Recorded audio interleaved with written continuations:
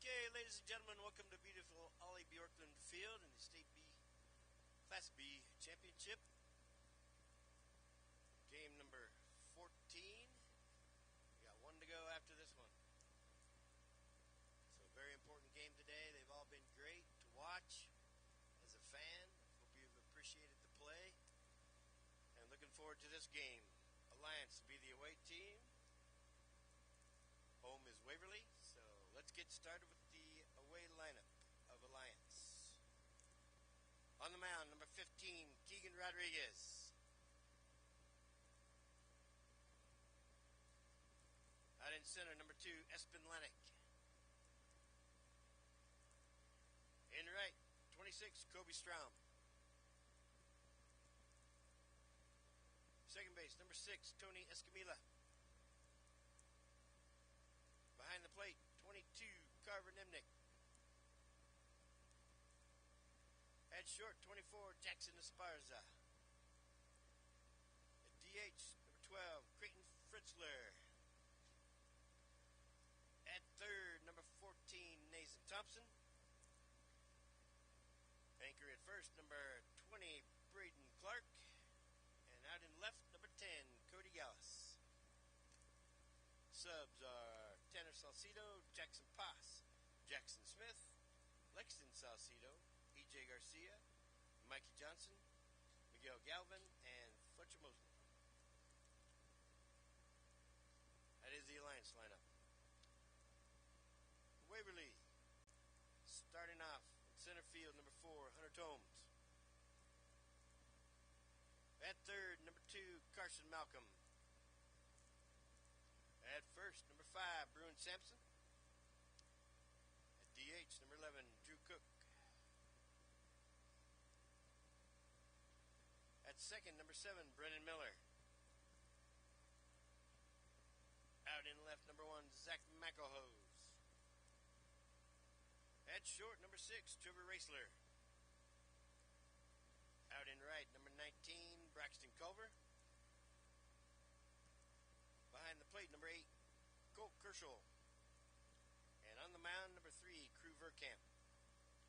Subs today, Quinn Clement, Owen Glassburner, Cody Neuenhauser, Ezra Keim, Tyler Gilsdorf, Brett Ratkovic, Maddox Hazenkamp, and Wyatt Reitens.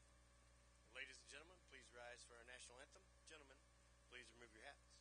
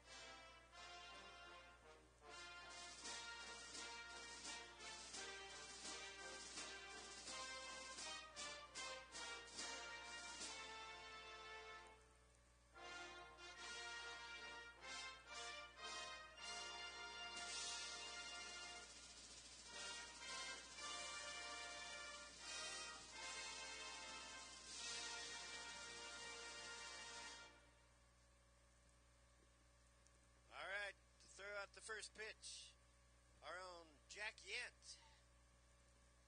Jack served in the U.S. Army from 67 to 69, in Vietnam in the 4th Infantry Division. He had 2 Purple Hearts awarded, combat wounded, Bronze Star with Valor. And Jack also played on this field in the 50s and early 60s. He umpired, coached, and managed teams as well. So thank you, Jack, for your service and all you did for Legion Baseball.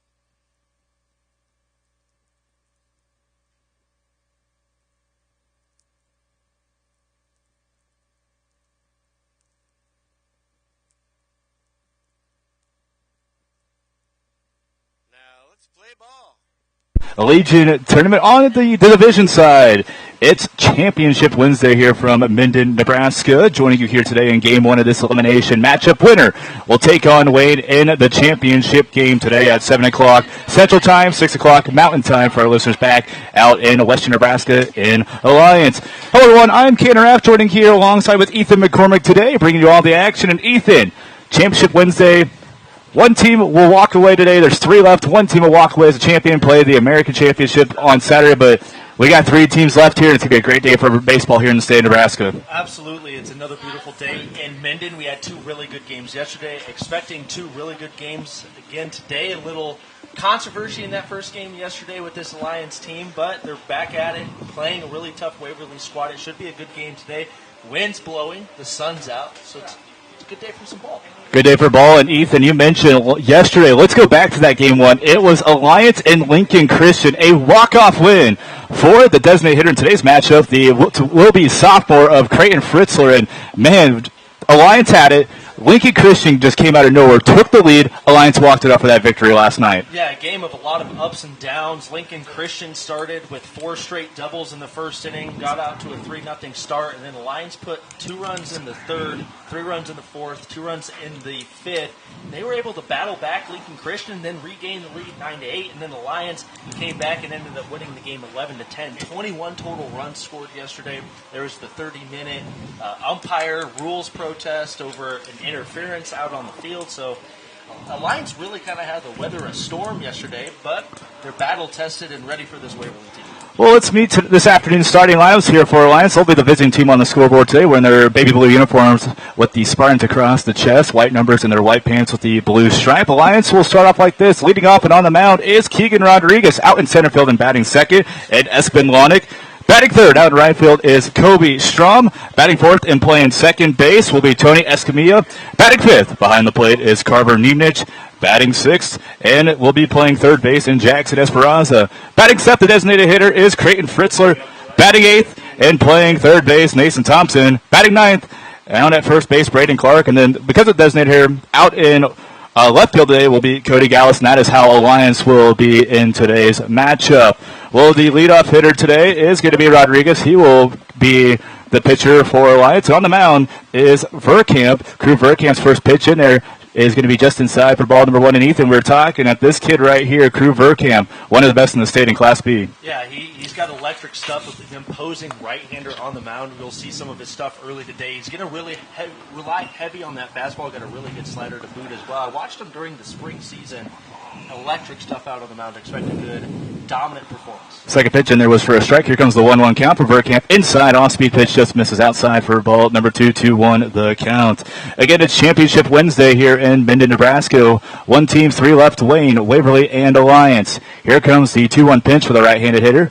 Inside, catches that right corner. Nice off-speed pitch, 2 balls and 2 strikes coming up for the pitcher in Keegan Rodriguez for Alliance. Verkamp's really going to have to work that strike zone east and west coast.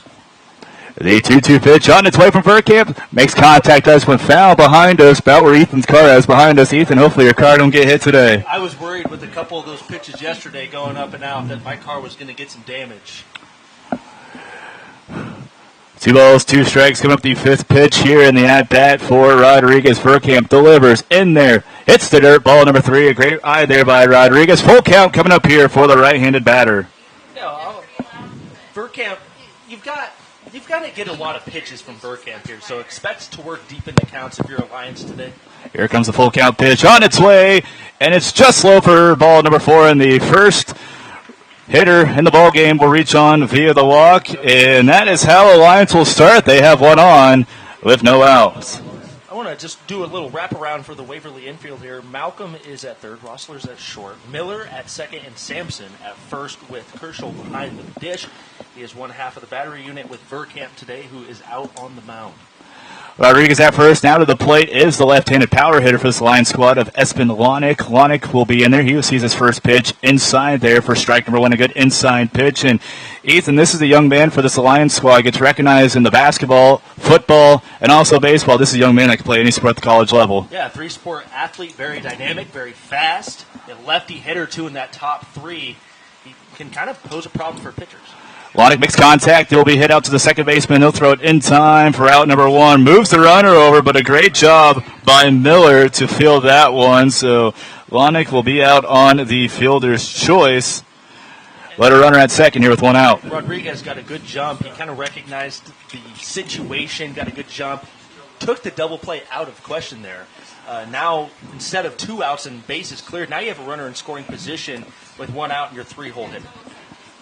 Kobe Strom will now the right-handed hitter, 3-hole hitter. First pitch in there for strike number 1. A great pitch there by Crew Verkamp, and he's got to work now. He's got a runner in score position in Keegan Rodriguez standing at second here for this Alliance squad. Again, the top half of the first inning, no runs scored, 1 out here. The 0-1 pitch on its way from Verkamp makes contact. Rodriguez hits it up the center, and that is going to be in the green grass, and here comes Rodriguez around to score. The Alliance will score the first run of the ball game. It's an RBI single for Kobe Strom. And the Lions just jumping out immediately on Drew Verkamp. Their scouting report must have been pretty good because Verkamp really leaving a lot of those fastballs in the middle part of the zone, and the Lions is wasting no time. First strike they see, they're putting out in play, and the Lions offense is getting going early. And now batting with the 4-hole hitter for Alliance, the second baseman of Tony Escamilla will step in. 1-0 to score here. 1 run here at the top half of the first. Runner at first is Kobe Strom. Verkamp delivers that first pitch. Swing and a miss there for strike number 1. And Verkamp has a little bit of a different release point. He kind of cocks the ball back and zips it in like a slingshot to the plate. So a different release point, but Alliance has had no problem so far. Verkamp looks the runner back at first. Here he delivers the 0-1 pitch on his way. Shows bunt. So that's going to be a high one. That's going to drop, and it's going to go foul. A great job there by Malcolm here for Waverly. He recognized it, said, I'm going to let it go foul. 0-2 count coming up. Yeah, Carson Malcolm, good play right there. Instead of picking it up right along the baseline or even trying to dive and catch that along the baseline, he saw the spin, recognized how it was going to go foul, and let it go foul, and resulting now in an 0-2 count. 0-2 count coming up here again. 1 out here in the top half of this first inning. Lions strikes first after Kobe Strom with the RBI single. Rodriguez coming around to score. Escamilla at the plate. The 0-2 pitch from Verkamp's on its way, and it's going to be just outside. A good look there by Verkamp, but he'll just miss his spot, Ethan. Yeah, that's a really good eye, too, and that's an interesting take. We've seen a lot of players this weekend swing at those types of pitches, but that's a really good take on an 0-2. So now a 1-2 count coming up here for Escamilla. Here comes the 1-2 pitch. A high curveball just stays up there high for ball number 2. It's now a 2-2 count here with 1 out. Yeah, Verkamp just didn't really seem to have the feeling there on the laces. Released a little high, a little early in the windup or coming from the stretch there. Verkamp looks the runner back at first. That's Strom. He gets set on the mound on that left side of the right side. Here's the pitch. Makes contact. Tries to run the left field. A nice hit ball, but out in left field with the snag is going to be McElhose, and that's out and that'll be out number 2. That wind is blowing in from left field, and we saw yesterday a lot of those balls that you think are hit very well to left field end up not really going as deep as you initially think they would be going because of how that wind is blowing in from left field. And then it's the opposite to right. You think some short ones going to right, they end up carrying all the way to the fence. We're going to see the catcher batting 5th is Carver Nemich up to the plate here for Alliance. 1-0 score. Runner takes off. Drills this one high and behind us here for foul ball. Strike number 1 coming up. An obvious called hit and run. He put bat to ball. Just unfortunately couldn't get it out and play. 0-1 count coming here in the top half of this first inning. Again, the score, it's Alliance 1-0. They lead it here in this ball game. Verkamp will get set on the rubber. He gets the sign. Long way now with a kind of a quick pitch in there. Just gets that outside corner for the strike, and a nice pitch there. 0-2 count coming up for Nemnich. Now you have to adjust at the plate. Maybe choke up. Try to predict what Verkamp is going to do. 0-2. He's been a little bit unpredictable out on the mound today, so now you've really got to get into the head of the pitcher. The 0-2 pitch on its way in there, just high outside for ball number 1. Nice off-speed pitch there from Verkamp. Like the idea, but just his release point is a little too high on that one. And on an 0-2, you do have a waste pitch. You don't have to go get the hitter right away. Now 1 and 2, you probably want to start attacking the hitter a little bit more. 2-2, you really got to lock in. The 1-2 pitch. On its way, the runner takes off, drills this one out the left field. Nice hit. Now to try to get that in the gap, and that is going to drop. And here comes Strauber around. He's going to be waved home, and it's going to be an RBI double for Alliance. They lead it 2-0 here in the top half of the first with 2 outs. Now that is how you execute a hit and run. You perfectly split the 7-8 gap in left center field, and he did exactly what he was called to do, and that's put the ball out and play. That's what happens when you let your players execute. That's what happens when you let these guys play. As a coach, you're just helping them and guiding them in the right direction, right? But when you call and execute, that's a really good hit. And Alliance's offense has put up 2 runs early on a pretty good pitching staff. And now up to the plate here for Alliance is the shortstop, Jackson Esperanza, will come up the bat here for Alliance. Right, he hits this one high, and this one's going to be drifting in foul territory for strike number 1. Yesterday, there was a foul ball early in that Wayne-Waverly game last night that thought the ball was going to float well out of play, but the wind really pushed that back into play and landed just short of the fence here on the left foul line. So you got to really read those kind of right off the bat. The 0-1 pitch. Burkamp looks back. Now he'll deliver that 0-1 pitch in there. Drives this one out to center field. Is going to be Esperanza, and that's going to be caught by the center fielder. Nice snag out there by Thumbs, and we have completed the top half of this first inning. Alliance will score 2 runs on 2 hits, no errors. Now we've left stranded on the base path. 2-0 the score here as we head to the bottom of the first. It's Waverly's turn to the plate as you're listening to the 2025 Class B American State Tournament Division bracket right here in Minden on the Minden Chamber of Commerce YouTube page.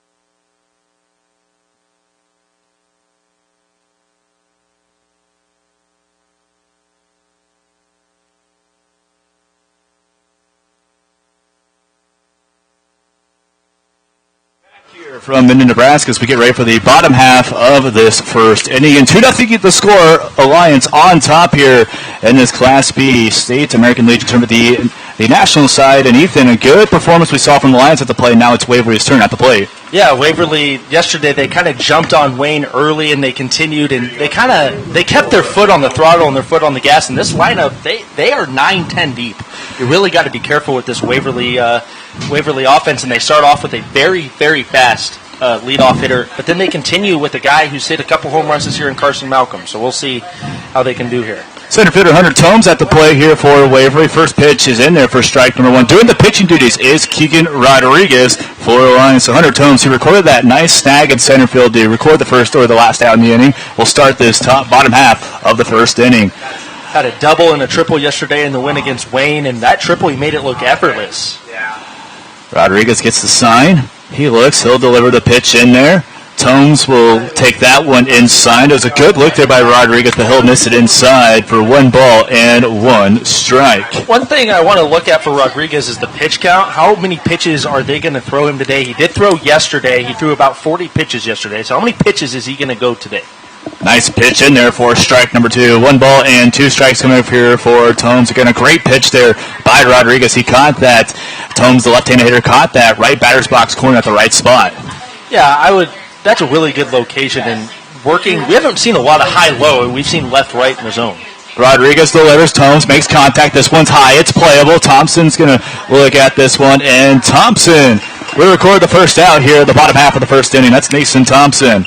That's a pivotal out number 1, because with how Hunter Thoms is at the plate and how fast he is, and if you get him on the base pads, you got to expect a stolen base or 2. That's a big out number 1. But now you got to attack 2, 3, just like how you did to number 1.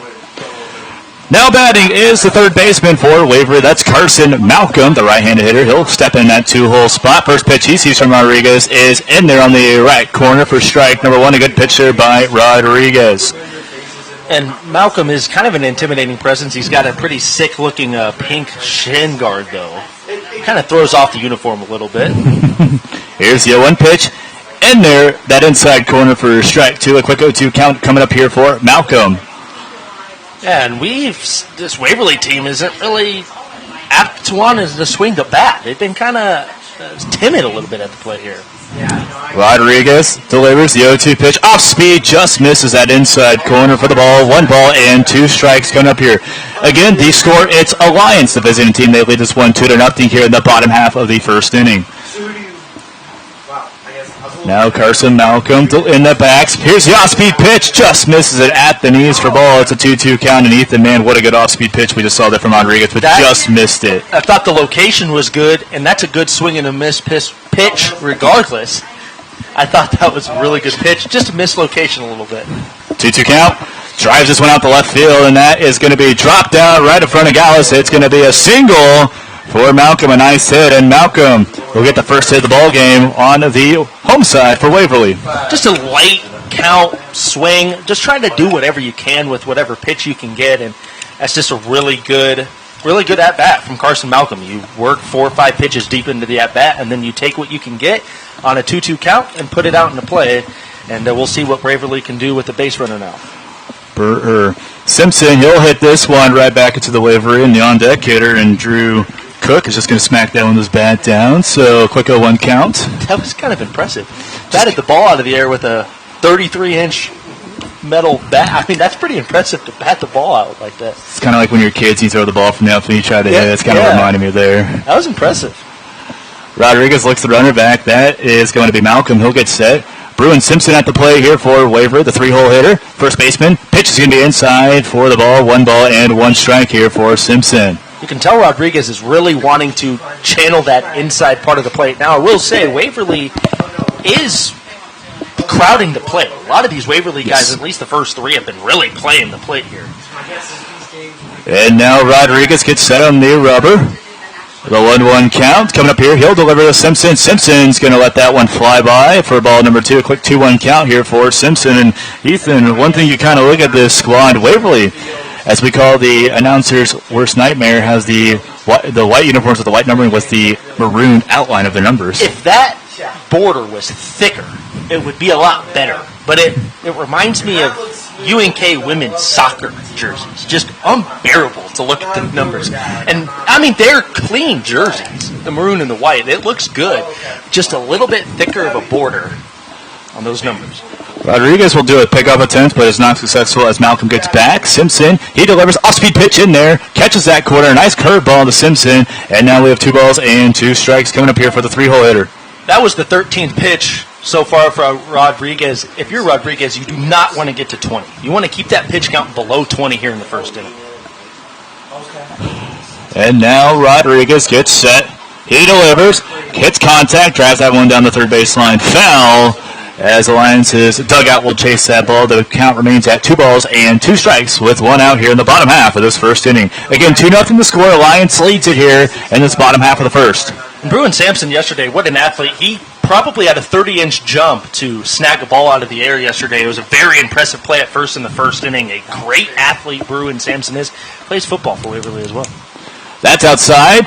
As that's the catcher will stop it, but it'll get it out in front of Mitch, and that will advance the runner down to second. So Waverly has a runner in scoring position with one out, full count coming up here for Bruin Simpson. And if you're doing a scorebook like we are up here, I would say that was a advancement on a wild pitch. The full count pitch. Oh, did he break the plate? And he did not, as Simpson will draw on bases. And got to admit, Ethan, that he did a great job not breaking the play on that check swing. Yeah, and it's nice knowing that you have 4 umpires, right? You can check down to first for righties and third for lefties. So it's nice. That's a luxury that you don't really think about, right? Is being able to check down to a first and third base umpire on those types of plays. So, yeah, I mean, really good bat control. Doesn't it here? Drew Cook up to the plate here for Waverly. First pitch on that outside corner. Catches it for strike number 1. A good pitch there by Rodriguez. But Waverly down 2-0 here in the bottom half of the first. They have runners on first and second. At second is Carson Malcolm. And at first is Bruin Simpson. And again at the plate is Drew Cook for Waverly. Here's the pitch. Outside corner. Misses it. Ball 1-1 count. Coming up here for the designated hitter in Cook. And I said about 5 pitches ago that you don't want Rodriguez to really sniff 20. Well, that was his 18th pitch of the inning, and with bases loaded, you really have to start limiting what you're doing on the mound. Here's the pitch. Inside for the ball. 2 balls and 1 strike coming up.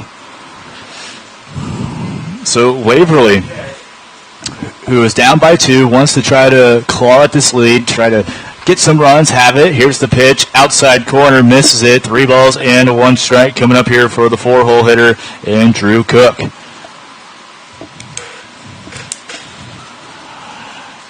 Rodriguez looks back the runner at second, and Malcolm, he'll deliver. Pitch in there. He'll miss it. Ball 4. Back-to-back walks here. And a bases-loaded situation coming up for this Waverly squad. Ethan?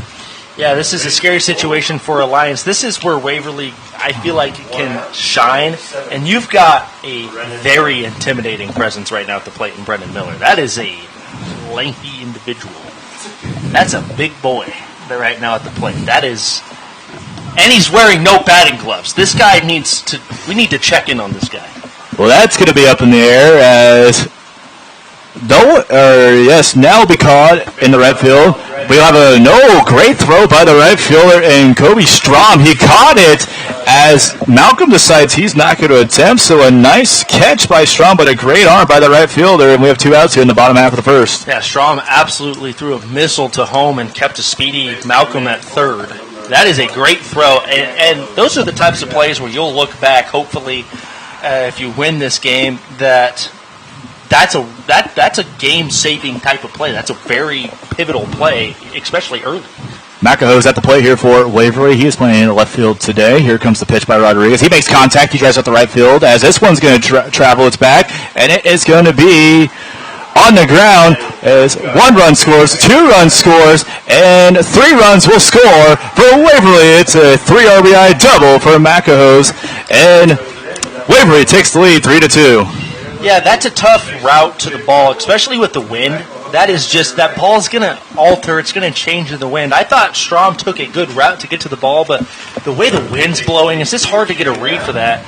And we talked about it earlier in the inning that pitches hit to right field, it's going to be different than pitches hit to left. So 3-2 score coming up here for Trevor Raisler. He is playing shortstop today. First pitch is going to be in there inside for ball number 1. 3-2 the score here. Waverly leads it after Macaho's clears the bases with the double out in right field. 1-0 count, 2 outs here in the bottom half of the first. Rodriguez delivers. Pitch is low into there for ball 2.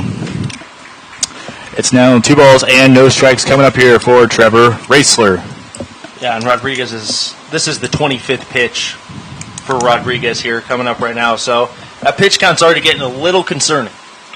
Raisler makes contact. Thompson fields it. Thompson will throw it to first in time for out number 3, and that'll be Braden Clark will get the snag. Well, we have played an inning of baseball here from Minden, Nebraska. It's Waverly. They're on top of this one, 3-2, after they record 2 hits They'll get 3 runs on 2 hits, no errors, no leave to strain, and 3-2 score as we head to the top half of the second as Alliance will head to the plate as you're listening to the 2025 Class B State Legion Baseball Tournament from Minden right here on the Minden Chamber of Commerce YouTube channel. That is a tongue load to say. Yesterday I tried saying 2025 Nebraska American Legion Class B Senior National Division State Tournament. They had to just kind of just wing it. They only had 2 hits, right? That's all I got. For Alliance or for Waverly? They only have 2 hits because the two were on base by a walk, right? Yeah. I have the double, and then I have the single from Malcolm. Gotcha. Yeah, Okay. So yeah, they had 2 hits, 2 walks. So he's at 26. And then Alliance also has 2 hits.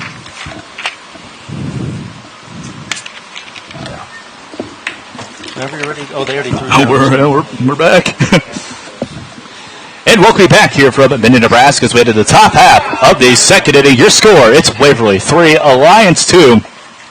As the designated hitter, Creighton Fritzler, who was the hero in yesterday's matchup, he's up to the plate here for Alliance. As Verkamp delivers his pitch in there, catches that outside corner for strike number 1 on the heater. Yeah, Fritzler had a really good day yesterday. He had the walk-off. He gave Alliance the win and the opportunity to play Waverly here right now. Inside pitch there for ball number 1, 1 ball and 1 strike coming up here. You know, Ethan, these are 2 teams just basing off this tournament. They can hit the ball and so far could have potential we saw yesterday. Pitch in there for the ball, 2 balls and 1 strike. And Ethan, this is a team where Waverly, they did a pretty good hand on Wayne in their matchup last night. Yeah, they really jumped on Wayne, and yeah, you mentioned it, Ken, and a lot of offense that we could be seeing here today. Ball's going to be hit right field, and that's going to be caught by Miller as there are 3 players out there, but Miller will come away as Creighton, so good grab there by Miller. Yeah, a lot of range. You had 3 Waverly infielder, I guess 3 Waverly fielders. The right fielder and Culver was running in up on it as well, and that's a no-man's land catch. A lot of speed from Miller to get from that 4 position to get over there, and that's a good play for out number 1. Nathan Thompson coming up to the plate here for Alliance, third baseman in today's ballgame. He'll swing and a miss for his first pitch he sees for strike number 1, and as he'll step right back in that batter's box. Verkamp, we saw him struggle, but now slowly getting his group here in the second inning. That one's going to be hit, and it's going to be a nice snag by the shortstop, Racler, but it's a wild ball, and that's going to go in the backstop, and call that one an E6 on the throw, and Thompson will be standing at first coming off the air. A excellent stop, an excellent diving play, rolling up the middle to his left. Just didn't quite give himself enough time to plant and throw. He had time. If he could have maybe just sat for 1 more second, maybe belt the laces, he could have maybe thrown him out. But that's good base running. Good job getting down the line. Hustle is what wins games. So, yeah, Thompson standing at second here with 1 out, bringing up the sophomore to be Braden Clark to the plate. First pitch in there outside for the ball, and Braden Clark, an excellent young man on the basketball court this last season for the Alliance Bulldogs. Got a lot of playing time, was kind of that 6-man, he'll be a junior, but kind of got a lot of 6-man and did a lot of rotation, so we'll see you do on the diamond here on the baseball side for Alliance. Here's the 1-0 pitch. A nice off-speed catch as that corner for strike number 1. 1 ball and 1 strike with 1 out. And that would be, if you're a Waverly fan, it'd be unfortunate if Alliance ends up scoring if you're a Waverly fan because of how Verkamp is pitching in that play by Rossler up the middle. Here's the pitch. Outside corner, strike number 2. A nice job there by Verkamp. And it's a quick 1 ball and 2 strikes with 1 out here in this top half of the second. Again, the score, it's Waverly. They're up 3-2 here in this top half of the second. Verkamp looks Thompson back at second. He looks, now he'll deliver the 1-2 pitch, and he records his first strikeout of the ball game as Clark will go down swinging. It's a really good pitch, just a nice little slider, breaking out away from the bat, breaking a little hand side there. I will say whoever's running the Game Changer has the Game Changer score at 2-2.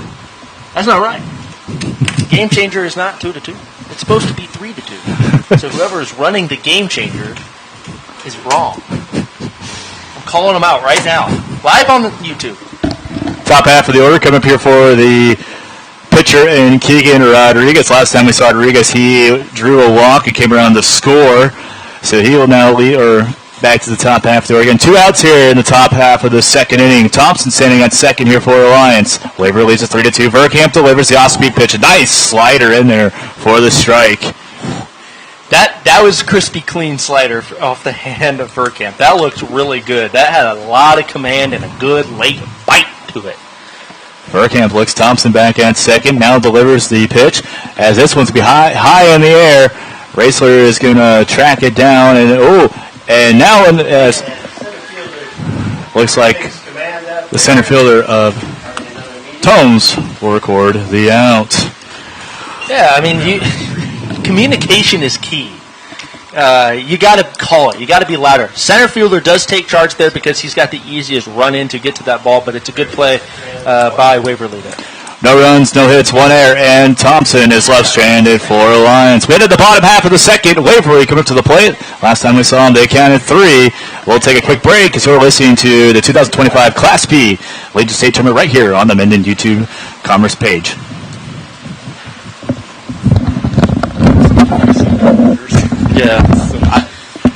Yeah. We've got 132 people watching us. Any comments? No comments there. Tomes. Right. Hunter Tomes. Oh, it says Matthew said hot mic. That's what I thought.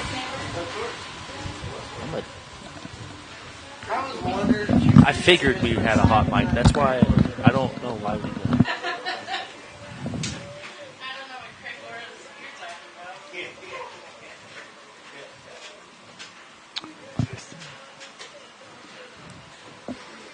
There's action in Alliance's bullpen already. See, like...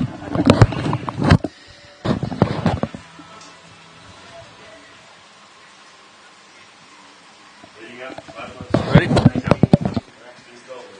Well, Braxton Culver will lead things off here in the bottom half of the second inning. 3-2 the score. Waverly on top here, Alliance, in this elimination matchup. The winner will play Wayne tonight in the championship game, and the winner will play the other winner in the American on whoever wins tonight will play both, or wins tonight will play the American side. But first pitch is in there for ball number 1 for Braxton Culver.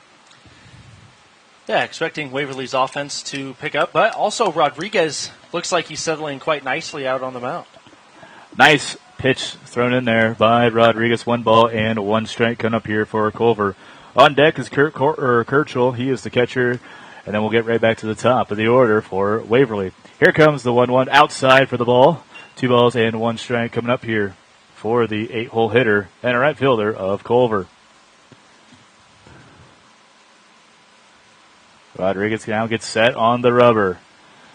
High delivers the pitch, makes contact. This one's driven foul to the right side of the press box for strike number 2. 2 balls and 2 strikes coming up for Culver here to start this bottom half of this second inning.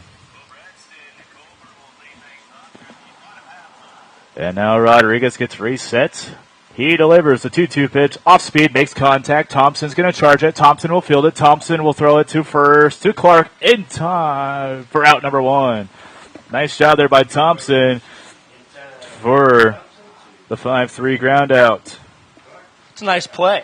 It's a really nice play, and the runner obviously was a little slower getting down the line, but still a nice play. Cool, calm, collected, throwing it up the line.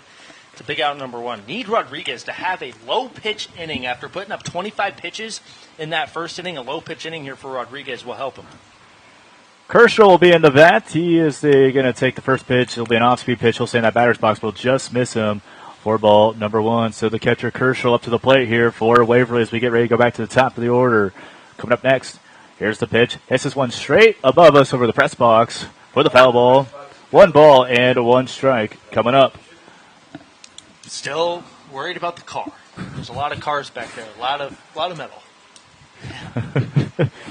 I should have learned yesterday. Yeah, I got full coverage. That one's driven down the line. Foul. Kershaw with a good hit down that left field line, but that will go foul. 1 ball and 2 strikes coming up here again. 1 out here in the bottom half of this second inning after Braxton Culver, the right fielder, the previous at bat with the 5-3 ground out. So 1 ball and 2 strikes coming up here for the 9-hole hitter in Kershaw. Okay. He'll deliver. He'll drive that. Thompson fields it. Thompson. He'll throw it to Clark in time for out number 2. And Ethan, that's back-to-back plays there for Nathan Thompson. Back-to-back 5-3. Actually, to end the first inning, he had a 5-3 ground out. So it's been 3 straight ground outs and plays for Thompson at third, and he's handled it very well. He's flashing the gold glove. Right now, he's got 100% fielding percentage. Well, we're back to the top half of the order for Waverly. We're going to see Hunter Tomes at the play. Last time we saw Tomes, Ethan, he actually had a pop-up to no other than Nathan Thompson. Yeah, and Tomes not happy with that strike call, but he's also not swinging the bat. I believe Tomes actually looked like he wanted a time called, but the umpire did not give him time. But now, I would believe that. He seemed pretty dead on wanting that time. He's going to hit this one high and a foul for the foul ball. So no balls and 2 strikes coming up here for the leadoff hitter and Hunter Tomes. And that's an interesting discussion. If a player wants time as an umpire, I don't know if you are exactly obligated to maybe always give that time. And now Rodriguez delivers the 0-2 pitch inside corner. Strike 3 to call, and Tomes will go down looking. And Ethan, if I'm correct, the first backwards K of the ball game. First backwards K of the ball game and the first strikeout for Rodriguez today. And we talked about it. He really dialed in and settled in. And the umpire's given a warning to someone here in the crowd. I think he just before we had to break, I believe the umpire just tossed a fan. Yeah, something happened there, but no runs, no hits, no errors. It's a 1-2-3 inning for Alliance. We'll step aside and we come back. It's the top half of the third inning. Waverly leads at 3-2 as you're listening to the 2025 Class B Nebraska State Tournament right here in Minden on the Minden Chamber of Commerce YouTube channel.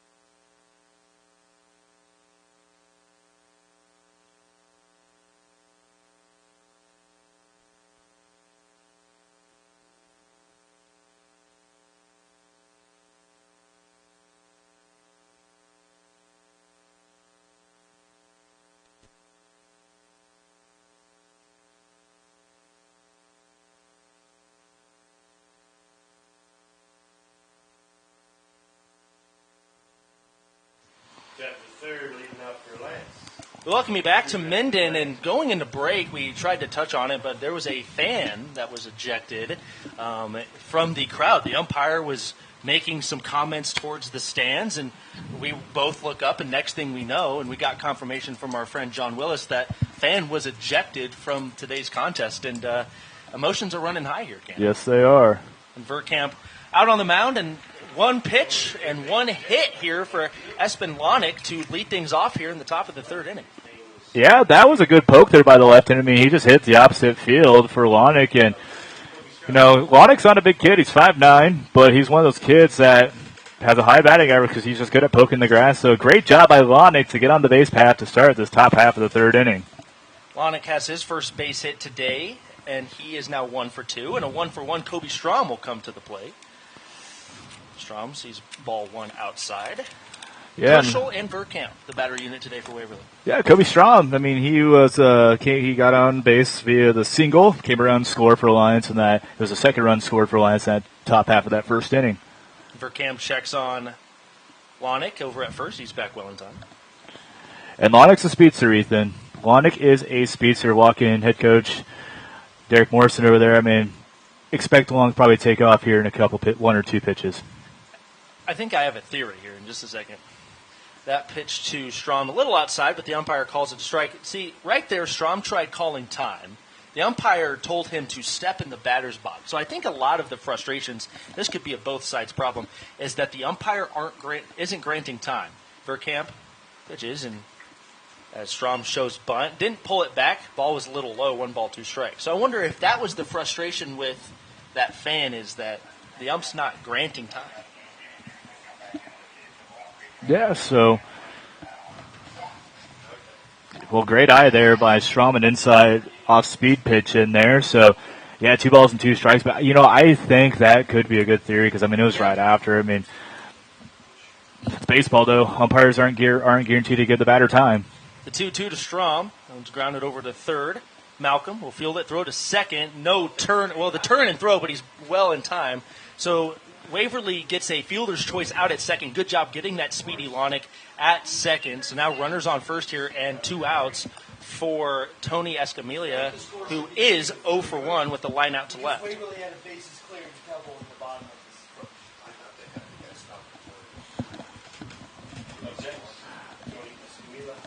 So Tony Escamilla is going to come up here for Alliance. And last time I saw Escamilla, he flew out to the left fielder, Ethan.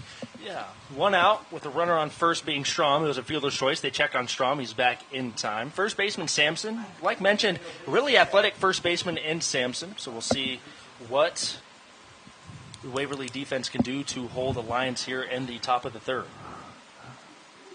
Well, check on him again. Second pickback attempt, and yeah, that's one thing the boys out in Western Nebraska in this Alliance squad are known as they are quick kids, so Verkamp's going to keep them on their toes. He is going to keep these boys on their toes. Verkamp from the stretch, swing and a miss, high strike. Strom is off and running, and he is out. It was a good throw behind the dish from Virgil. Caught him well out in front of the bag, and that is a throw him out behind the dish from Colby Kershell there for out number 2.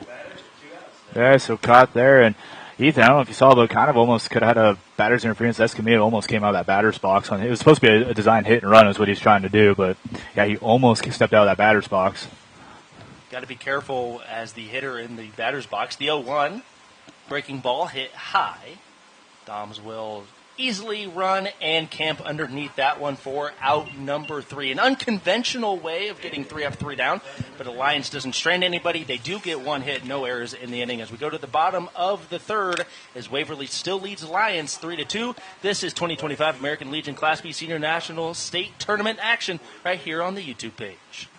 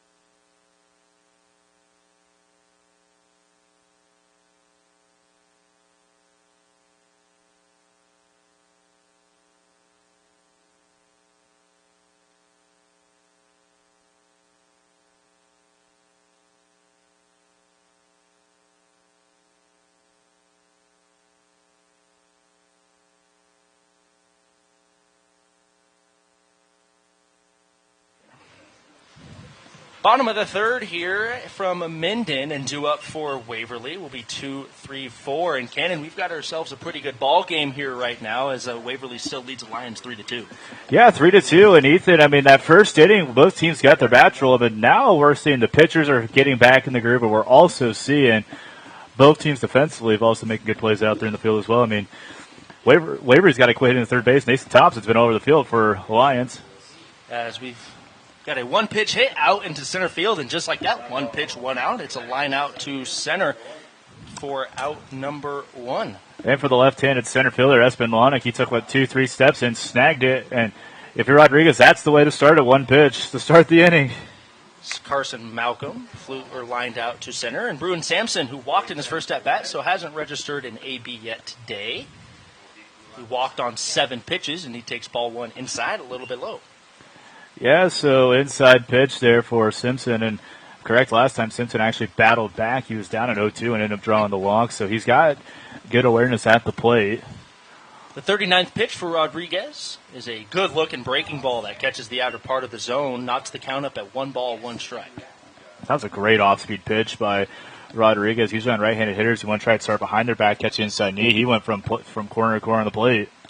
1 ball, 1 strike pitch. He goes back to that breaking ball. It's hit very well to left field, but will be snagged out in left field by Cody Gallis for out number 2. Score that one an L7 in your scorebook if you're doing one with us. And that's 2 quick outs here in the bottom of the 3rd. Yeah, 2 quick outs here. Like I said, Ethan, in that first innings, we saw the action, and now both teams are getting in the groove, pitchers in the groove, and defensively both teams are in the groove as well.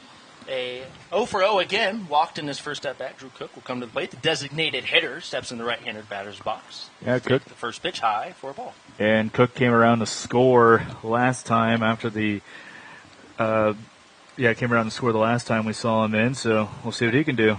He scored that 3rd run of the game for Waverly, and that was ultimately the put-him-ahead run so far. We still got a lot of game left to play. That ball, 2, is in the dirt. Good pick behind the dish by Niemnick. We've got ourselves a 2-0 count here.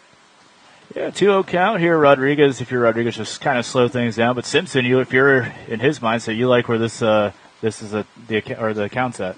The 2-0 runs a little inside, and Cook has himself a 3-0 count. Got to think you have the red light here on a 3-0. Yeah, just put the bat on the shoulders. I mean, just got to put the bat on the shoulders. That's the best thing you can do if you're Simpson. I mean, that's what you're going to do if you're Simpson. Just keep that bat on your shoulders. 3-0.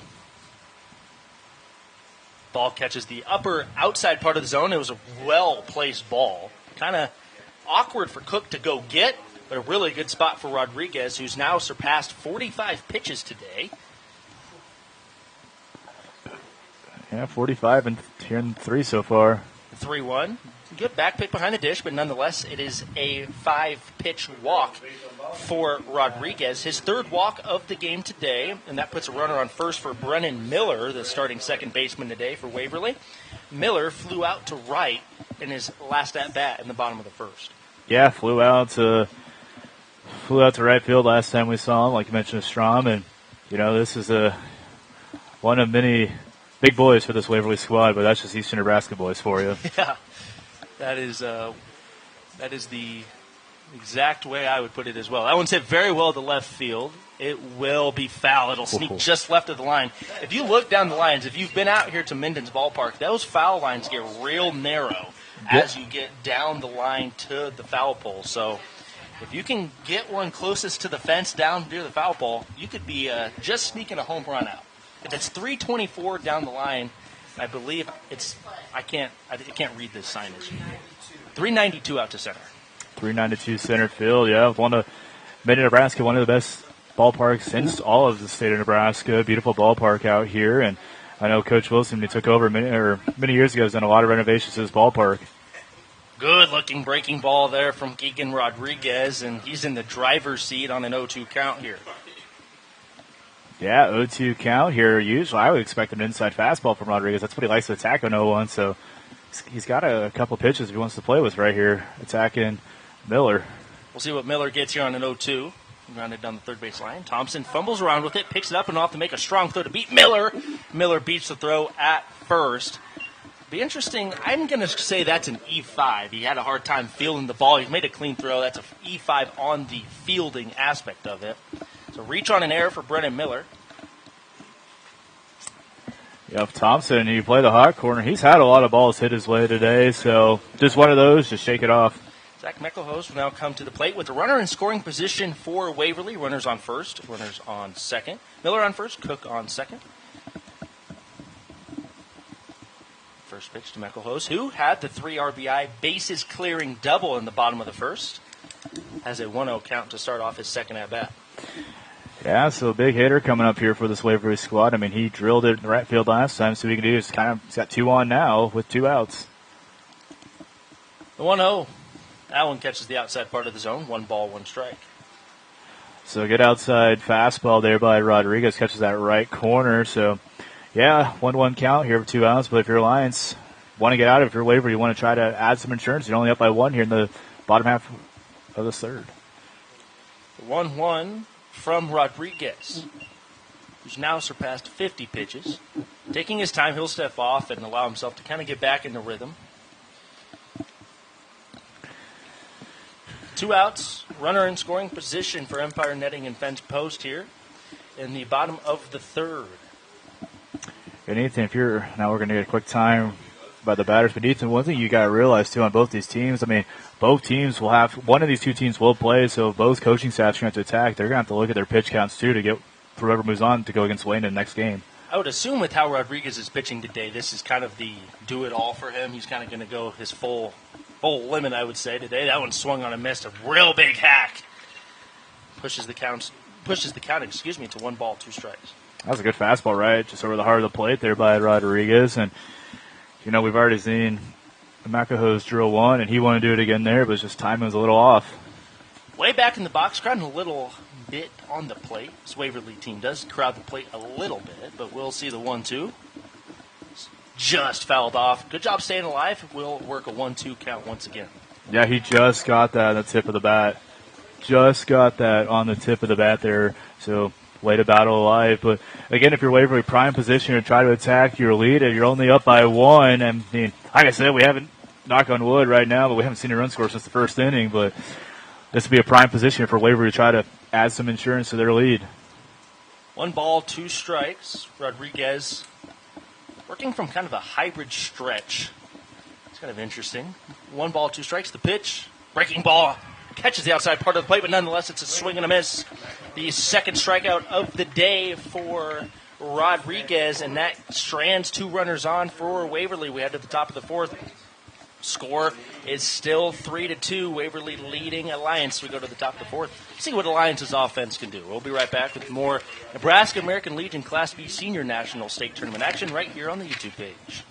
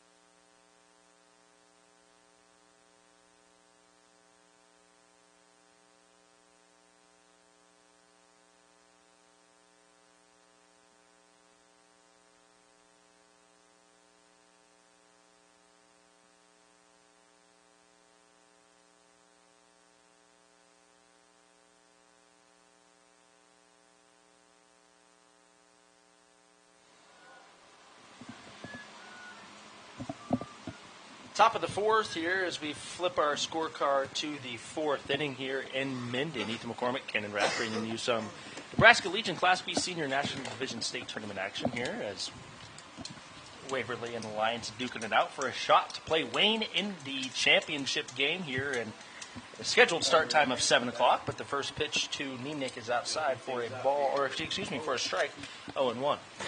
Yeah, so good job on Alliance get out of the inning, and now they want to try to attack runs, but Waverly just try to keep using that momentum to your favor. Another pitch in there just misses outside for the ball.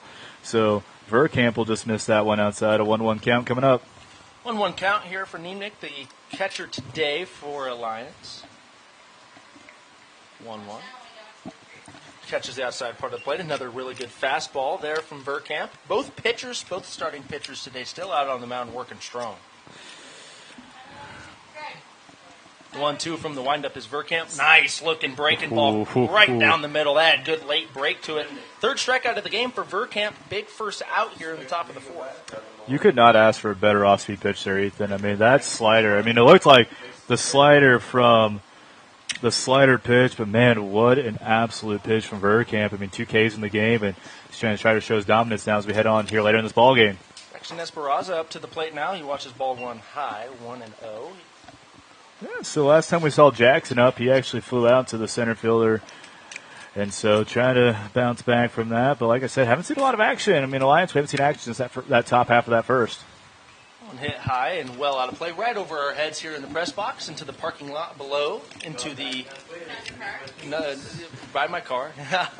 Find my car. See, Ethan, I was smart from Minden. You just park back there in the corner and walk. I should have learned my lesson from yesterday not to park my car in prime foul ball territory, as that one just misses outside. 2 balls and 1 strike is the count here.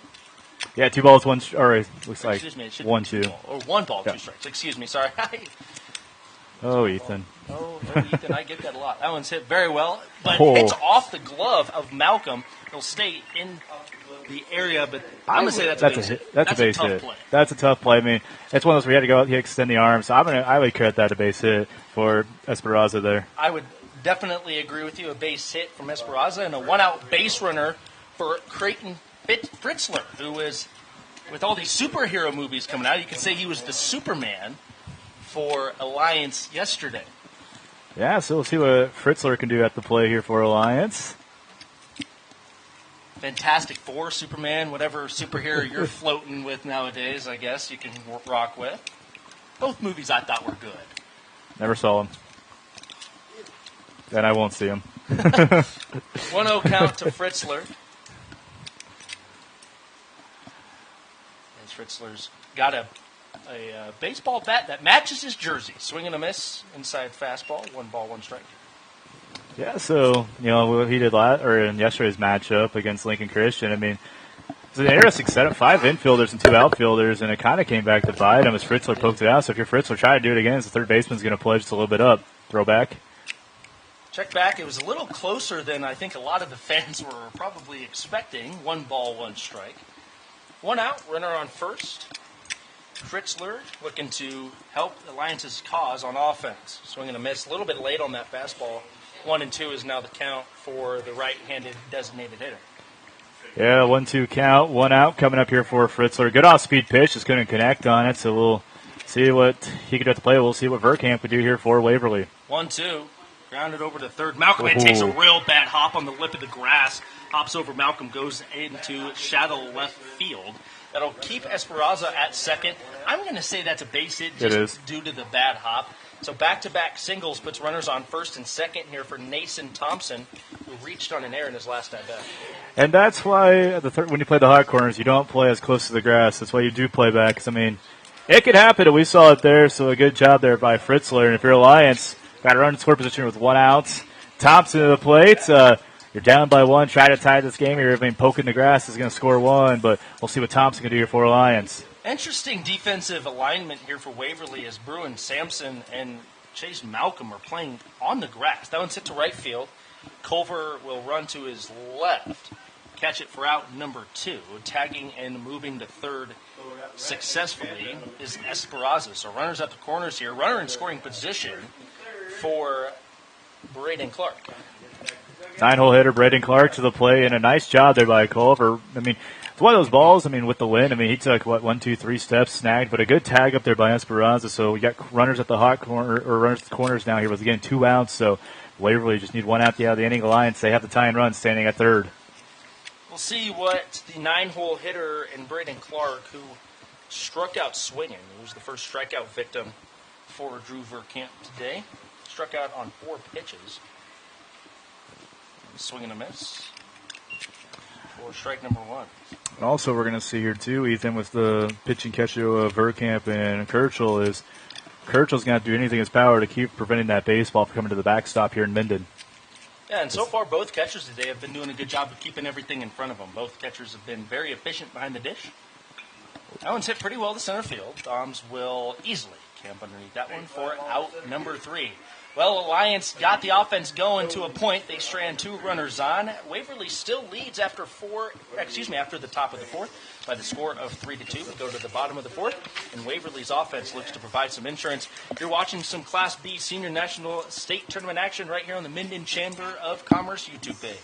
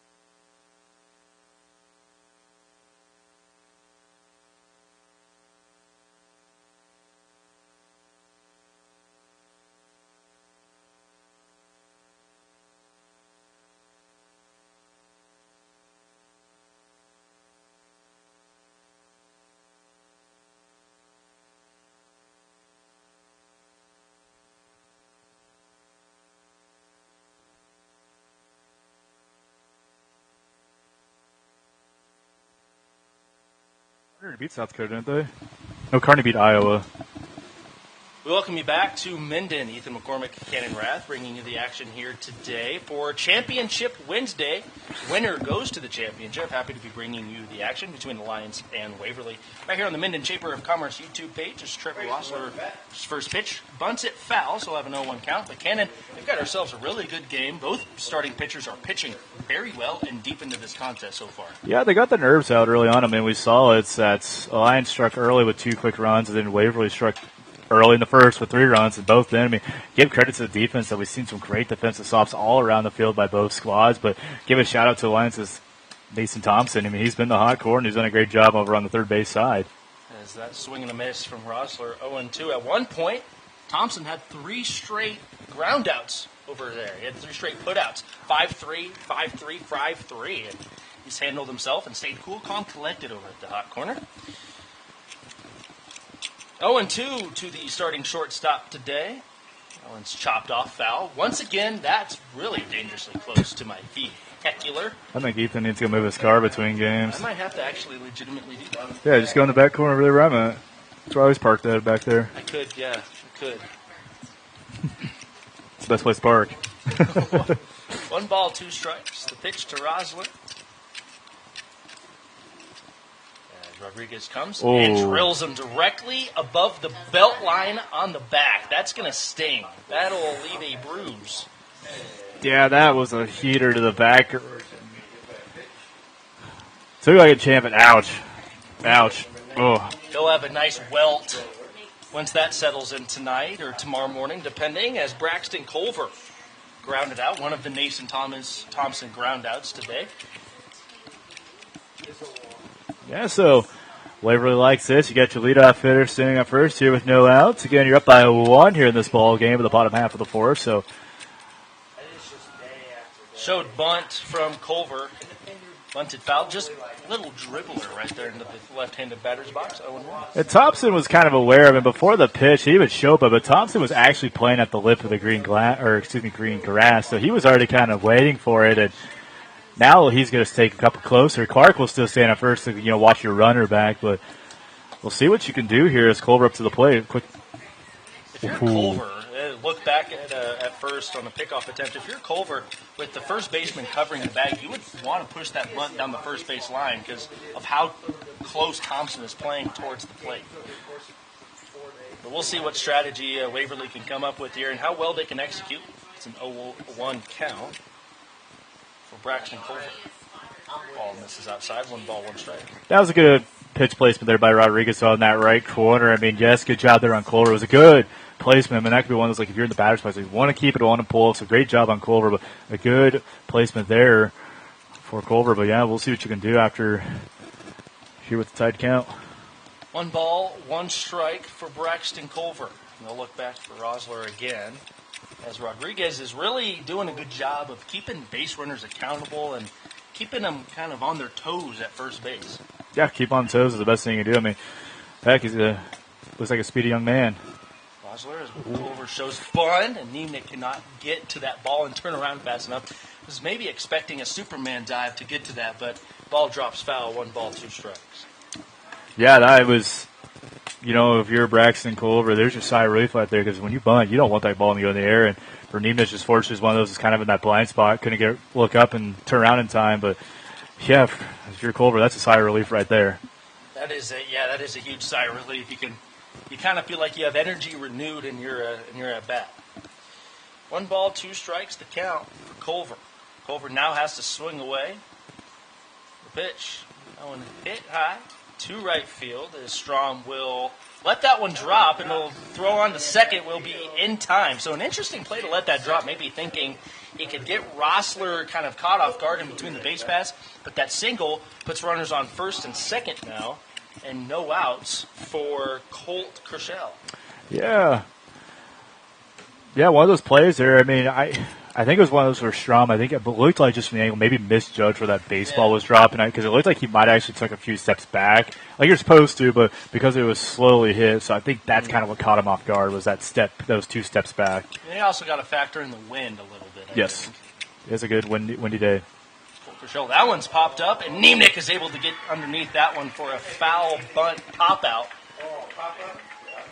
We're out number 1, and that is a big out number 1 as the first baseman, Braden Clark, was really playing, I'd say, a good 25 feet down the line. There was Niemnick behind the plate that was able to take care of business for out number 1. Yeah, that time he did a good job. He recognized it, got up, and instantly turned around to find the baseball and did a great job snagging it. Yes, runners still first and second and 1 out now after the pop-out foul. Hunter Thoms, the speedy Thoms, who is 0 for 2. He struck out looking in his last at-bat and popped out to first. So you will watch strike 1 outside. No balls, 1 strike. Yeah, left-handed hitter, so he's got the advantage on the lefty on righty action, which if you play MLB The Show, it's your favorite matchup in the video game, but in real life, it's also your favorite matchup. So for the speedy Toms, like you mentioned, see what he can do. You're getting 0 for 2 in the ball game. 0 for 1. No balls, 1 strike. I don't know why I'm phrasing it like he's 0 for 1 in the game. Ball's in the dirt, 1 ball, 1 strike. Breezy day here in Minden. Winds blowing from the north, northwest a little bit. Sunny, though, and overall a really good day for some championship baseball. I would agree with that. It's a beautiful day for baseball here, especially in August. Oh, yeah. Highs in the mid to upper 80s today, too. It's been a good day. 1-1, ball misses high outside, 2 balls, 1 strike. That could be worse back home in Omaha. It's actually a high of 95 at my apartment, so it's a beautiful day out here in Minden, I can tell you that. Yes, it is. And good crowd on hand, too. Both teams have traveled their parents pretty well. A lot of fans sitting along the baselines here, so good to see people making it out to support some baseball. 2-1, fouled off, and we'll knot the count up at 2 balls, 2 strikes apiece. Yeah, it's 2-2 count. This is the exact same position Hunter Thoms was in the last time he was at the plate. So went down looking. It looks like we're going to just a quick official's going to talk with Rodriguez. Like he tossed in the baseball. Looks like they're actually going to switch that baseball. Maybe had a little too many scuff marks on Ethan, but yeah. 2 balls, 2 strikes, 1 out here. And if you're Alliance, you want to try to get a jam. As again, you got a good hitter in Thomas, but also on deck, so good power hitter in Carson Malcolm as well on deck. Yeah, you've got a very dangerous part of your lineup coming up here. If you're Alliance, you want to get through these guys now because you got the heart of the order coming up. 2 balls, 2 strikes for the leadoff hitter, the one hitter today. Ooh. Check swing, ball up in the zone. Umpire doesn't pull the trigger. We've got ourselves a full count now. That was a good hold or check swing right there by Toms. I mean, that was 50-50, but he did the right thing and got it his way. Full count coming up for the speedy center fielder.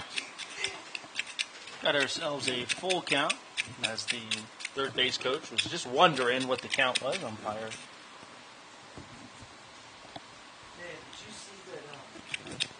Yeah, I'm a little confused. I mean, it is 3 balls, 2 strikes.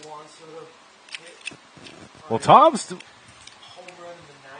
Now they're looking, I mean, because Tom's even made a comment about it, but I mean, he has a strike and at least a foul ball, so there's 2 strikes.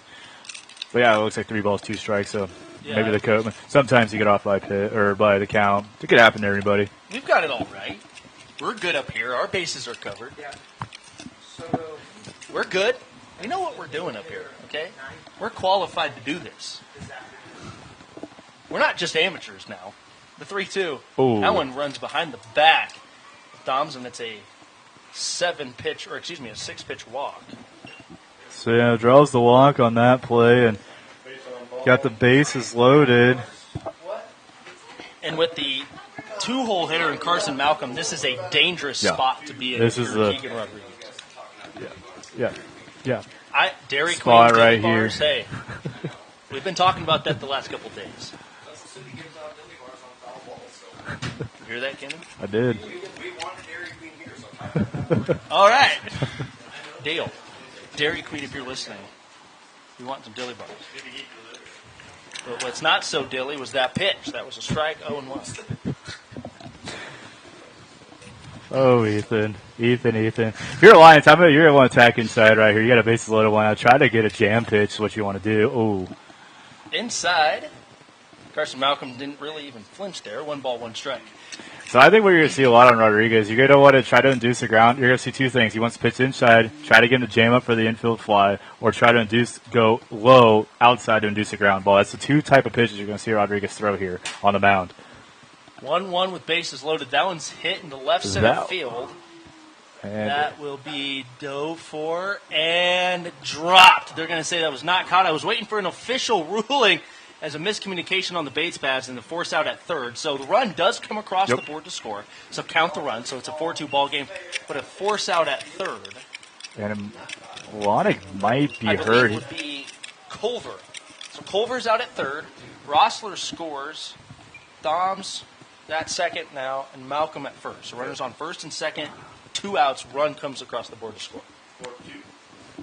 And it looks like So that's a fielder's choice. it'll be a sac fly. Sack fly. Yep. Well, it wasn't caught. I guess you're right. Yeah, well, So I think that's a fielder's choice by definition, right? Wouldn't that be a fielder's choice? I would say that's a fielder's choice then, and that takes a base hit away, so that hurts your average. Coach Marston's going to come out. That's been Lonick who had that diving attempt, who had a great diving catch a couple days ago. Actually was slow to get up, but he is back on his feet now as he is getting back to that center field. So, 2 outs here, but Waverly now extends the lead by 2, 4-2 here in the ballgame. Lonick's still in the crouching position out in center field. Hope he's okay. They'll probably check on him more here at the end of the inning. Big aggressive secondary. Runners are off and going. It was a called hit and run, and it will float foul. Bruin Sampson understood the assignment. He just didn't complete it all the way. Probably got a 75% if we were a teacher's grading it. Winner today will play Wayne at 7 o'clock in the division championship game. Wayne is here. They're in the getting prepared. They're warming up in the over in the in the batter's box. Or if the Lions wins, they might have to change their jerseys because Wayne's wearing their baby blues. So that would be disastrous. 0-1 to Bruin Sampson, and he'll rope that one down the left field line. That one will drop in for a base hit. Runner coming around the board to score is Thoms, and it is a 5-2 ball game off the bat of Bruin Sampson. And Waverly getting the needed insurance runs here in the bottom of the fourth. Great job there by Bruin Simpson, Ethan. I mean, it was one of those where he has power. He could hit the ball. He didn't hit it. He just put it just in front of Gallus by about 10 feet. It was just a simple knock, but as we're going to have a time call, as Coach Morrison's going to make his way out to the mound, and it looks like Rodriguez might be done in the game. We'll stick right here just for a second to see what they do. Yep. It looks like his day will be done. We'll step aside as Waverly has planted 2 runs here in the bottom of the fourth. The Lions bringing in a new pitcher. We'll introduce that new pitcher when we come back. Don't go anywhere. Lions, Waverly duking it out. Winner goes to the championship. We'll be right back.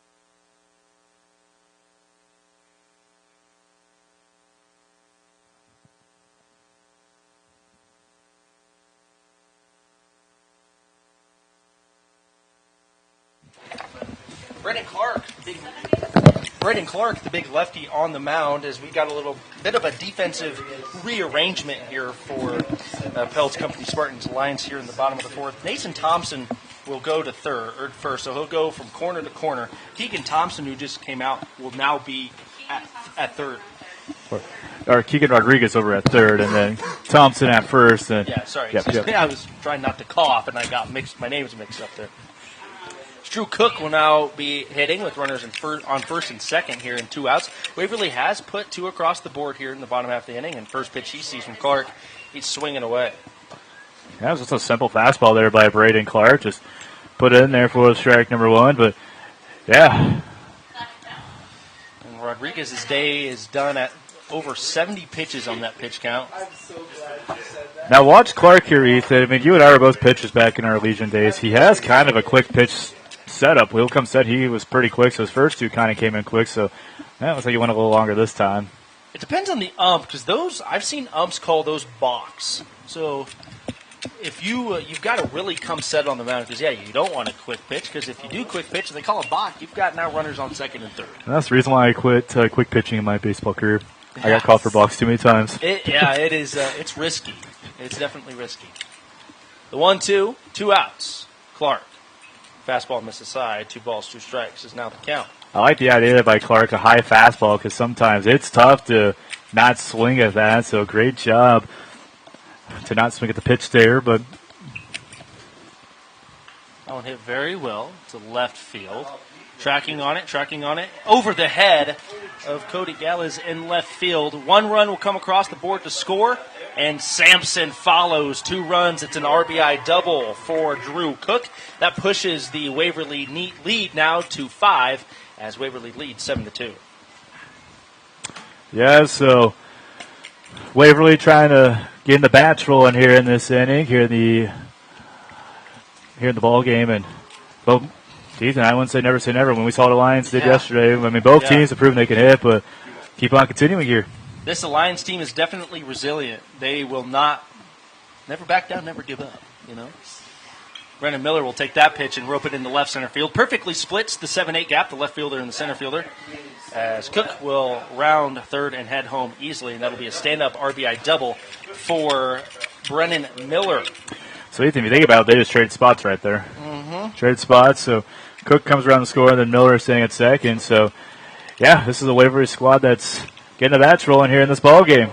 They did this yesterday against Wayne. This offense, you can't let them get hot. Once they get hot, they're a pretty tough offense to stop. But Alliance is the exact same way. That's why I think this game is definitely interesting, and you will want to watch the full inning as the runner is off. It's another called hit and run. Third baseman and Rodriguez wasn't covering the bag, so no throw.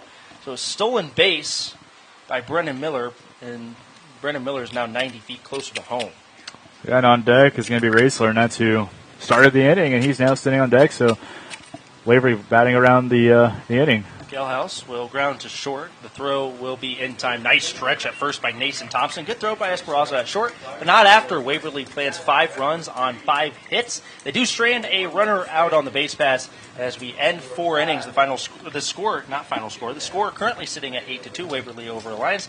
We'll be right back with the top of the 5th as Alliance offense goes back to work right here on the Minden Chamber of Commerce YouTube page.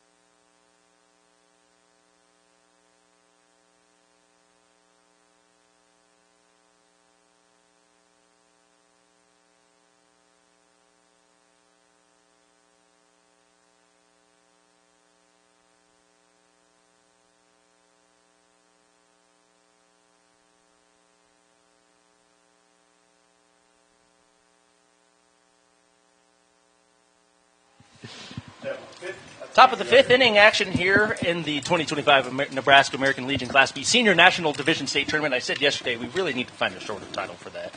That has to be shortened up somehow. But Keegan Rodriguez will lead things off. He takes ball 1 high. So we go back to the top of the order for Alliance. Just call it the Dilly Bar tournament or something. The Dilly Bar sponsored tournament. I'd be game for that. strike one right down the middle for Rodriguez. 1-1. Rodriguez is 0 for 1 today. He walked and then flew out to center field in his last at-bat. But no, winner gets showered with dilly bars. MVP gets like a lifetime supply or something. Unofficially, that's just what we're making up here. Yeah, unofficially. We're pitching the idea for a Dairy Queen sponsorship here. 2 balls, 1 strike for Keegan Rodriguez. The ball goes over his head. 3 balls, 1 strike. And maybe the announcers can get something too. Maybe the announcers can get a hefty supply of Dilly Bars or Blizzards. I'll take either. Dude, I got a Dairy Queen right by me in La Vista. It's deadly. Yeah, oh, dude, Dairy Queen is so deadly. 3-1. Ball misses outside. A leadoff walk. Hey, the best thing about being a broadcaster, folks, is just to have fun while doing it. Exactly. That's the whole point. If we're not having fun, you guys aren't having fun listening to us. So that's the whole key. It's the key to happiness, man. Is just having fun. Having some fun there. As Lonick will come to the plate here. He is 1 for 2. Grounded out to second in his first at-bat, but singled, stole, got stranded on second in the third. As they look over at Rodriguez. If you're Verkamp, you want to try to get those in quick. I mean, he does not have a whole lot left in that pitch count before it comes back to get him. So, I mean, probably, unless the Lions get something good in this, it's probably more than likely Verkamp's last inning on the mound. As that ball misses high, 2 balls and no strikes. As I am trying to pull up the pitch count here for Verkamp, but Game Changer wants to be a bully.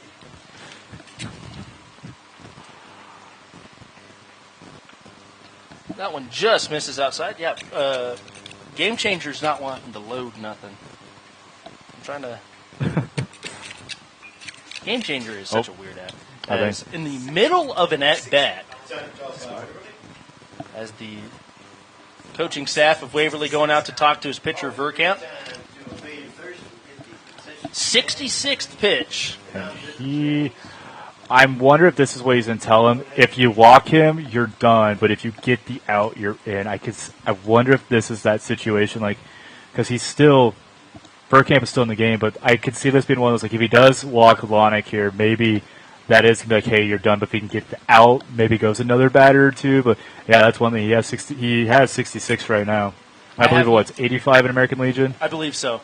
I haven't seen anybody warming up in the Waverly bullpen, so there's not an active presence in the Waverly bullpen and the home team's bullpen here. So, I think you're right though. You walk, or maybe it was a walk, and we'll get someone warming up for you to come in. I'm not too sure.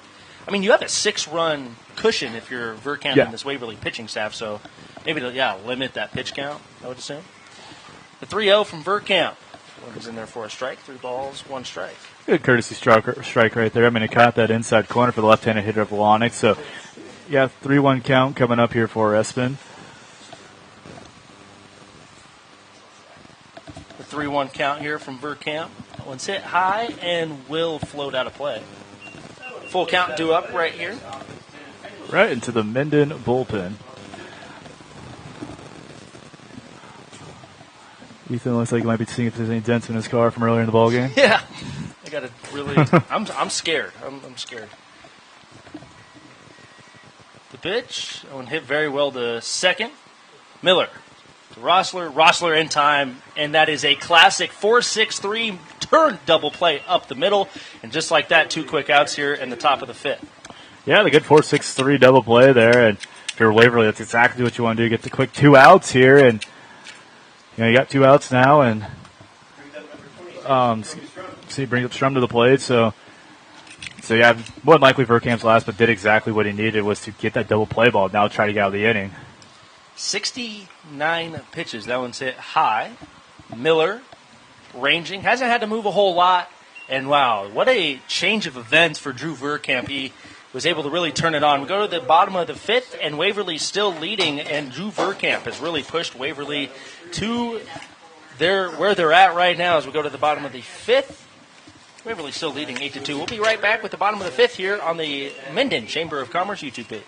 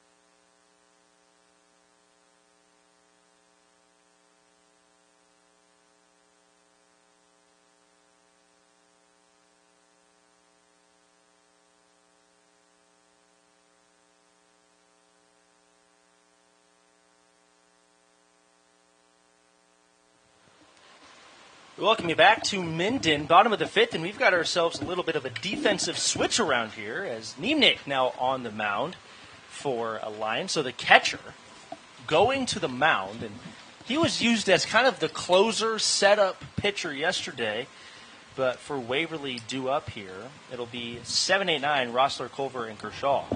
Still waiting for the new catcher. Is that swing and a miss for Rossler? 0-1. Lonick still in center, Strom in right, Gallas in left, Rodriguez at third, Esperanza at short, Smila at second, Clark at first. 0-2 is the count here. Good off-speed pitch there from Nemec there. I mean, just caught that right corner. Swing and a miss. Good stuff. It'll have to be a throw down to confirm the out. It was a low throw, but a good pick over at first by Braden Clark, and that is a strikeout swinging for out number 1.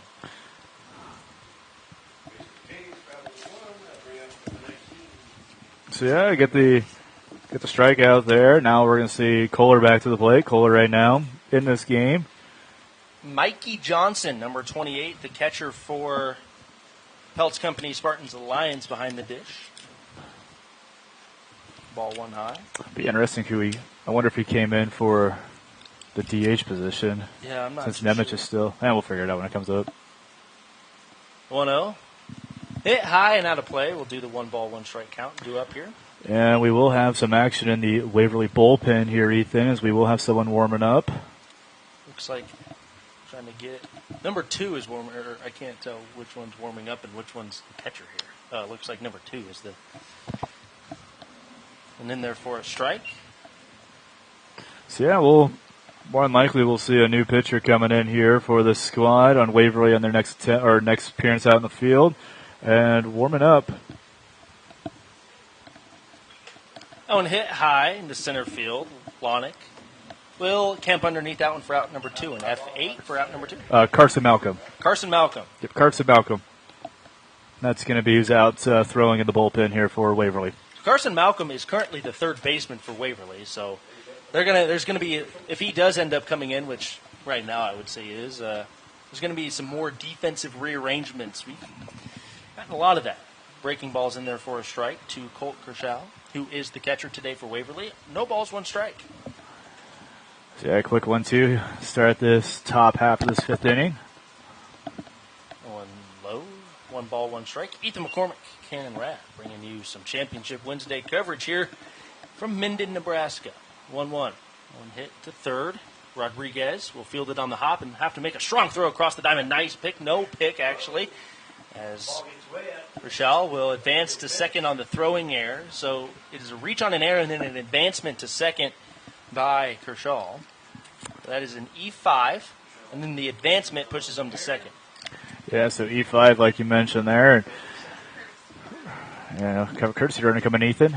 Courtesy runner can't get the number, as you can't read the backs of their jerseys to save anyone's life.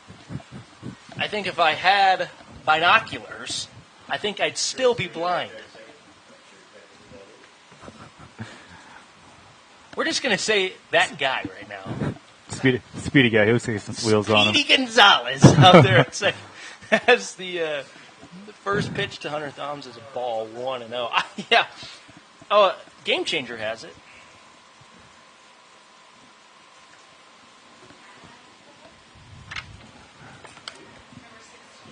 Yeah, so looks like we have an update, and that's going to be Brett Radkovic. And there's a balk. Balk is the quick pitch. Looks like that was the official call there. Quick pitch, balk. He'll advance to, I don't know why I marked a ball down on my score sheet. There's not a pitch though. 2 balls, no strikes. As the balk now advances the runner 90 feet closer.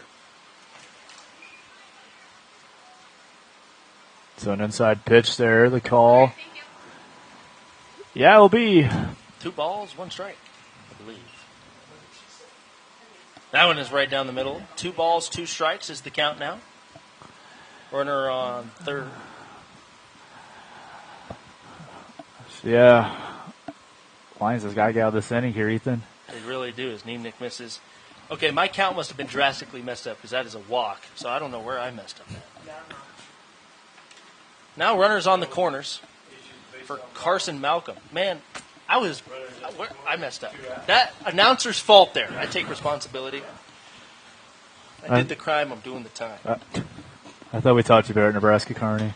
Yeah. I thought we taught you better. Speaking of Nebraska Kearney in the Little League World Series, they will face South Dakota tomorrow, winner, and they play North Dakota for a chance to go to Williamsport. So that is exciting for Kearney. Fun fact, the year Kearney made the Little League World Series was my 12-year year, so it was kind of cool to see all my friends play on ESPN at Williamsport. Yeah, that's really cool, and they get to miss the start of school if they make it to Williamsport, so they can brag. I was a little jealous. I got to miss school. Yeah, I mean, 1-0, now 2-0, ball misses, down and away. 2 balls, no strikes. Yeah, if they beat South Dakota and then beat North Dakota, they'll have to beat North Dakota twice. Though. Yep. So they have to win 3 more times. They have a hill to climb, but they can do it. 3-0 down and away. But, hey, I'm just happy that they are surviving this much. It's really cool. You can watch the games on ESPN+. It's unfortunate that it's behind a paywall. You can watch the games on ESPN+.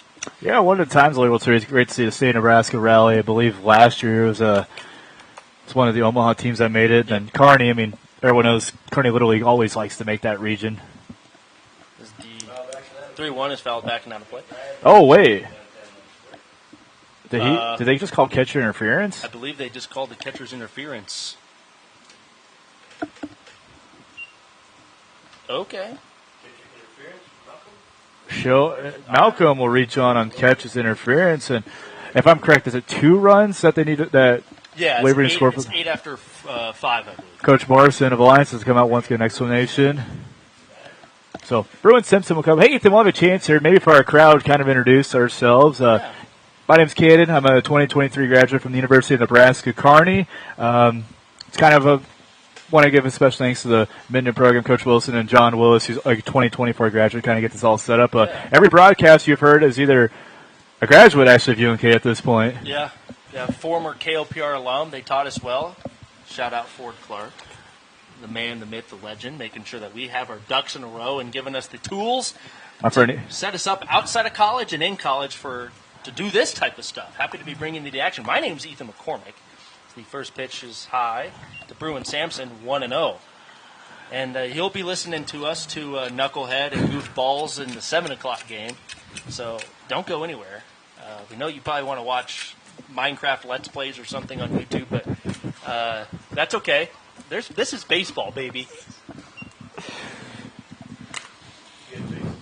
We got a good baseball game and Minecraft Let's Play. I don't know. Minecraft 23 point, whatever update might have come out. I don't know. The 2-0 catches the outside part of the plate. Or excuse me, now it's 1-2, excuse me. Hey. Okay, it's back. I don't know what's trending. The Minecraft movie came out a couple months ago. So. Yeah, it's not trending anymore. Hey, after a while, we'll try to get you an update on the American side as well, as they have a tournament going on. That ball will stay in play and just float out of play.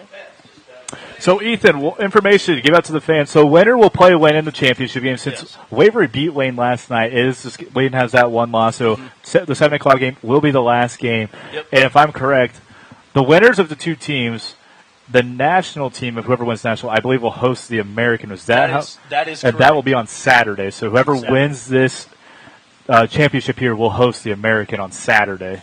And the American side of things is also going on. Championship will be played tonight between Platteview and Norris. So I will try to find a score update throughout the night and get that to you. So I can give you updates for who the winner of this side of the bracket, the national side, will play on Saturday.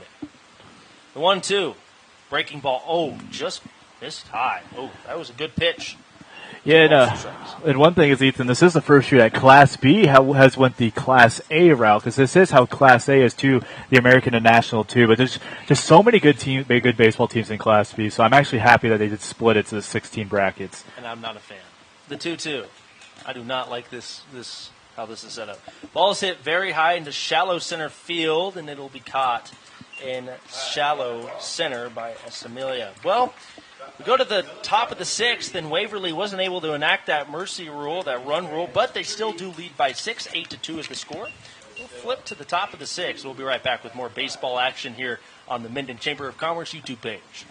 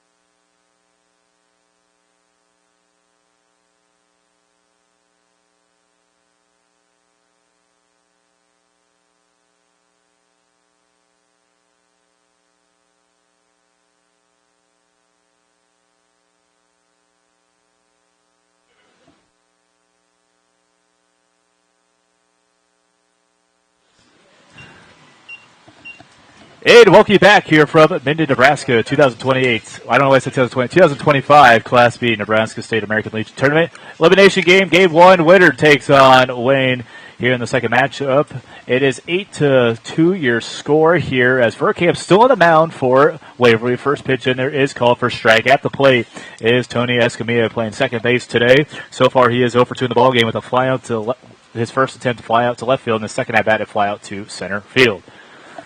Ball outside, 1-1 the count. Coming up in Ethan for Verkamp. I mean, he headed in this inning with 70 pitches. He's at 73 out of 85, so not a whole lot left. If you're Waverly, you want him to try to get these 3 outs in this pitch to save, because it was Carson Malcolm over in the bullpen.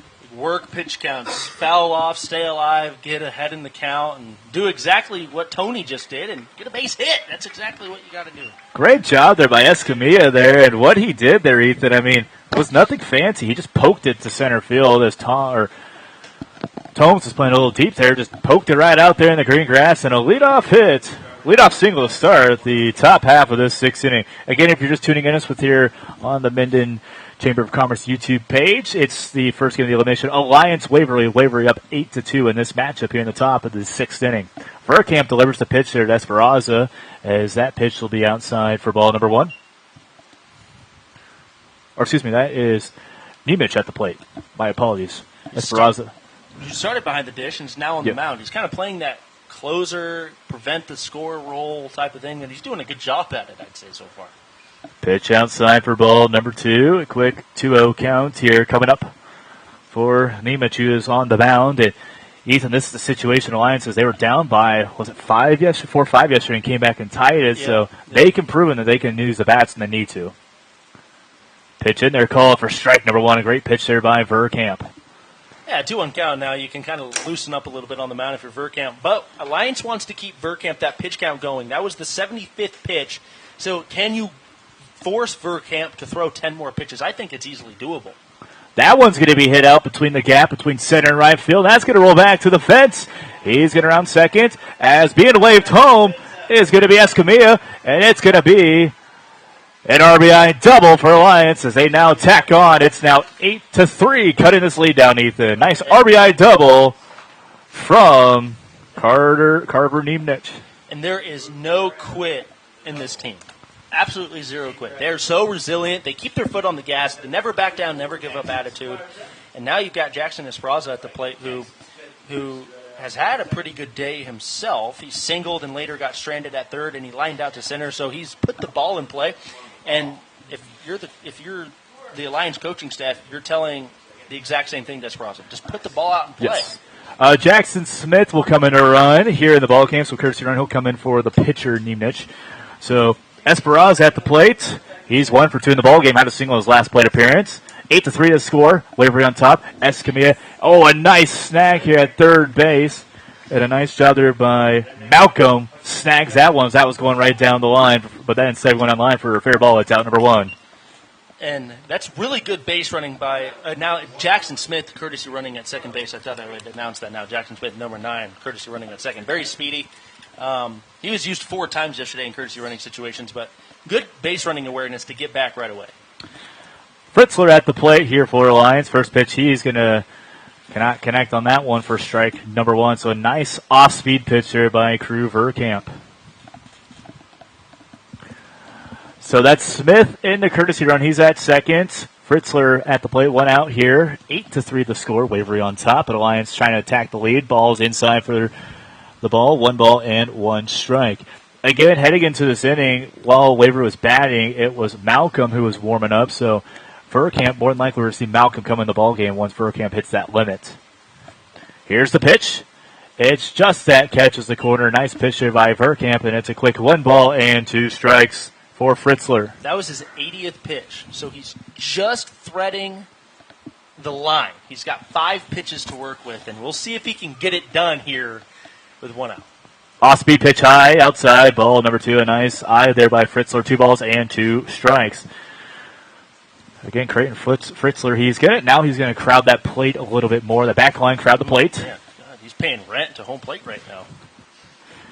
I still got to pay rent back home. Here's the 2-2 pitch. Ooh, inside off speed. Fritzler will duck out of the way. And so now, was it an 0-2 count? It's a full count coming up here for the Alliance sophomore in Creighton Fritzler. Did someone call Shawn Michaels? Because that was almost some sweet chin music.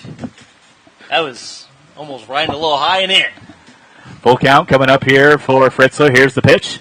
Makes contact. This one's driven up in the air as it's going to be called by the second baseman of Miller. Miller record the second out. So now Verkamp, he can. That was his 83rd pitch. So he can finish the at-bat. Yes. He still has 2 pitches, so he can technically finish this batter. So this will be Verkamp's last batter. Unfortunately, I think you and I are the only ones that understood that Shawn Michaels reference. WWE Hall of Famer, Shawn Michaels.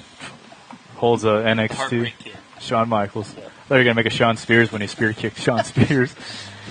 Here comes the first pitch in there. Mike's contact this one on the field is Thompson, and it's going to be a nice snag by Tomes in center field. Verkamp did it. He was able to Tomes. somehow stay under 85. Excuse me, it's Tomes with the snag. I mean, he got the jump, he got the height, but he gets out of the inning. Alliance will score 1 run on 2 hits, no errors. They'll leave left. 1 leave left on the bag. 8-3 the scores. We head to the bottom of the 6th. Waverly on top by 5. Don't go anywhere as it's the bottom half of the inning. Waverly at the plate. You're listening to Nebraska Legion Baseball State Tournament right here on the YouTube Minden's Chamber of Commerce page.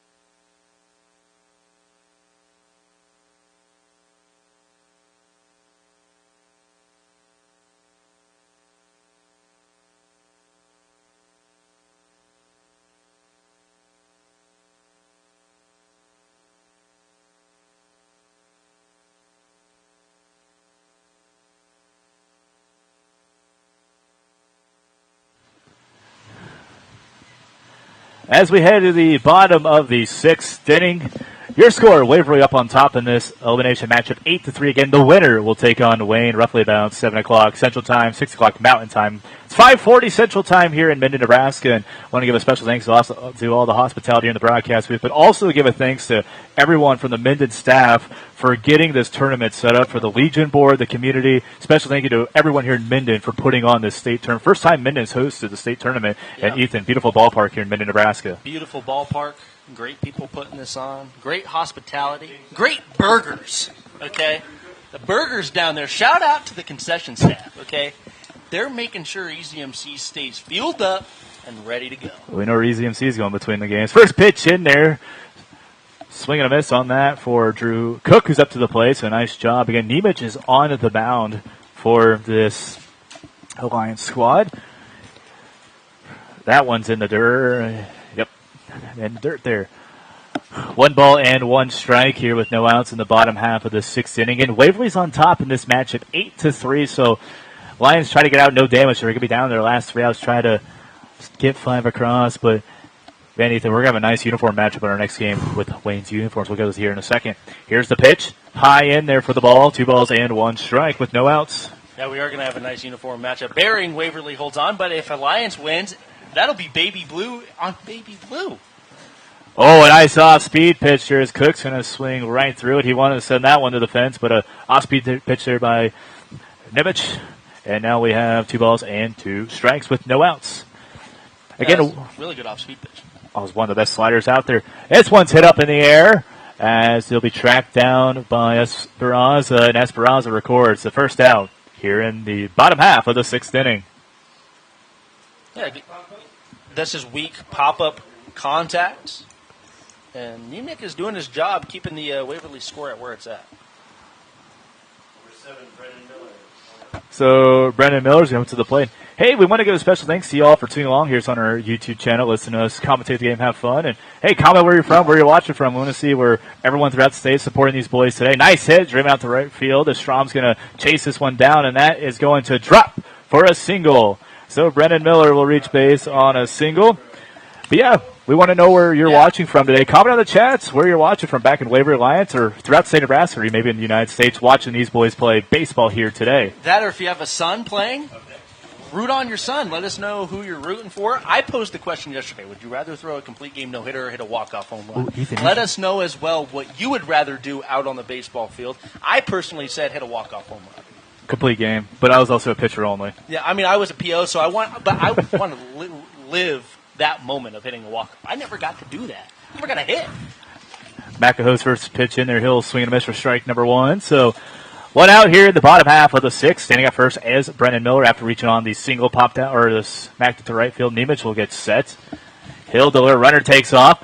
Oh, this was kind of a hit and run. Makes contact as Clark's going to try to track it down here. And Clark gets the out, and they will not get over the first in time. So, that's Thompson. Thompson will track that down and record the out, number 2. So great job there by Thompson to track that one down in foul territory, Ethan. Alex Pfeiffer says, go Spartans.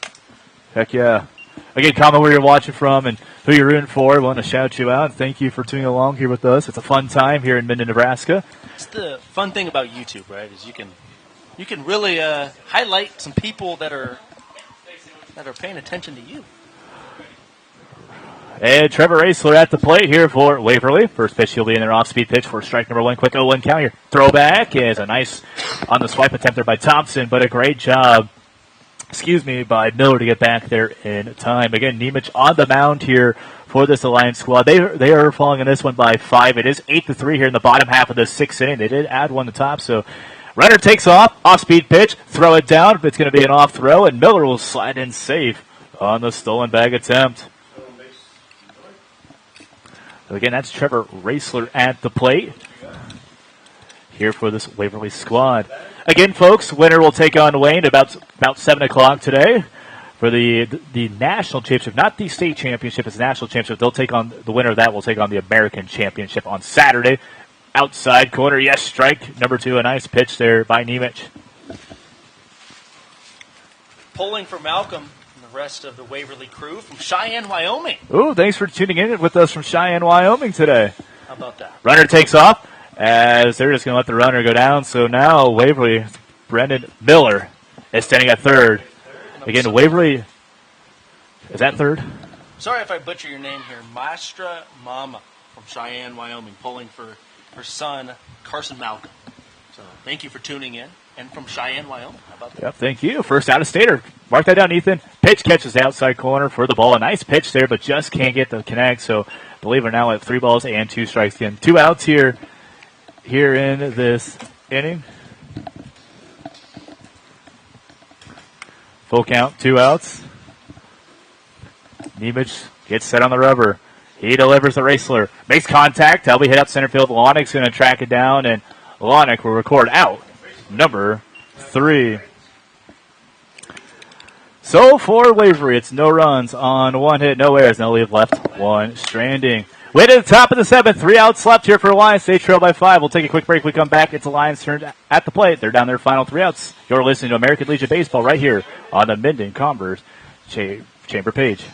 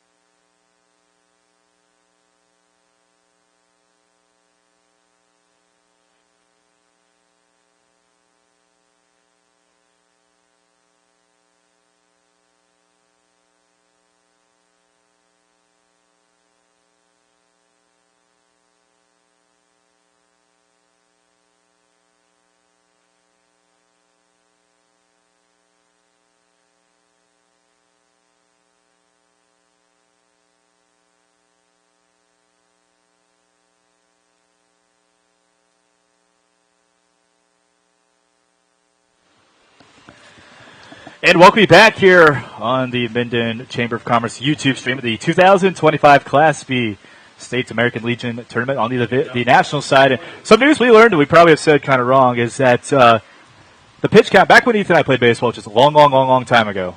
was 85, and now it's 105. But it's 105, but we do have a pinch hitter coming up. We'll get you that here in just a second, who that pinch hitter is. First pitch in there. I do see your comment, Beefcake. Waverly is definitely bringing the 6-7 energy, I would say.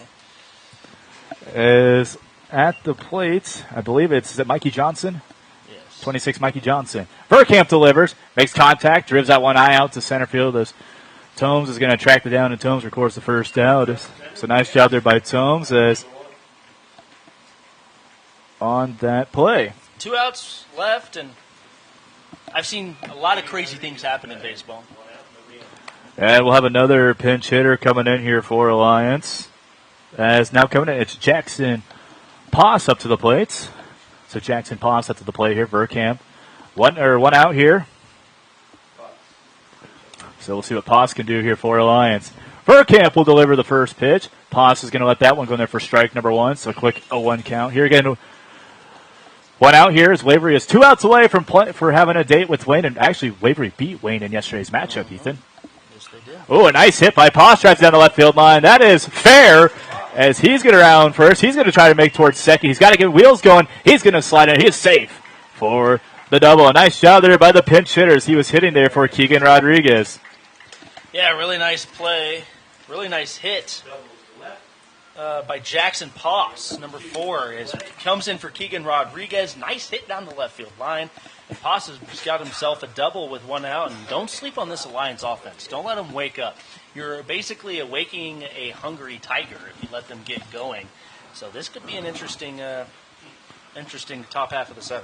Well, I got the play here for Alliance. He makes contact. That will be fielded by Miller. Miller will toss it to first in time for out number 2. So Alliance down to their final out. 1 pitch, 1 at bat for Lonick. He'll ground out to Miller. 180 people watching right now on the YouTube page, and we appreciate all 180 people that have taken time to watch and support American Legion Baseball, these high school guys, put in the work this summer in postseason, and to listen to us, goofballs. Again, tell us where you're listening from. We'd love to shout you out as we have some folks. We already have our first from Wyoming. First pitch in there outside for ball number 1 for Kobe Strom. But yeah, again, let us know where you're watching from. Yeah, we do have one watching from Cheyenne, Wyoming. You could be watching from here at the stadium. We just want to know where and how you're watching this. Pitch inside for ball number 2. A quick 2-0 count here for the right fielder for Alliance. And Strom again, Alliance down to their final out. Jackson Poss standing over at third. So Poss over at third here. 8-3 the score. Waverly on top. 1 out away with a rematch with Wayne in the championship game. That's going to be drop for the RBI single. Poss will come around the score. Nice job there by Kobe Strom to keep things alive for Alliance. They now cut the lead down to 4. It's now 8-4. Bringing up Tony Escamilla to the plate. That was a Poss boss. Poss boss. Poss boss comes around and score. Escamilla comes to the plate. 8-4 the score again. 2 outs here as Alliance tacked on 2 in the top half. Tacked 1 on here in the top half of this inning. But again, the bat's rolling. A couple hits.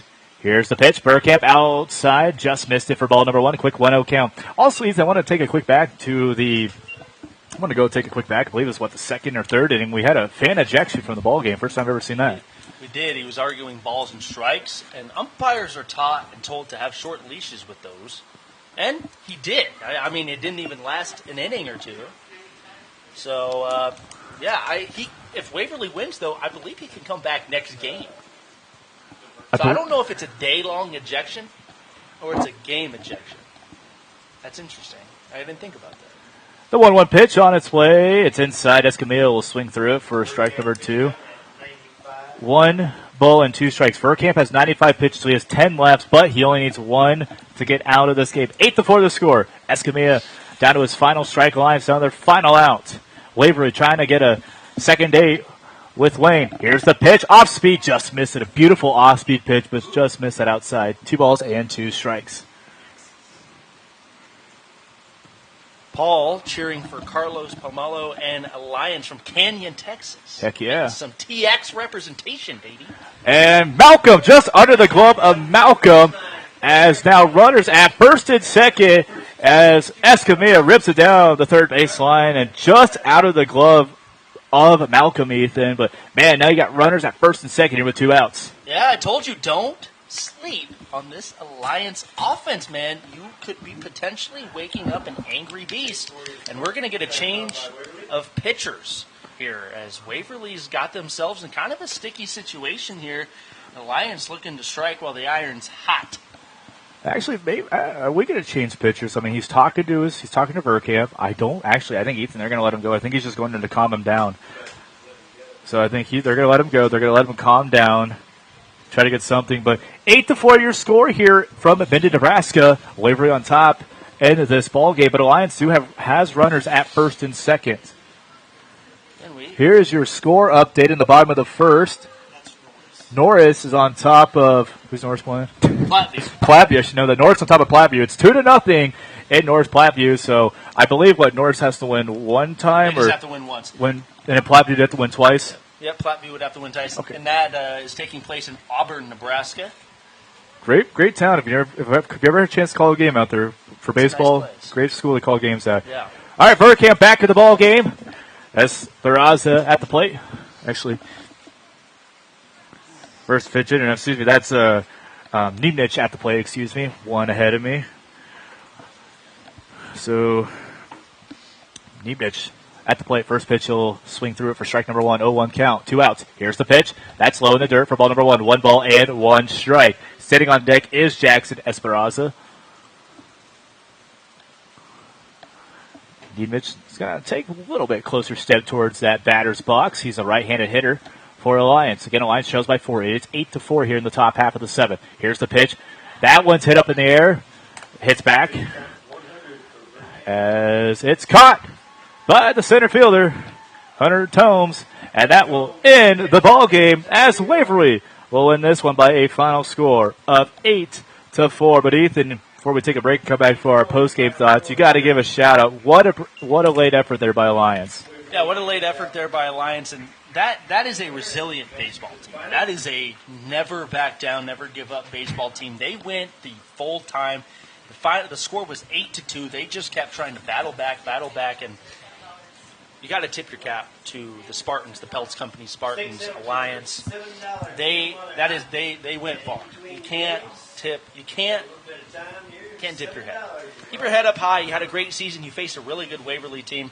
Now, yeah, we'll talk more about it in our post-game thoughts, but yeah, you cannot hang your head down if you're Alliance. This was a great summer. They had a lot of fun, too, I could tell. That's a well-bonded team, and they had a lot of fun. You look at it, I mean, these are a team from western Nebraska, not far from South Dakota. They're probably about an hour and a half from South Dakota. Not far from Wyoming, coming out here to central Nebraska, take on a bunch of eastern Nebraska teams. But folks, we're going to take a quick break. When we come back, we'll give you our post-game comments, stats, and we'll give you ready for the next game as Waverly will take on Wayne. But final score here, Waverly wins this one by a score of 8-4. We'll step aside when we come back. We'll have your post-game recap as you're listening to the 2025 Nebraska Class B State Legion Tournament right here from Minden, listening courtesy of the Minden YouTube's Minden Commerce Chamber page.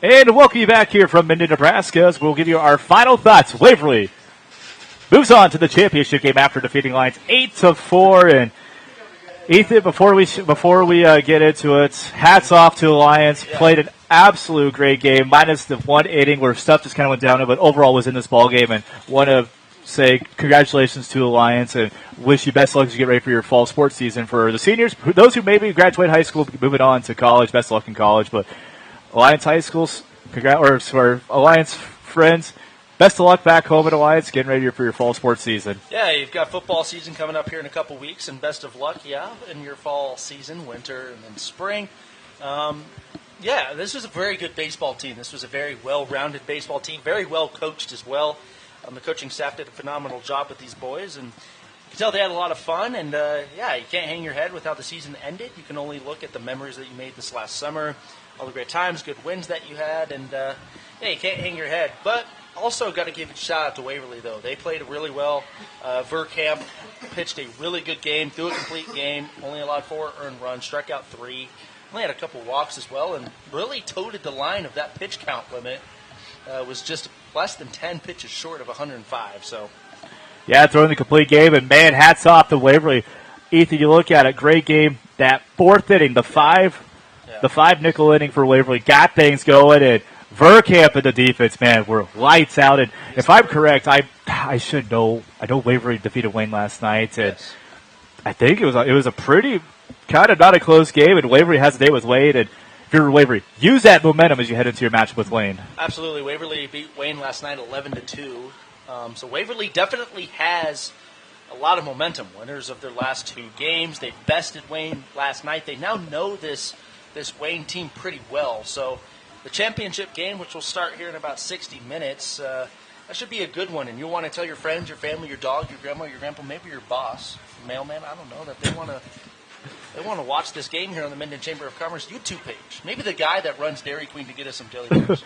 Yeah, I agree. And like we said, folks, we'll have some of y'all lose. But next game for our Waverly fans, again, actually for our Alliance fans, thank you for tuning in here with us today. And we wish your student athletes the best of luck as they head off into their high school season. Also to our Alliance friends who maybe have graduated high school as they move on to their second part of life. Waverly, you got a date with Wayne coming up here in about 60 minutes. We'll have that game right here with Ethan tonight. Ethan will have the call. We'll rotate there, so it'll be a fun time. And Waverly, Wayne, it's coming up next here in about 60 minutes. But one last time, my name's Kader Raff, former student broadcaster from the University of Nebraska-Kearney, 2023 graduate. My name's Ethan McCormick, also a former student broadcaster for KOPR at UNK. We will talk to you in 60 short minutes. Don't go anywhere. Grab some popcorn, grab a bite to eat. I know that's what we're about to do. Yes, it is. Burgers? Burgers. Burgers. Absolutely. We'll talk to you in 60 minutes. Don't go anywhere. We'll be back.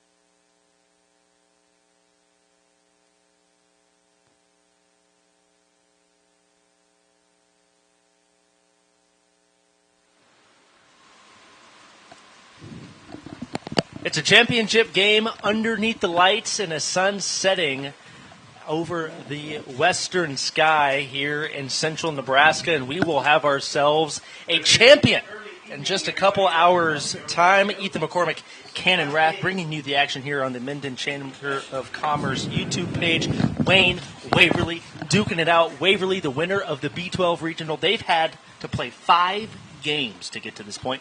Wayne's only had to play 4. Wayne, the winner of the B5 area district tournament, to get to this point. And Cannon, we had a really good game against Alliance and Waverly for Waverly to get to this point. But overall, the games throughout this whole tournament have been really good. Yeah, I mean, you look at the 2 brackets, and really the more competitive the 2 has been this national bracket in this tournament here in Minden, Nebraska. I mean, all 8 teams, Alliance, Waverly, Wayne, Lincoln Christian, Minden, Holdridge. And I'm going to blank a couple more teams York, here, but Mount Michael. Yep, Mount Michael and then York. I mean, those are the 8 teams all coming to Minden and just have played just awesome baseball and really give credit where it's due. I mean, just been a fantastic time to see everyone here, and it's going to be a good time. Hey, we have a score update. Ethan Norris up 6-0 in their matchup. So the winner of this game will host the overall Class B Nebraska State Championship. It'll be the winner of the American side of things and then the national division side of things, the winner of both sides, but the national will host. Yes. So the winner of this game will host. More than likely right now it's looking like Norris. Things could change, though. We've seen a lot of comebacks in baseball, but right now the winner of this game would most likely host Norris. Yeah, so whoever wins, that will be this Saturday. I don't know time, but it'll be this Saturday. I would assume afternoon. Afternoon, but yeah, whoever wins this matchup will host Norris, more than likely whoever wins that. But it's going to be a fun time, and Waverly Lane, these 2 teams met yesterday, Ethan, and you had a chance to be a party for that game last night. Yeah, 11-2. Waverly got the win in a run rule after 5 innings, and Waverly's offense last night really kind of just jumped on early. They scored a lot of runs early in that game, and they were able to capitalize, and Wayne didn't throw their best pitcher last night. They threw a guy who had only thrown 5 or 6 innings on the year, but they're going with their ace night, and we'll get you those starting lineups right now. We'll start with the away team that is Waverly on the scoreboard. Largely the same lineup they put together last time against Alliance just a couple hours ago. Hunter Thoms will lead things off. He'll play center field. Carson Malcolm will play third. He's batting second, batting third, and pitching today on the mound. Number 5, Bruin Sampson. Drew Cook is catching today. He was the DH last game. He'll be batting in that cleanup position. Brennan Miller will be playing second and batting fifth. Zach Melhos will be batting sixth and playing left field. Trevor Rosser will be batting seventh and playing short. Crew Verkamp, who started last game for Waverly, he'll be playing right field. And Tyler Gilsdorf will be playing first, and he will be batting in that 9 position. As we flip sides to the Wayne side of things, Wayne, like mentioned, they've played 4 games to get here. They had 1 loss, and that 1 loss came last night, an 11-2 game against Waverly. Jackson Kneifel will be leading things off for Wayne and playing short. Caleb Moormeyer will be batting second, playing second. Gavin Redden will be on the mound and batting third. Ethan Sinovet will be playing left and batting fourth in that cleanup position. Hayden Kelly will be behind the dish, and he will be batting fifth. Drew Reinhardt will be batting sixth and playing first. Adrian Contreras will be playing center and batting seventh. Alex Rodriguez, not going to confuse you with Yankees Hall of Famer and overall MLB Hall of Famer, will be batting eighth and playing third. And Brody Munter will be the designated hitter. And then Braden Raji Helden will be playing be playing right field, but he's not going to be in the lineup. He'll just be a defensive-only guy. And those are your starting lineups. Yes, they'll be your starting lineups for this evening's game. And winner, just to not confuse people, the winner of today's game will be the national bracket championship. Again, the overall championship is Saturday. Winner of this matchup will host the winner of the American, which right now last score update 6-0. Norris on top of their matchup. So first year, Class B switched it. They switched it. It's last year, or they're going off the Class A schedule. So first year we're seeing Class B. But Ethan, we're going to have some baseball coming up here in just a little bit from Minden, Nebraska. Public address announcer going through the starting lineups. We're going to step aside. They'll do the national anthem. Then we come back. We'll get our last second thoughts. Ken and Rath and I will get you ready for a championship game first pitch. Tell your friends and family it's a little bit earlier, 6:40 start time instead of 7. So tell everyone to come over to the Minden Chamber of Commerce YouTube page. We'll step aside for the national anthem. We'll be right back with some baseball action.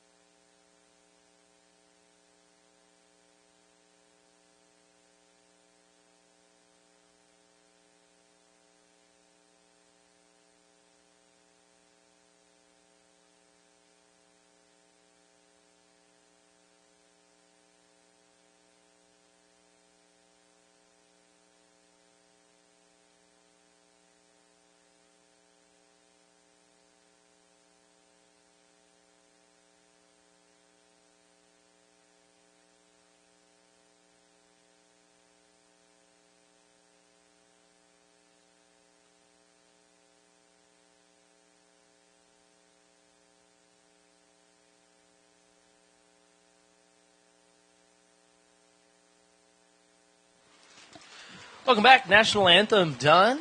Both teams are done with their final preparations in Canton. It's time to play some ball. What are some keys for both sides to take home that National Division State Tournament Championship? Well, I'm going to base it off yesterday's game for Wayne, who fell in their matchup to Waverly 11-2. I mean, you mentioned that you got the ace on the mound today.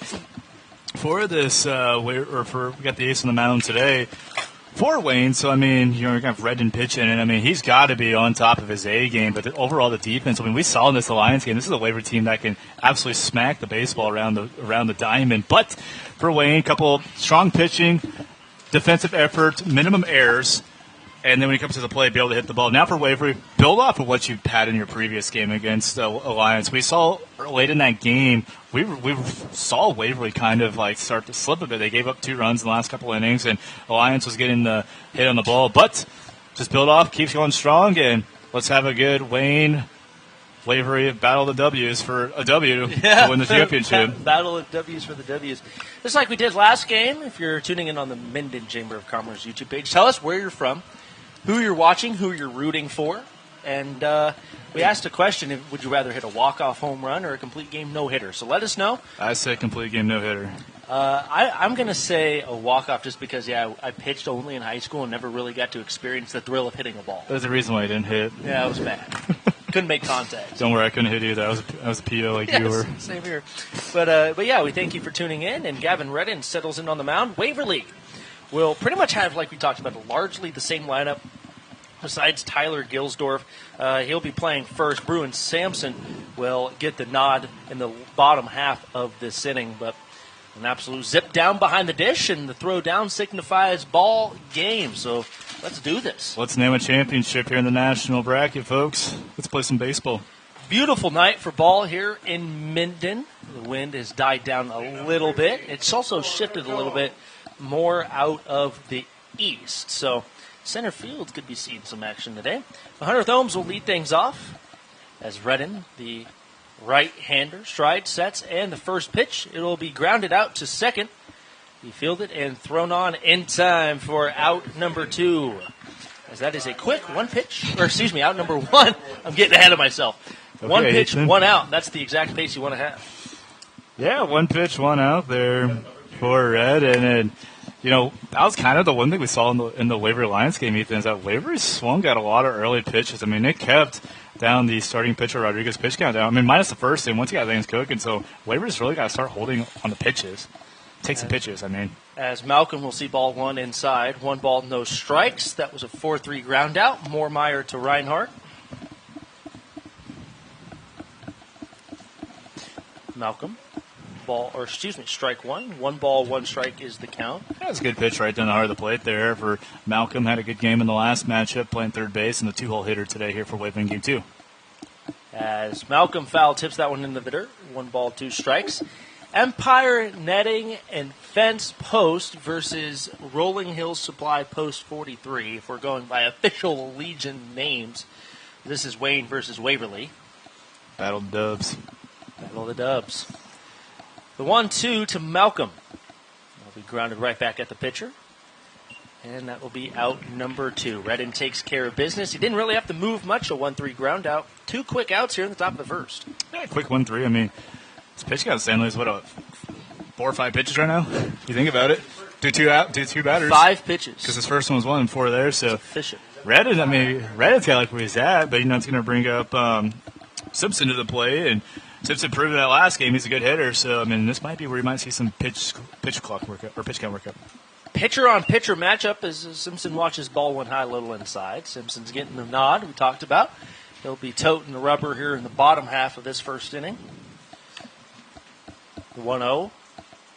Swung and a miss. Simpson swung overneath the top of that fastball. 1 ball, 1 strike. Yeah, good pitch there. I think Simpson was swinging fastball, and that's what it was. He was just a little too quick on his release of the swing of the bat.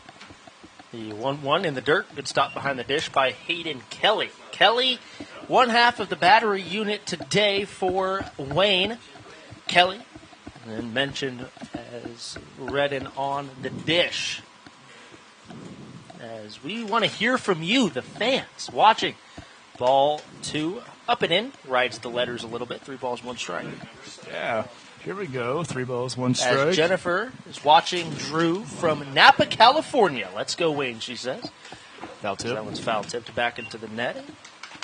Full count due up here for Bruin Sampson. So we got California, Wyoming, Texas. Good representation so far here in the U.S. Very good representation. Yeah, we've seen Wyoming, Texas, California. Yes. Yeah, if I'm right in there, take a quick step off. I mean, I mentioned it, Bruin Simpson is going to be the guy that's going to work the pitch count. That's exactly what he's doing here, Ethan. That one's fouled off out of play. Jennifer's watching Drew Reinhardt. Drew playing first base today for Wayne. Yes, and we'll be batting, hopefully, in the bottom half. That one's skied high. It'll stay in the infield. Running on it is Kneifel, and he will camp underneath that one for out number 3.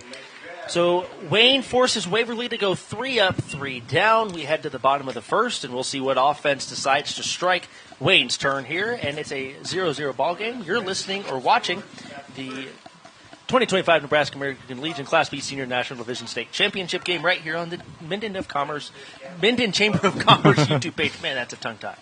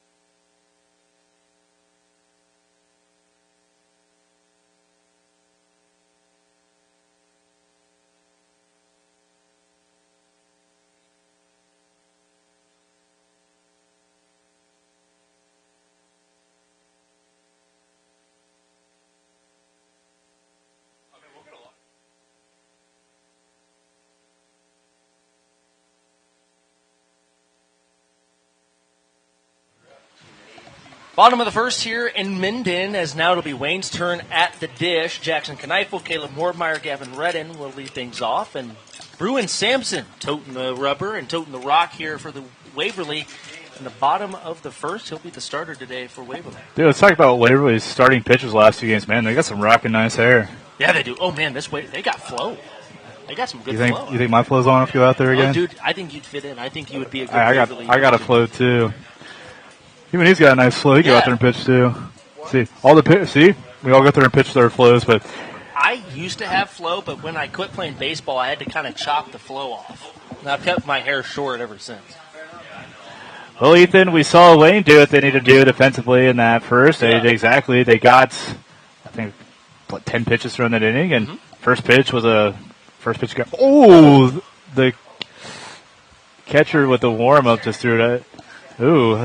Cook actually just threw it to Simpson on the throwdown. Drew Cook on the throwdown threw at Bruin Sampson, who was trying to hop, skip, and a skedaddle out of the way of that throwdown. He's up, but that's a stinger, and I know Drew Cook just feels awful about that. That is just purely an accidental throw. He's just trying to make a throw down.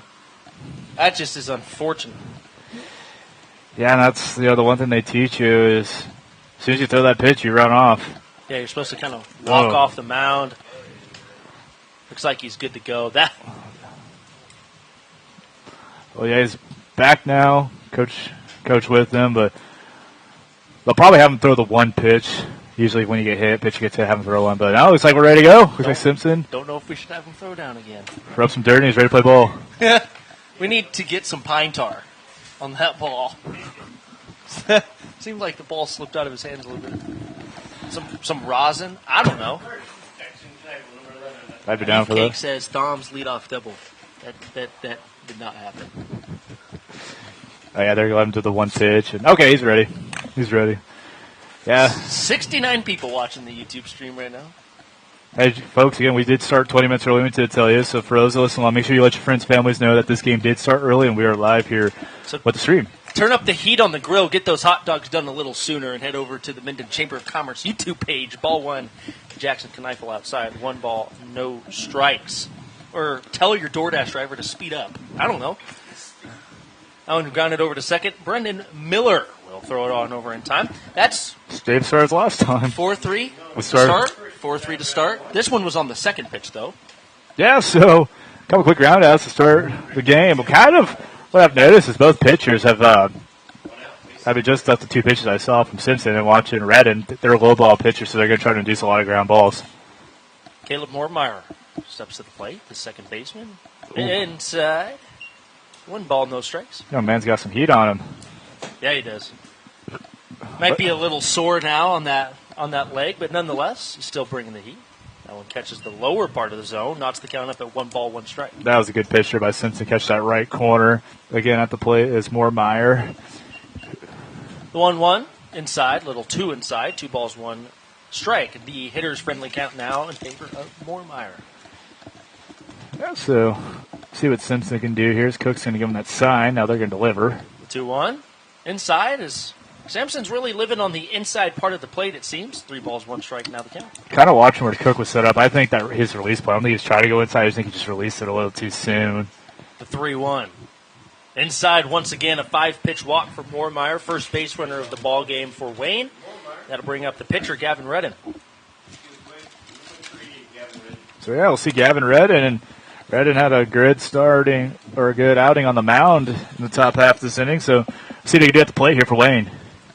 We talked about the uniform matchup. This is a nice uniform matchup. Wayne has some nice, those are some nice jerseys. That's a nice looking jersey set there.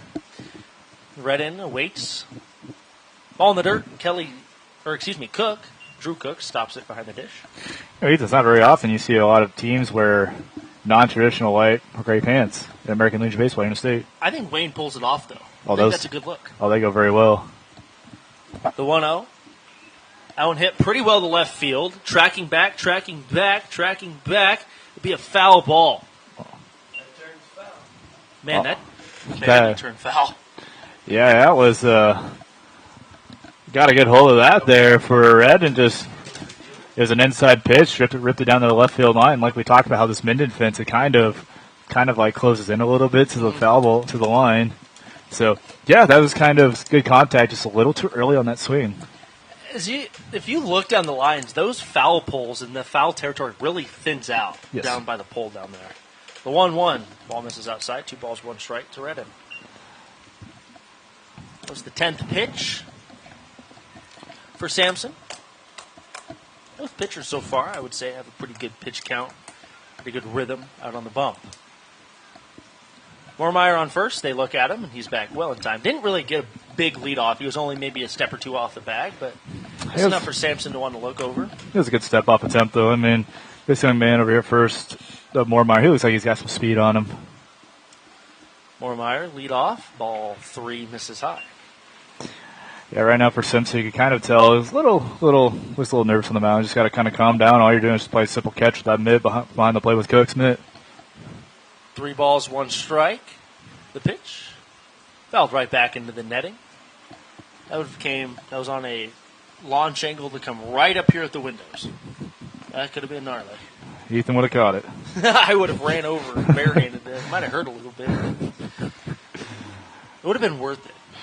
And there's a balk.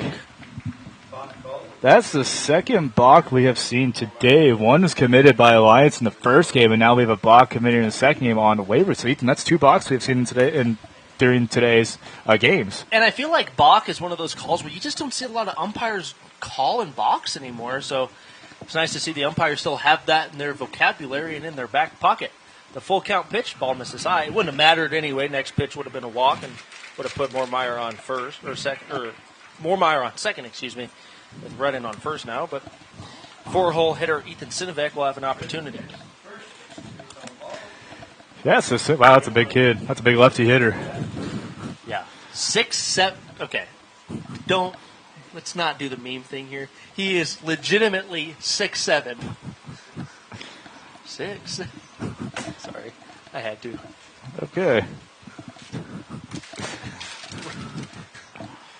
Ball one misses outside to Ethan Sinovec. Yeah, think about Ethan. He's your true power hitter, batting for, and he's a lefty. We're getting a quick time called by Waverly. Waverly coach going out there and talk with his pitcher and just be like, hey, just calm down. Just got to calm down a bit. His name's Ethan, and he can hit for power. I'm jealous. My name's Ethan. I did not hit for power. You also were a lefty. Yeah. No, he's got a lot more on me than a 5'11", chubby 22-year-old that wears a headset now for a living. Ethan is pretty short for those listening along here with those. Yeah. Yeah, so a quick time call here as the coach going to talk with Simpson here again. Just try to calm down. Back-to-back walks, Ethan. So, I mean, the first out was a simple 4-3, but we've had back-to-back walks, and so here, Waverly, you don't like the start, but we already have action in the Waverly bullpen. You do have action in the Waverly bullpen. I can't get a number for you. There's a tree and a little bit of a roof there blocking for you. As ball misses number 18 warming up in the Waverly bullpen. So, yeah, we're going to have some action in the bullpen. Probably one of those get warmed up, get loose, just in case if it goes downhill, kind of give him the ball game. The 2-0 from Sampson. That one catches the outside part of the plate. 2 balls, 1 strike. Now, that was a good pitch to catch the outside part of the plate. I mean, it looked like a simple two-seam that kind of veered off at the very, very end, but just a good pitch. I feel like that pitch location wasn't much different, though, from the other pitches we saw, but nonetheless, it gets the call. 2 balls, 1 strike. That one hit high. It'll go foul. Float foul, but a good hustle by Malcolm to run that down potentially and potentially make a play, but it'll be a 2-2 count here. Yeah, 2-2 count. You got a pitch to work with here, and with Simpson, I'm going to say you got a left-handed hitter. Maybe try to. He's like that on these lefty hitters, like that outside corner. I mean, maybe try to see him a fastball if you can catch that left corner of the right batter's box. Sampson loves working towards that right-handed batter's box. We'll see what he does here on the 2-2. Takes his time, looks back at second, no one covering.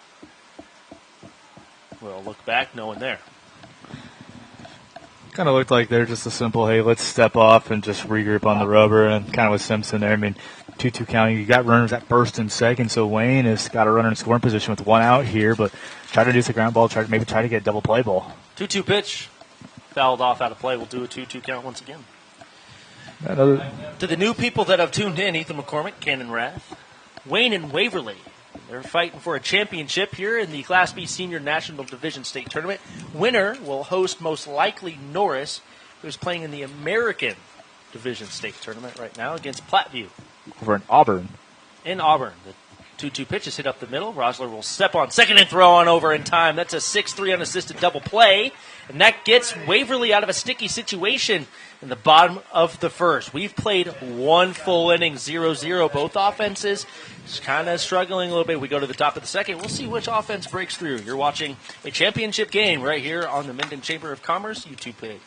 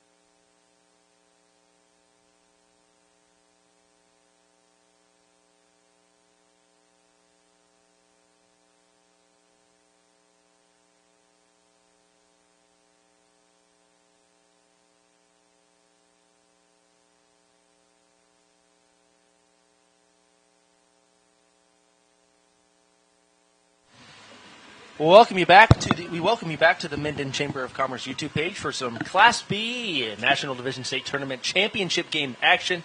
Wayne, Waverly, we played 1 full inning.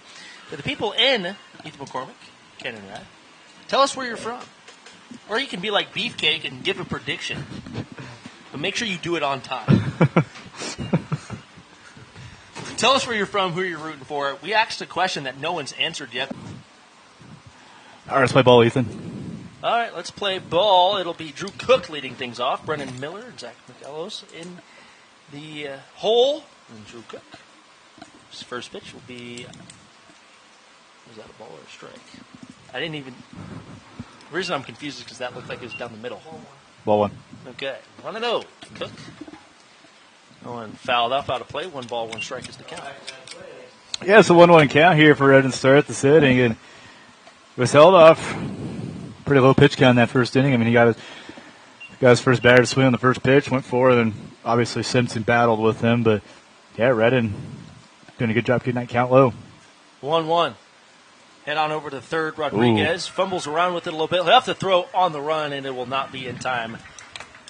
I'm going to say that's an E5. That's a tough play because of the hop, but an E5, I think, regardless. So a reach on an error for Drew Cook. That puts a runner on first for Brennan Miller. This will be the first base runner for Waverly here in the ball game as they went down 1-2-3 in that first. So again, Waverly's looking for their first hit of the ball game, but you do got your first runner on in your 4-hole hitter and the catcher today, Cook. Cook was the DH hitter in the last game, now getting the start behind the plate here in this championship Wednesday matchup. Brennan Miller, the big intimidating right-handed second baseman, will get his first at bat, and they'll look over at Cook. See, I've seen a lot of pitchbacks really all day. Saw a lot in the Alliance Waverly game, and we've already seen a few here in this Wayne-Waverly matchup. Miller's first pitch runs in a little bit on the numbers, 1-0. Yes, we saw a bunt attempt there by Miller, and we did see Waverly do a couple bunts in the last matchup against the Lions. So one of those teams that like to hit the ball, but also like to play small ball when they need to. Cook on first. They look back at him again, and he's well in time. For audience interaction purposes, what's your favorite flavor of ice cream? Oh, that's a good one. That being said, I want a dilly bar. I'm not stopping until I get a dilly bar. Ethan's getting a dilly bar. Brennan Miller gets the bunt down. Redden will come off the mound. He'll throw to second. A nice play to get the lead runner. That is a tough and long throw for a pitcher to come off the mound to get the lead runner and Cook. And that is a nice play. That's a fielder's choice, 1-4. Yeah, I mean, you don't really see a lot of times on the bunt like that. Usually they'll just take the out at first, but a great awareness by Redden. Scooped it, quick turn, it just hauled it down to the second baseman of Moormeyer to get that out. So great awareness there by Wayne. First pitch misses high. 1 ball and no strikes. So you got 1 ball and no strikes coming up here for Waverly. With the 1-0. In there for a strike. We'll say Hayden Kelly behind the dish has got a nice frame job. I will say he does a good job of positioning those pitches and forcing the umpire to make the call. Need a good catcher who can frame. Kelly now a little off the plate. Ball misses inside. 2 balls, 1 strike. Yeah, another high inside pitch there, Ethan. And again, just kind of what we've seen a lot from Redden, just a lot of fastballs. But his fastball's been working for him. Top of the second, runner on first for Waverly. Still a 0-0 ball game. 2-1 count. That one grounded over. Redden will have to come off the mound. He slips and falls. That's a base hit. That's a base hit. That's a tough play for a pitcher to make. It's like a swinging bunt, one could say. First base hit of the ball game for Waverly. That puts a runner at first and second now, and 1 out. Yeah, that's a good job there by McElhouse there. I mean, Ethan, you got to look. I don't think he was trying to attempt to swing the bat on that. I think he was trying to check his swing, but it ended up working in his favor there. So where you got Redden got the field. I mean, accidentally slipped, but I mean, potential check swing worked out for the young man, and now you got runners at first and second here with 1 out. We'll see the first baseman Reinhardt charge a little bit. He's playing in the grass now, probably anticipating a bunt. The first pitch was a ball. 1 ball, no strikes to Trevor Rossler. The shortstop today made a nice diving play up the middle earlier in the last game, but couldn't complete the throw. But a good gloved shortstop. I don't know if that's proper grammar. Good gloved. It is now. It works for the sake of this broadcast, you know. The 1-0 inside. Both pitchers really living inside to righties today. mean, it's a hard matchup for a righty to hit an inside pitch. Yeah, it's very hard, but yeah, another inside pitch. Just can't get that one to fall. Oh, I missed the count. 1 ball, 1 strike, excuse me. Could have swore it was. Now 1 ball, 2 strike count for Raisler, who didn't really agree with that. Now that was a good pump fake there by Kelly's. You had a huge lead over at swing on second with Brennan Miller. Had a huge lead, but just did a pump fake, kind of get Miller to go back to that bag and say, "Hey, I'm watching you." 1 ball, 2 strikes, 1 out. Runner is off and running, a called hit and run. Ball will float down the third base line and foul. We'll do a 1 ball, 2 strike count once again. Yeah, good hit and run there. Unfortunately, just did not go in the hitter's favorite there, and was a little too early on that one. Like you said, he smacked it down that third base line, but just foul. But Brennan Miller was ready to steal on that one, Ethan. Yeah, Brennan Miller got a really good jump. We'll see if it's the same call here on a 1 and 2. Redden, his 26th pitch, due up here right now. Swing and a miss. Fastball gets by Trevor Ressler. That's his first strikeout of the day, and a big strikeout at that brings up Crew Verkamp.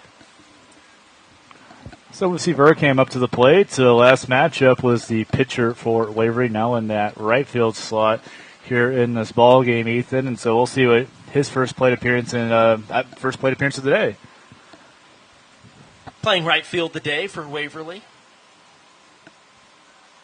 as they will look back at Miller, and he gets back uncontested. Miller already took off once from second. He's not afraid to do it again. We'll see what the 8-hole hitter and Verkamp can do here on the first pitch of his at-bat. Swing and a miss. Swung out of his shoes. Pulled his head quite a bit. 0-1. Yeah, it was a good inside pitch there. I mean, I got some heat there from Red, and, like for Verkamp there, just thought he could get it, but just could not get it. A little too soon to pull the trigger when he shouldn't have. They'll look back at Miller again, and he's back well in time, as Redden is doing a pretty good job at keeping the base runners accountable on the base paths so far today. 100%, yeah, he's done a great job. I mean, he already knows Miller will take off, so he's done a great job watching. Breaking ball misses a little high and inside, knocks the count up even apiece at 1-1. Yeah, Redden was attacking that inside because, that was the pitch that Verkamp swung at the previous, so he's going to try to attack, but Verkamp did a great job just keeping that bat on the shoulders. Even count, Miller, big, aggressive lead off of second. Itching back a little bit. The 1-1 misses high. 2 balls, 1 strike now for Drew Verkamp. Yeah, and, we saw Redden. He got that first inning off on a pretty hot streak, not limiting his pitch counts. This has been a good inning here for Waverly just to build that pitch count here on Redden. Again, we found out it's 105 instead of 85 like we originally thought, but 105 there. It's been a while since we were last out there. We're a little rusty. It's been a long time. The 2-1. Camp watches a nice-looking breaking ball catch the outside part of the plate. 2 balls, 2 strikes. Nice outside pitch. It's beautiful. Just got that outside corner just perfect. And for Redden, you got 1 pitch. I would actually maybe expect to see another inside fastball. We'll see. We'll see if your prediction is right here on the 2-2. Nope. Outside fastball. There you go. Misses a little high. I said inside. No, my bad. My bad. I said inside fastball. My kindergarten teacher would say your listening ears are faulty, and I would agree. My listening ear, yeah. My bad. What's your prediction here on a full count? Fastball or consider a fastball. That's all I'm going to say. Fastball? I don't want to predict where it's going to go. 3-2. Oh, you're wrong. Well, that's nullified because it's a pickoff attempt, technically. He's just doing his part. I mean, Miller shows he's got speed. I mean, runner's going to take off as soon as you're going to take off as soon as the leg's lifted, and the ball's starting to deliver to home plate because there's 3 balls, 2 strikes, 2 outs. The 3-2 pitch home. That one hit very well to left field. That is tracking back. That is gone. Drew Verkamp, a 3-run shot to left field, and Waverly has struck first in the top of the second here in the championship game. What a home run. I mean, what a home run for Verkamp there. I mean, it was just, it was a fastball, kind of over the heart of the plate.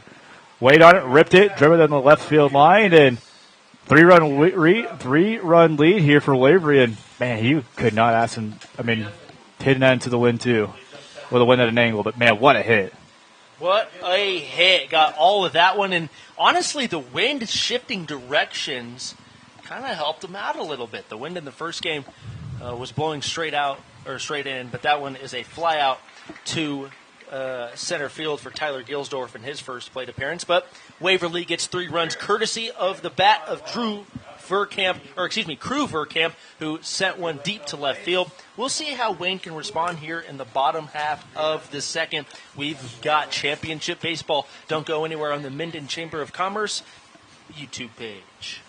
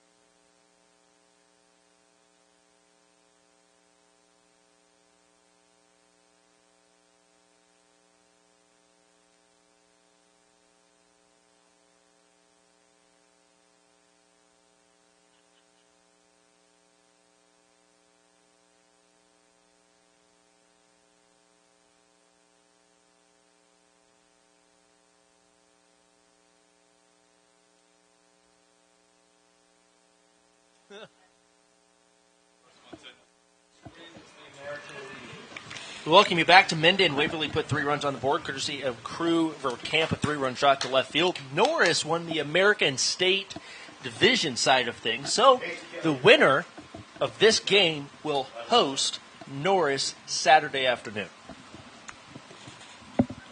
Leading things off, Hayden Kelly.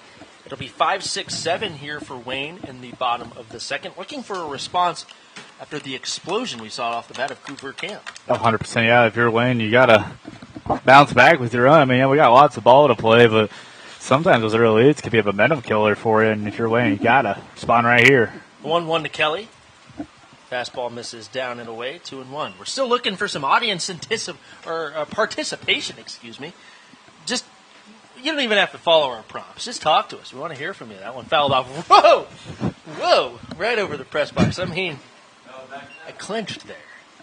We want to hear from you, though. Well, Ethan, I was almost going right towards your car that time. Nice scoop there, bud.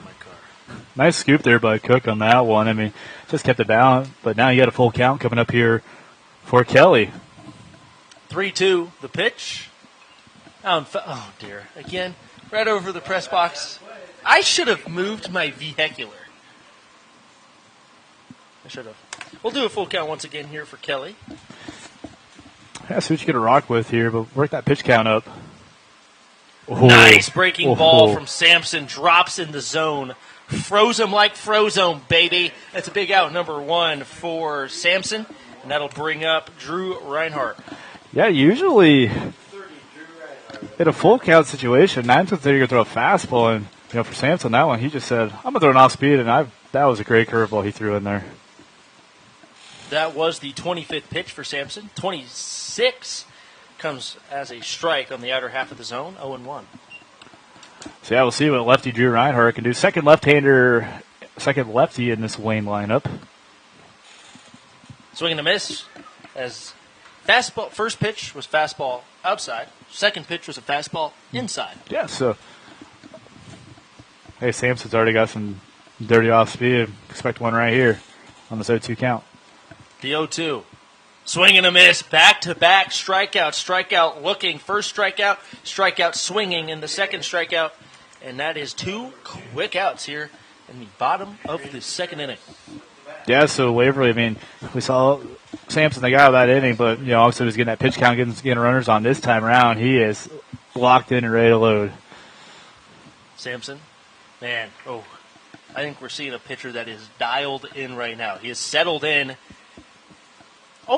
You almost have to wonder if maybe getting hit a little bit kind of bothered that leg a little bit, but he settled in quite nicely. Pitch runs inside, 1 ball, 1 strike. Yeah, I mean, got that double play ball in that inning, and now here he goes. He's locked in. He's just throwing absolute heat in there. That one hit high. Shallow right field, and running back Back-footed is Brennan Miller. 3 up, 3 down for Waverly. They make short work in the bottom of the second. We head to the top of the third, and Rolling Hills Supply Post trailing Empire Netting and Fence by the score of 3-0. Don't go anywhere. This is championship action right here on the YouTube page.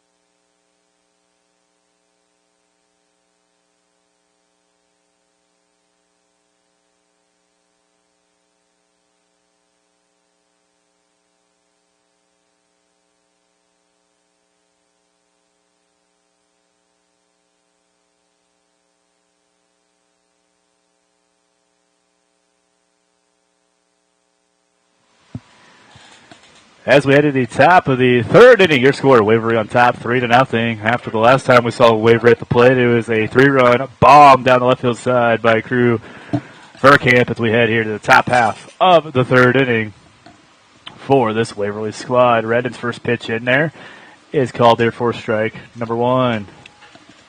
Yeah, and both pitchers seem to really be settling in, although Crew Verkamp kind of got a hold of one off of Redden there. But overall, I'd say Redden has been pitching pretty well today.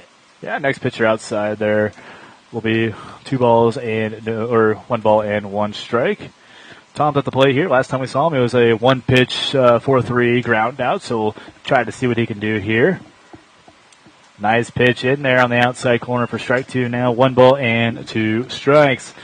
Again, we're glad to have you here with us on Championship Wednesday. For some reason, I want to say Championship Saturday, but yeah. It's not. It's Wednesday. Halfway through the week. Hopefully, you're all having a good week so far. Pitch outside there for the ball. 2 balls and 2 strikes. Wayne and Waverly playing on a Wednesday. A lot of W's here. Winner gets the overall. A lot of W's here. Winner gets Norris. Here's the pitch.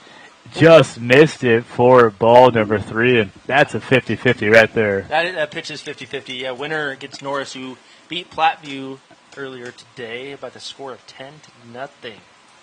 Full count pitch, makes contact, be fielded, and thrown over the first in time for the out. So Moormeyer, again, he'll get another 4-3.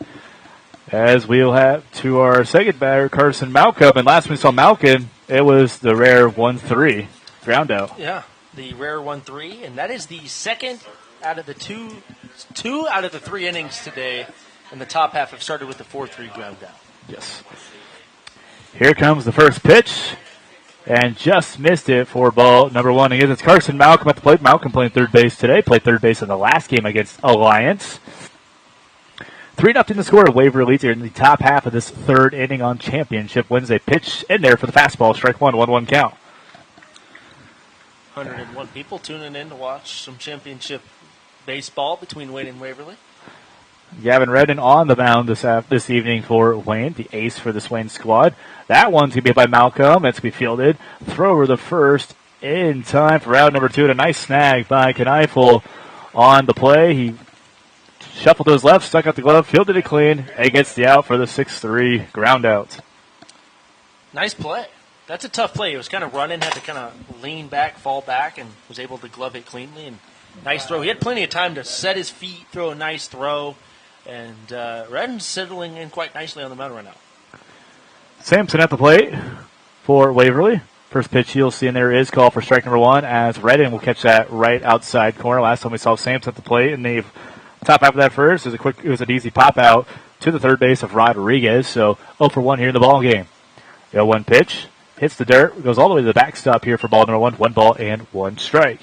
And overall, that was the 44th pitch for Redden. So overall, that pitch count not really a factor. And with the Championship Wednesday, you have more leeway. You have a little bit more to work with. You don't necessarily have to get pulled right away. Good pitch in there for strike. For the strike, a nice fastball. So a quick 1-2 count. 2 outs here in this top half of this third inning. Get the score. It's Waverly 3-0 over Wayne, trying to get back-to-back victories. That one's hit up the middle as a nice diving play, goes out. Was a good play as Moormeyer did stop it, but can't field it clean. And Sampson will reach first on the hit. Sampson helping his cause on the mound. Really good diving effort by Moormeyer, diving to his right up the middle. Just hit off the tip, the end of that glove, and didn't really go too far away from him. But Sampson's a really fast base runner. He's going to get down the line pretty fast. And that brings up a pretty dangerous Drew Cook. And with both members of the battery unit, Sampson pitching, Cook's right behind him in the batting order at 2. We'll see if they can help their cause. Yeah, we'll see what Cook can do because he reached on the air, which eventually kind of led that momentum to get the runners on the base in the bottom half of the last inning for a eventual 3-run shot. First pitch in there, inside on the fastball, ball 1-0 count here. Again, 2 outs here in the top half of this third inning. 3-0 Waverly leads over Wayne. Winner takes on Norris this Saturday. Whoever wins this matchup will host Norris on Saturday for the overall championship here in the state of Nebraska. Here's the pitch. Inside again. That will just miss. 2 balls and no strikes. Again, 2 outs here in the top half of the third inning. 3-0 the score. Waverly on top. Gavin Redden licks the runner back. Now he'll get set over at first is Sampson. Here comes the pitch. Hits this one deep down the left field line. That one's got a chance. It is gone. A 2-run shot for Drew Cook. And the home runs are flying for Waverly. It's now 5-0 here in the top half of the third inning. This offense has woken up. 3rd home run of the National Division State Tournament. 2nd home run today for Waverly. For Camp in the 2nd. Now it's Drew Cook's turn to left field. It's a 2-run shot, and Waverly's up 5 now. 5-0 the score here in the top half of this third inning. And, man, everything is going right for Waverly. And their coach didn't even get up out of his chair, didn't even high-five his player. He seemed largely unimpressed. Crack a smile, dude. The championship game. Miller's first pitch, and then we for a strike number 1. Quick 0-1 count here for Miller. Miller playing second base, and here in this game, too. Waverly kind of going with a very similar lineup. A couple of tweaks here and there, but very similar lineup to what we saw in that Alliance matchup. Gavin Redden delivers the 0-1 pitch, and Miller's going to hit this one just foul. Quick 0-2 count coming up here for Miller. And we said in the pregame show that if you, or in the postgame show and throughout the day today, really, that if you let Waverly's offense go, they're going to get hot and they're going to be a tough team to beat. We're seeing that right now. 2 home runs, that's how these 5 runs have resulted from. Ball outside, pitch outside there for ball number 1. 1 ball and 2 strikes in 2 outs here in the top half of this third inning. 5-0 the score. Waverly on top as Verkamp with the 3-run shot and then Cook with the 2-run shot. Foul tipped on, it looks like he'll, foul tip on that one. So the count remains at 3 balls and 2 strikes. Or 1 ball and 2 strikes.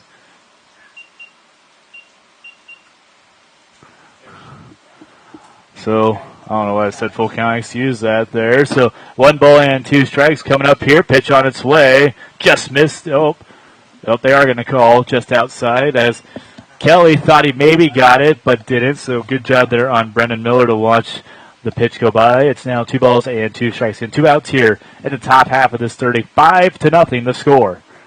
The 2-2 pitch outside. Full count now for Miller. Bada boom, bada bing.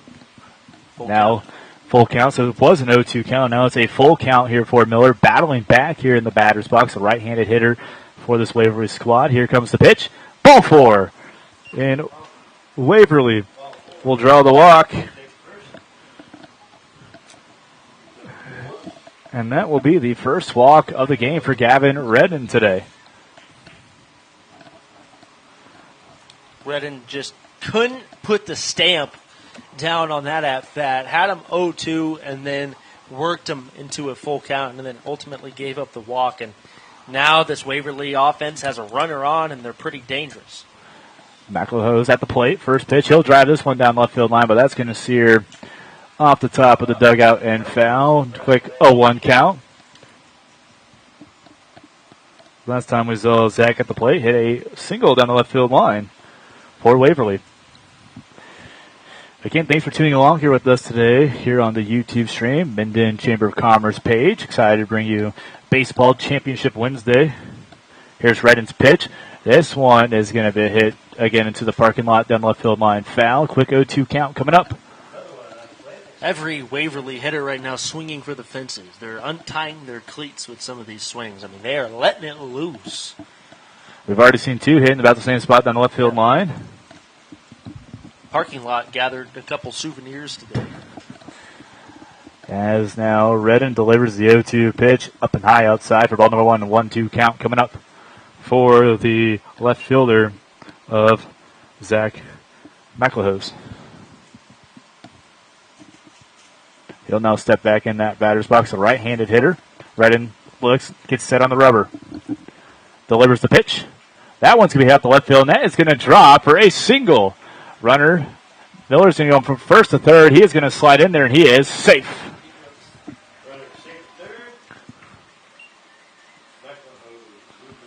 So McElhoe's with a single down the left field line, and now you got runners at the corners here with 2 outs, Ethan. Runners at the corners with 2 outs, and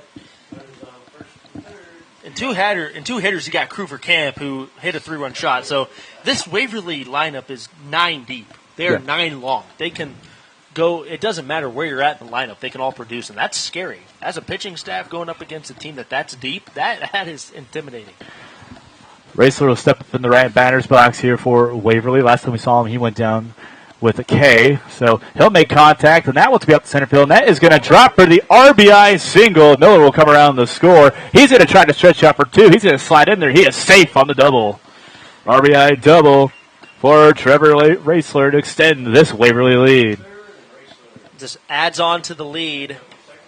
And now you have runners on second and third. And I hate to talk about this in the top of the third, but that run rule, that 8-run rule, is already becoming potentially a factor here, Cannon. I mean, you hate to talk about that because it's only the top of the third, but it's a 6-0 ball game. Runners on second and third, and since we have time, we try to get some audience participation again. Yeah, we got 109 people. Tell us where you're from. Where you're from? We want to interact with you, the people. Yeah, tell us where you're from and who you're rooting for and all that fun stuff. So where you're from, who you're rooting for, and where you watch from. We got representation throughout the day from Wyoming, California, Texas, and well, at least like we are going to have a change. Someone got on the left field. All right, so yeah, we're going to have a change. So we'll get some changes coming up. Wayne's head coach going to talk with the umpire, and Ethan, this might be Redden. I don't know if Redden's day is over just yet, but his day might be over. 61 pitches, 6 earned runs. He's responsible right now if his day is done for the runners on second and third. So it looks like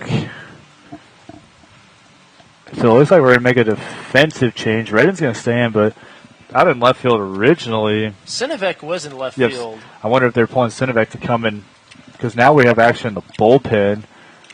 So I wonder if they're bringing Sinovic in to go to the pen and replacing him out in left. Once we find out, we'll tell you. Yeah, because Redden's still in the ball game. Yeah, we'll see it officially. They have out in left field. We'll get you updated that here in just a second. But again, Sinovac was in left field, comes out. He's now working in the bullpen for Wayne as Redden delivers the pitch on its way outside for ball number 1. And now batting for Waverly is no one in the right field. Hit the 3-run home run the last inning of Crew Verkamp. So we'll see what Crew Verkamp could do. Again, he already hit 1 home run in today's ball game, a 3-run shot in the last inning. 6-0 the score. Waverly leads it. Quick time call. Verkamp's going to step out of the box, readjust those batting gloves.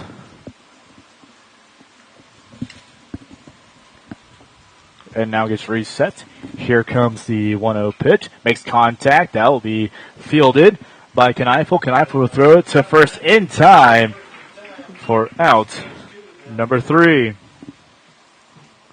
That's a tough out for Camp in his first at-bat. Hit a 3-run shot over the fence, so that's a scary out, but you got him, and now you can kind of reset and go to the bottom half. Waverly will score 3 runs here in the inning. They'll extend their lead to 6-0. We'll step aside when we come back. We will continue the 2025 Class B National American Legion State Tournament baseball tournament here from Minden. Winner will play Norris on Saturday. But in the bottom half, it's Wayne coming to the plate. You're listening to American Legion Baseball here on the YouTube page of the Minden Chamber of Commerce.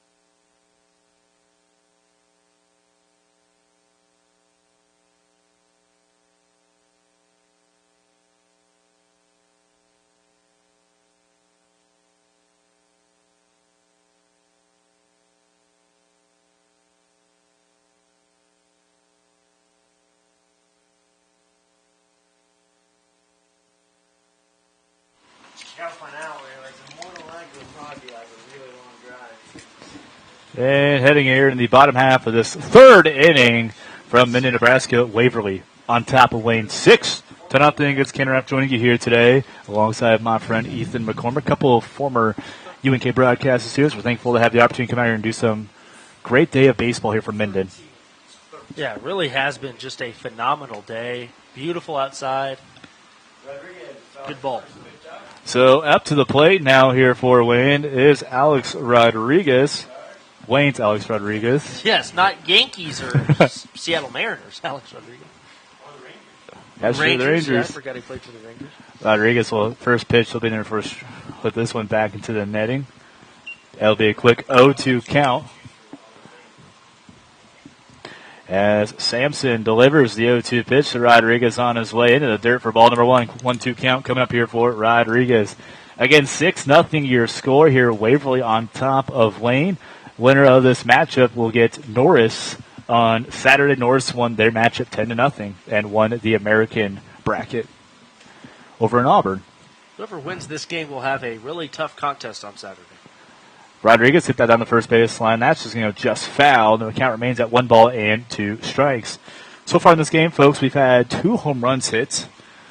Verkamp, 3-run shot for Waverly, and then Cook with a 2-run shot also for Waverly. So 2 home runs hit. The only 2 home runs hits around today's action of ball games here from Minden, Nebraska. The wind's kind of been a factor on why we haven't seen that many home runs, but it's nice to see some getting out. Strike 3 of the call. Rodriguez will go down looking. It's a backwards K to start this bottom half of the third inning. That will be Sampson's 3rd strikeout in the ball game. 2 strikeout looking, 1 swinging, and he's really settled in quite nicely since, really he hasn't been unsettled, I guess, today. Kneifel up to the plate. Sampson's first pitch misses outside on the off-speed pitch. No 1 ball and no strikes. Last time we saw Kneifel was a simple 4-3 ground out in that bottom half of that first inning. 0-for-1 in the ball game, so we can do his second plate appearance. Pitch, in there, strike 1, a nice fastball from Sampson. And now Kneifel gets reset. Sampson, kind of a quick pitcher, delivers another pitch. Swung on a miss, strike 2. 1 ball and 2 strikes. Quick 1-2 counts. Kneifel down to his final strike. For his at-bat potentially. He takes a time at the dish to kind of give himself more time.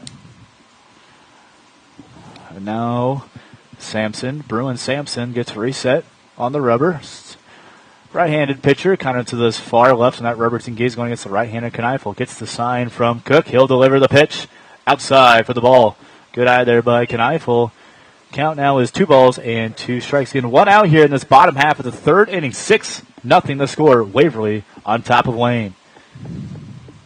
Off-speed pitch is high. It's now a full count for Kneifel. So high. Let's go for the off-speed pitch. At least one's just a little high on that one. So full count coming up again. 1 out here in the bottom of the third. Makes contact. Fielded by Malcolm. Malcolm throws the first in time for out number 2. It's a good stretch over at first. It's a 5-3 ground out here for out number 2. Good stretch over at first by Gilsdorf. Kept his foot on the bag. reached adequately, and this Waverly defense very sound. They don't really make a lot of mistakes, and that's got to be very reassuring for Sampson on the mound, knowing that you have a defense that has good range, has good arms, makes smart decisions when there is runners on the base paths. So now it's going to bring up the 2-hole hitter of Caleb Moormeyer to the plate. Reached via walk last time. First pitch, he'll see it right there in the dirt for ball number 1. 1-0 count here with 2 outs for Moormeyer.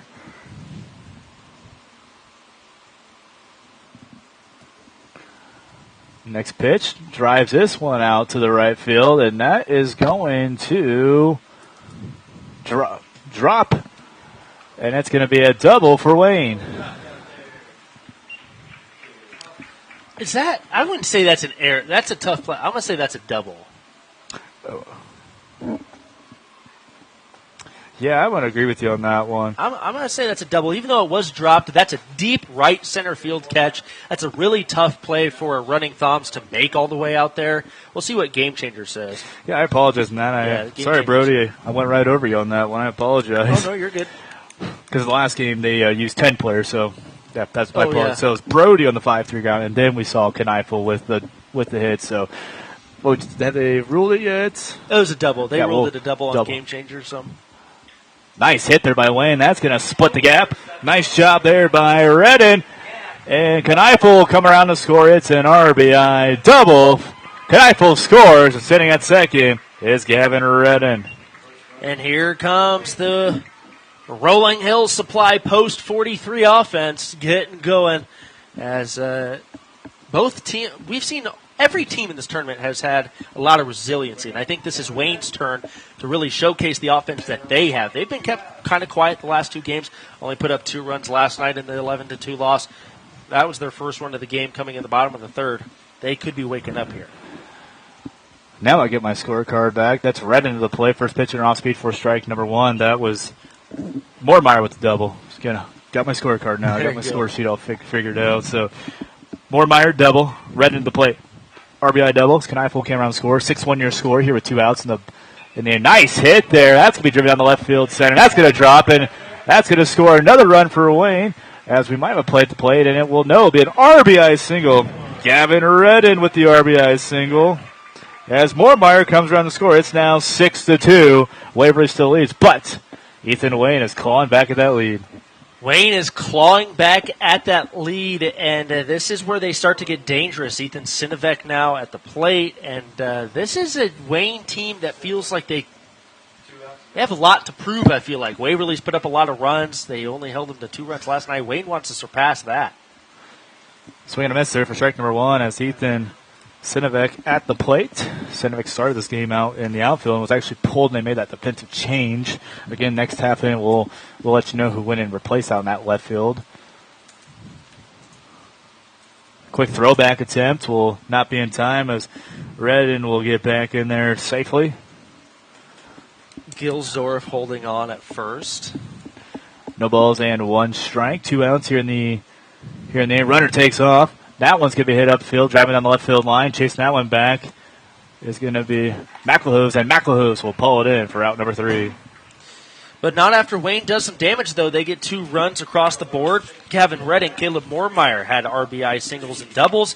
And Jackson Kneifel had a double that kind of kick-started that Wayne offense. We've got ourselves a ball game now here, Mr. Rath. It's only a 4-run lead now for Waverly. Yeah, 6-2 score, like Ethan mentioned. We'll step aside when we come back. We'll head to the bottom half of the 4th inning. As you're missing to American Legion Baseball, or excuse me, we'll head to the top half of the 4th inning. You're listening to American Legion Baseball right here on the Minden Chamber of Commerce YouTube page.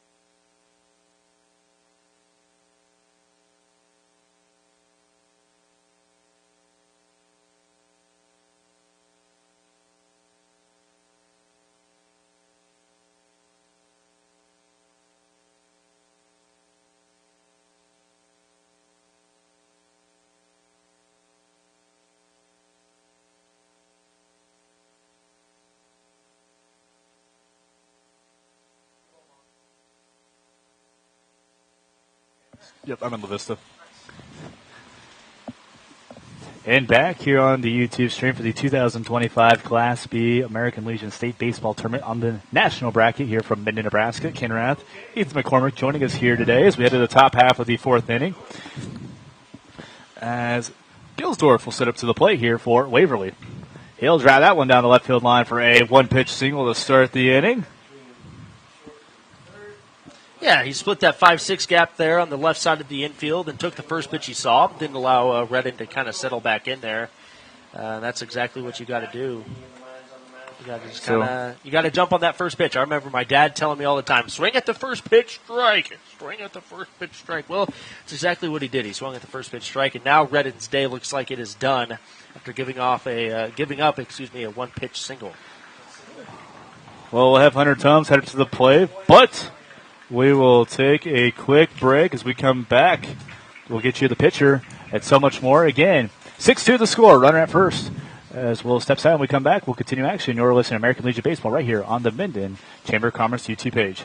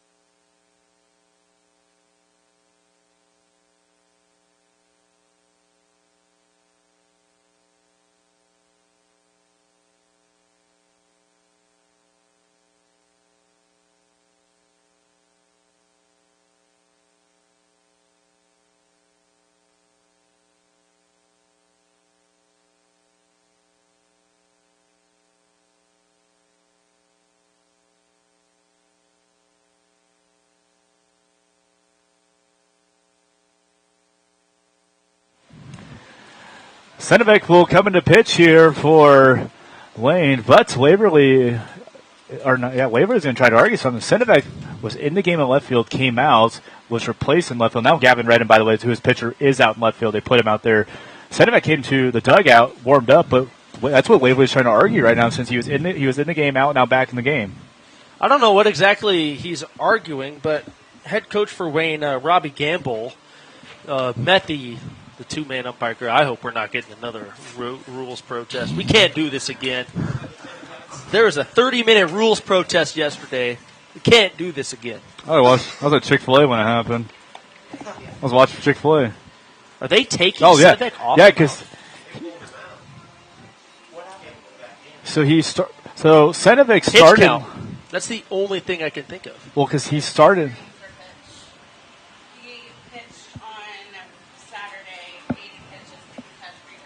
Oh, so he should be well. He should be well good.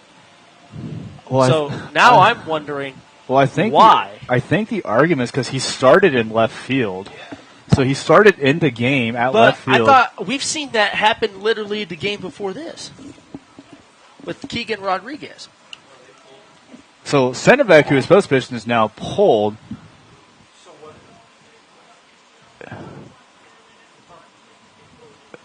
We'll see what Wayne's doing, but hey, thanks for tuning along here with us. As I'm watching for the Gators, see if they hop over there and get in the golf cart again. If you guys tuned in yesterday at all, there was a 30-minute rules protest, and I watched two umpires hop in a golf cart and drive away. Up here. Okay, I think we're gonna get the rule book. Are we doing this? They're nope. They're gonna bring the pitch. Okay, so Wayne had a kid warming up for Wayne right now because they waived someone, and now we're gonna have someone check into the game.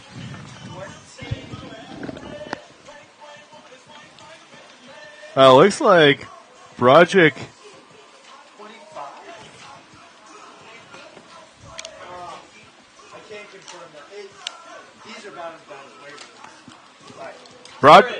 Broderick Tiki, that's who's checking the ball game. So Broderick Tiki would come in.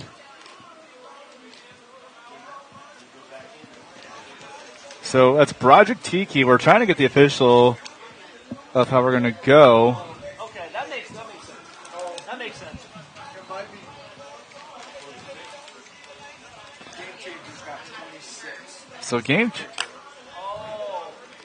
So then game changer was Spencer Moormeyer. So I thought that was 25 TQ just checking the game. So looks like Ethan's going to have an update for us.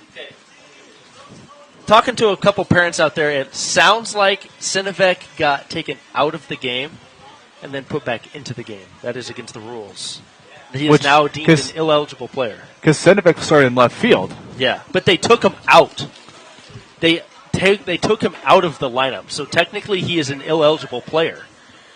And therefore he cannot go back out. Now Spencer Moormeyer is pitching for Wayne. So the official explanation, which I believe is true, Sinovic got taken out of the game.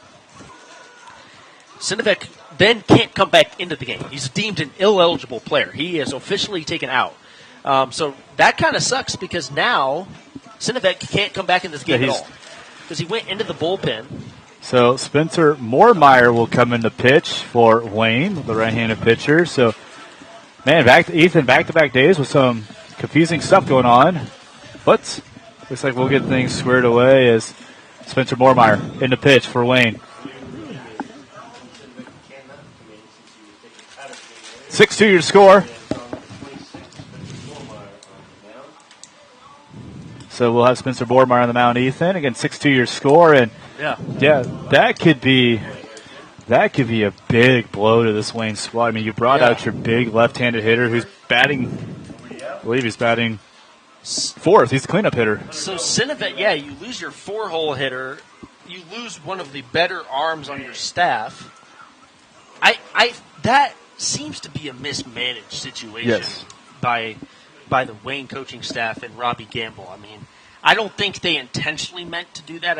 Unfortunately, the cards might have fallen that way. But that's unfortunate. Now you're going with Spencer Moormeyer here in a highly important championship game.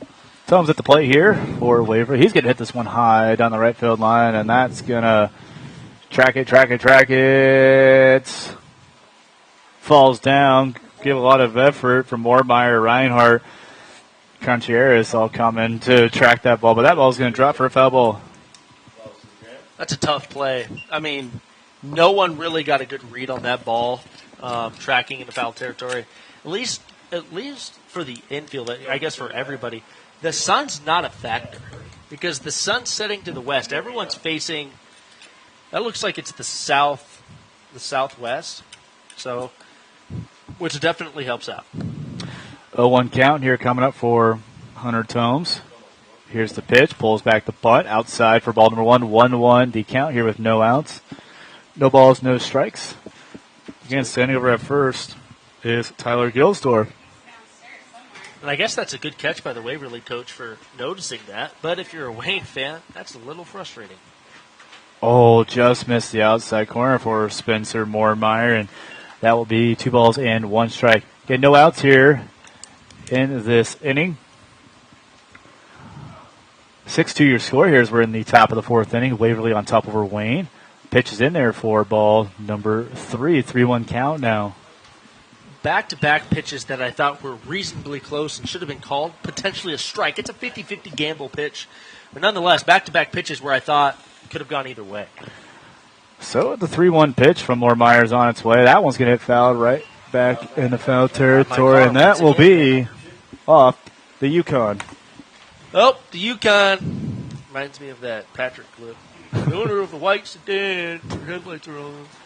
Well, the Yukon took a simple bounce on that one. So here's the pitch, and a nice hit there by Toms. As that will extend the runner from first to third on the single. So Tyler Gilsdorf standing at third here. Runners at the corner, 2 with no outs.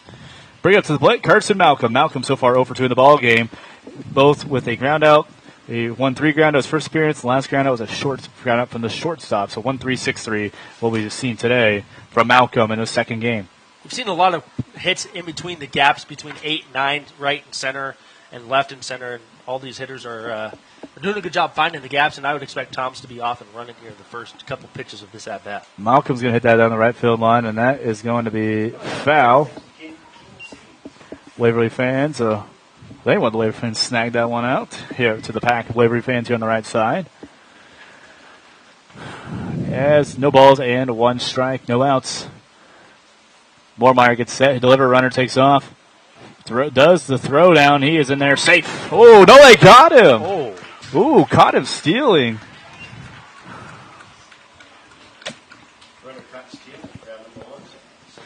So they're going to catch him. They're caught stealing on that one. And the call was a strike, so it's an 0-2 count. Yeah, 0-2 count. Malcolm at the plate. Running at third is Gilsdorf playing first base in the second matchup. 6-2 your score here in the top half of the fourth. Off-speed pitch. Just missed it for ball number 1. Moormeyer, who I think has pitched pretty well, coming in on very short notice. You don't have the ample time to really get prepared for this relief appearance, but I thought so far he's pitched pretty good. Outside corner just missed it. 2 balls and 2 strikes for Carson Malcolm. 6-3 your score here in this ball game. Sampson on deck for Waverly. As here comes the 2-2 pitch on its way. Off speed again, outside. It's now 3 balls and 2 strikes. So it was an 0-2 count, Ethan, and now it's Malcolm works his way to a full count. I don't think we can stress enough how big of a throwout that was, because if he walks, bases would have been loaded. Now there's runners at the corners. That's a very big out. And there's ball 4. So Malcolm will get the walk. Now at the corners here with 1 out. So we'll see what Bruin Sampson will do for this Waverly squad. And in the on-deck circle, the producer of a 2-run home run last inning, Drew Cook, but you got to get through Bruin Sampson, who is 1 for 2 today. He flew out to short in his first at-bat and singled and later came around to score. So Sampson has scored 1 of the 6 runs, and Sampson was the starting pitcher today for Waverly. Yeah, so Sampson in the batter's box. Here's his first pitch outside for ball number 1. Quick 1-0 count for Sampson. Again, 1 out, runners at the corner. Malcolm at first, Gilsdorf at third. 6-2, the score. Waverly on top in this championship Wednesday matchup. Last night these two teams met. As Moormeyer's going to throw back, but in the easily and safe is going to be Malcolm. And again, folks, last night these two teams met. 11-2 final score. Waverly on top. So now we'll get things reset. Here's the pitch. Can't connect for strike number 1. 1-1 count. You saw Sampson patting his chest. I think he was kind of telling his third base coach, like, hey, that's on me. I didn't really want to swing at that. I think that would have been a ball. It was a little off the plate, but now he's got himself a 1-1 count here. 1-1 count here for the pitcher, Sampson. He delivers. He'll hit contact. That's going to drop for an RBI single. And another run will come around the score for Waverly as Gilsdorf touches home plate. Malcolm will advance to second, and Sampson with the RBI single. 7-2 your score, folks, in this championship matchup. 7:52 is your time right now, and start this game at 6:40. It's over an hour, and Ethan, we have been playing baseball at a pretty good pace. We have been playing baseball at a pretty good pace, knock on wood, though. Knock on wood. But I will say, this game feels like it's a game of what-ifs. What if Sinovac was in the game right now? I feel like this game's got some pretty potent and strong, compelling what-ifs. And now we'll see, stepping up in the batter's box, he hit a 2-run shot. He is 1 for 2 in the game. Reached on to Ayers' first attempt. Drew Cook at the plate. Hit a 2-run shot his last appearance. First pitch will get that outside corner for strike number 1. Nice pitch there by Moormeyer. Paint that right corner for strike number 1. The 3-run home run puts Waverly up 8. And then that would be almost enforcing a run rule. Here comes the next pitch outside for ball number 2. Good job there by Kelly from preventing that one from going to the backstop here in Minden. Again, it's 7-2 the score. Runners at first and second, 1 out. Standing at second is Malcolm and Sampson at first. Cook at the plate has 1 home run in this ball game. Spencer Moormeyer recently checked in. He'll deliver the pitch. Outside corner misses again. 2 balls and 1 strike. Again, 1 out here in the ball game. If Waverly holds on to win this and they end up having to play Norris, they're actually rivals. So that would be a pretty big championship game. Here comes the pitch. That one's going to be hit. Try to split the gap as the center fielder is going to attack it. A nice snag by Contreras on the play for out number 2. Last time Norris and Waverly played each other, Norris beat Waverly by the score of 8-4. So Norris has the advantage in that matchup there. Yep. So yeah, 2 rivals, probably also rivals on the gridiron, the basketball court, the volleyball court, probably everything. I know that they've gone toe to toe in a lot of sports, and it's pretty even because those 2 schools are about the same playing field. First pitch in for strike number 1 for Brennan Miller. Again, 2 outs here, top half of the 4th. 7-2 your score. Waverly on top of Wayne. Last night, Waverly defeated Wayne 11-2, so trying to get back-to-back wins and capture this National Division bracket. Second pitch inside for the ball. 1 ball and 1 strike. Again, 2 outs here in the top half of the 4th inning. 7-2 your score. Waverly on top. Brendan Miller at the plate. He is 0 for 1 here. Reached on an error, and the last appearance was walked. That ball's in the dirt for the ball. 2 balls and 1 strike. Excuse me, I know Brendan hit a fielder's choice, but he's been around. He's scored twice so far in today's game. He's been on the field both times home runs were hit. Yeah, and it's helping out Waverly's cause quite a bit here. Wayne's Moormeyer gets set on the rubber, looks back at the runners. He'll now deliver the pitch off speed in there for strike number 2. A nice off speed pitch. 2 balls and 2 strikes. Coming up for Brendan Miller. Moormeyer really slowed down his delivery there on that breaking ball. You got to be careful because you don't want to start tipping your pitches. So you got to be careful. You want to maintain and be consistent with your delivery. The pitch on its way makes contact. Contreras is going to try to track it down alongside with, and that is going to drop in the gap. 1 run will score. Waverly's going to set another one, and it's going to be a 2 RBI triple for Waverly. They extend the lead 9-2 here in the top half of the 4th inning. That ball hung in the air for quite a while, but I think the wind was kind of playing with that one and carried it a little bit longer than I think the 2 Wayne outfielders and Contreras and Reggie Hollins thought it was going to carry out there.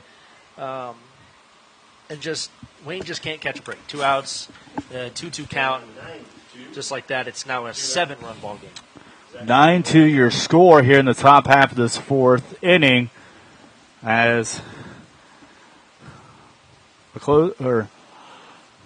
first pitch in there for ball number 1. If you look at the scoreboard, that's a pretty satisfying looking scoreboard. They've scored 3 in the 2nd, 3 in the 3rd, and 3 in the 4th.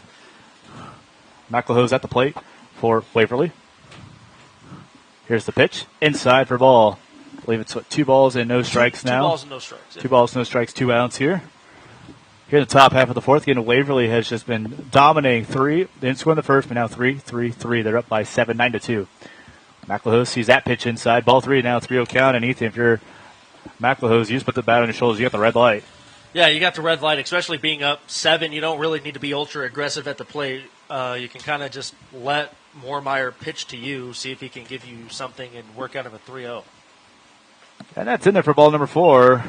As McElhoe's will be standing at first here, drawing the walk. He now runs the corner. Bring it up to shortstop, Trevor Raisler. Raisler's 1 for 2, struck out swinging, was the first strikeout victim and the only strikeout victim Waverly's had today. And then he had an RBI double in his last plate appearance that came in the 3rd. So we'll see what Raisler can do at the plate here. 9-2 the score here in the top half of this 4th inning. 2 outs, runners at the corners. Here's the pitch. He'll hit this one out to center field. Contreras is going to track it down, and Contreras will record the 3rd out.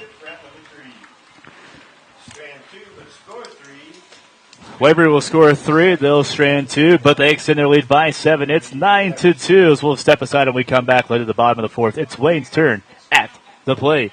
You're watching American Legion Baseball, the National Division Championship game right here on the Minden Chamber of Commerce YouTube page.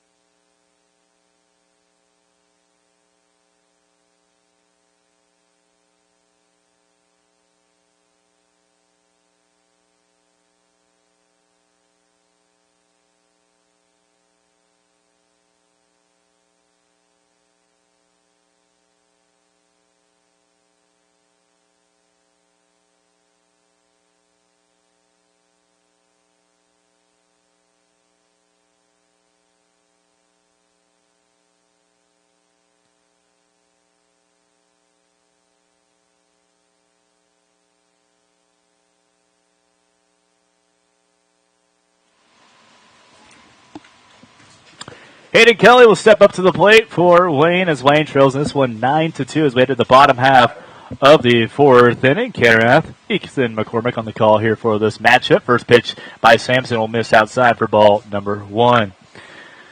Again, folks, we want to know where our listeners, our watchers, where you're viewing today's ball game. Let us know in the chat where you're watching. This one's hit up straight up, and this is going to go straight back for the foul ball. It's 1 ball and 1 strike. Yeah, Wayne's really got to put their foot on the pedal here in this bottom half because with how Waverly's offense has gone today, they've scored 3 runs in the second, third, and fourth. You expect the fifth a similar outing, so you really got to put your foot on the pedal here. Ball's outside for ball number 2. 2 balls and 1 strike again. 9-2 your score. Waverly on top. Sampson delivers. This one's going right towards us to hit the pole right in front of us here. Foul. Which is not good if we lost the audio on that one. 2 balls and 2 strikes. Go out. We're going to take a quick timeout break. The pitcher, Kelly, calls time. Now he'll step back in that batter's box. As Sampson delivers the pitch, Kelly will swing and miss. Ball's going to be in the dirt. They're just going to throw out the first to get the outs. And will be our first strikeout of the inning. And that will be the 4th strikeout for Sampson in the ball game. Bringing up Drew Reinhardt, the first baseman, to the plate for Wayne. Reinhardt was another strikeout victim earlier today. He struck out swinging in his first at-bat. That came in the second inning.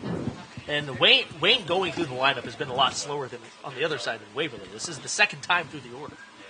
First pitch will be outside for ball number 1. So a quick 1-0 count coming up here for Drew Reinhardt. Again, playing first base. That's down the dirt for ball 2. Now it's 2 balls and no strikes. So 2 balls, no strikes coming up here. Well, the left-hander Reinhardt's. Here's the pitch. Inside for ball number 3. That's a 3-0 count now for Reinhardt. So, Ethan, if you're Reinhardt, you just put the bat on your shoulders. Here comes the pitch. Ball number 4. And Reinhardt, 4 straight pitches will draw the walk. He'll be staying up first for Wayne. Yeah, that's a needed base runner. Sometimes all you need to do is get a base runner on, and then the floodgates kind of open. You can kind of start to see the vision, and you're down 7. You got to get some runs back because, like mentioned, with how Waverly's offense has been going, you kind of need to get, I would say, at least 2 or 3 runs here. We'll see what Contreras could have to play here for Wayne. First pitch inside for ball number 1. So, folks, Wayne has a runner at first. That is Drew Reinhardt. Contreras, the center fielder, up to the plate, recorded a couple outs throughout the ball game today. Recorded the last out, actually, the last inning. That one's hit straight up as Malcolm is going to call for it, and Malcolm will snag the catch for out number 2. Those are tough, though, because the wind can kind of play with those a little bit, but Malcolm had that from the time it left the aluminum to the time it hit his glove. He had that tracked pretty well. We'll see what Rodriguez will come up to the plate. Rodriguez is 0 for 1. He went down looking in his last appearance, so Rodriguez stepping up to the plate. Beefcake, I specifically want to hear from you. First pitch in there outside for ball number 1. 1-0 count. I'm calling out Beefcake. Okay? Need another Beefcake prediction. As Sampson delivers. This one's going to be hit straight up. And it's going to be recorded by the center fielder of Tomes. We'll get the 3rd out. As we have played 4 complete innings of baseball here from Minden, Nebraska. Your score, it's 9-2. As Waverly no hits, will leave 1 left on and no errors. Well, at the top of the 5th, it's Waverly's 5th play. You're listening to American Legion Baseball right here on the Minden Chamber of Commerce YouTube channel.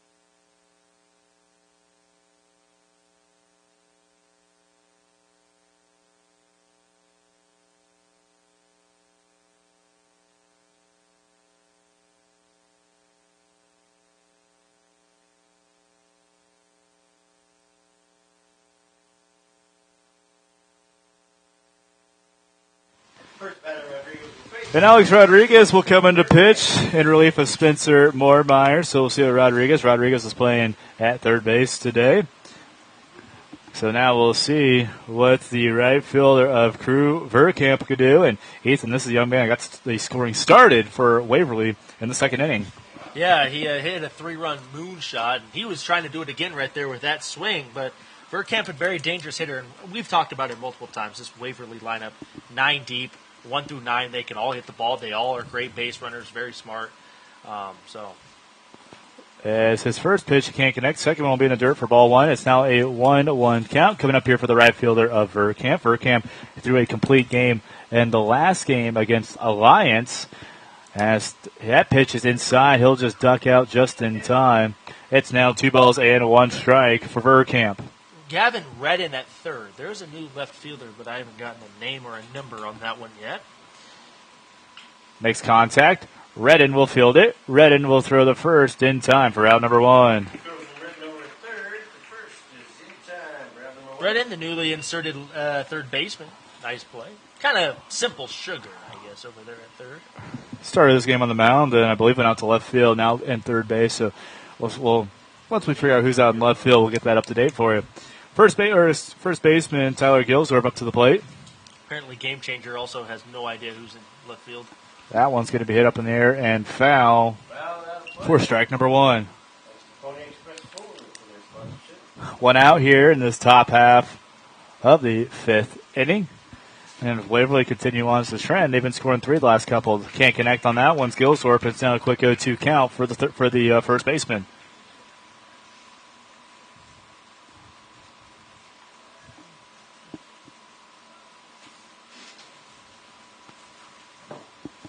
Here comes the pitch.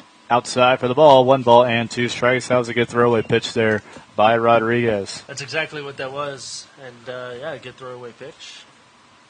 Now you have a 1-2 count. You got to attack the hitter here. Low and outside for ball number 2. 2-2 count here.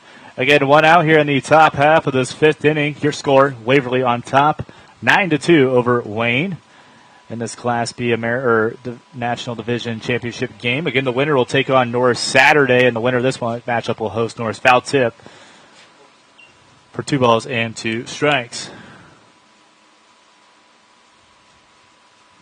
Pitch in there. Another foul tip. Way to battle live there by Gilsdorf. The count remains at 2 balls and 2 strikes. Kelly behind the plate today for Wayne.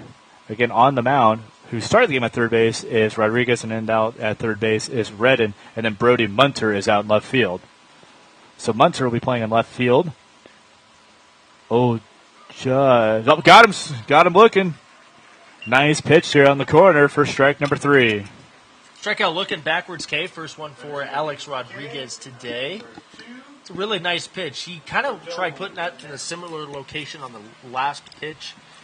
Fouled it off. Stayed alive. That time, didn't swing, froze him a little bit, but now you have to go to the top of the order and face probably the 5 most dangerous hitters you'll have to face in any given lineup this year. Thumbs up to the plate.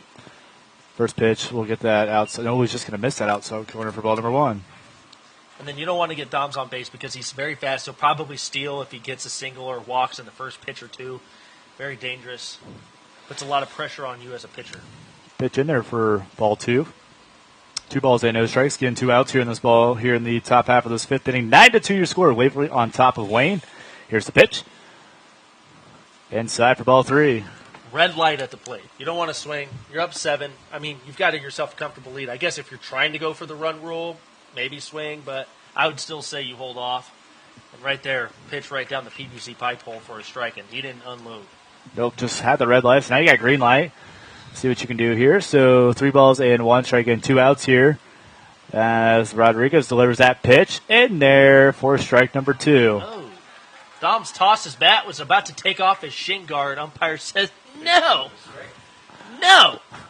Says, no. Come back. Silly hitter. Says, you come back. Tricks are for kids. That's a strike. So, yeah, that was it. Or full count. I was going to say, yeah, it is full count. You have 3-2. So Tom's up to the plate. You know, he thought the last one was ball 4, and it was really a close 50-50 on that play, Ethan. Here's a full count pitch. That will be ball 4. So now he'll draw the walk. Second time Thomes has been on base today. He's now 1 for 2. He's walked in his last 2 at-bats, but Carson Malcolm at the plate now. He's 0 for 2. He walked in his last at-bat, later got stranded on second in that 4th inning. Yeah, so we'll see what Malcolm can do at the plate. Like you mentioned, drew the walk and then came around the score in his last appearance.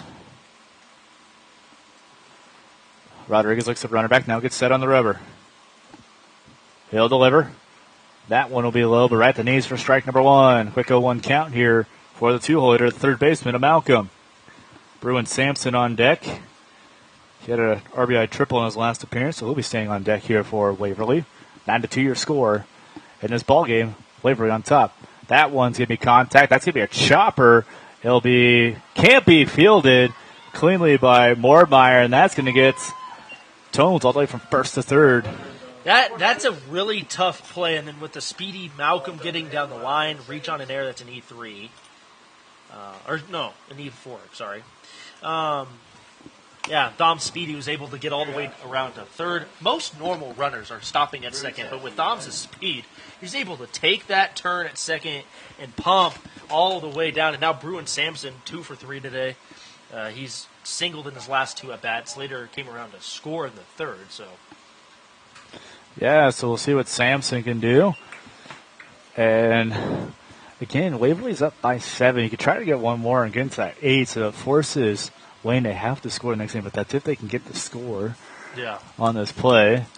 Rodriguez delivers that pitch. Sampson hits this one out, and that is going to be between the gap and right center. That's going to score 1 run. He's going to stretch out for 2. Waverly's going to send their second runner.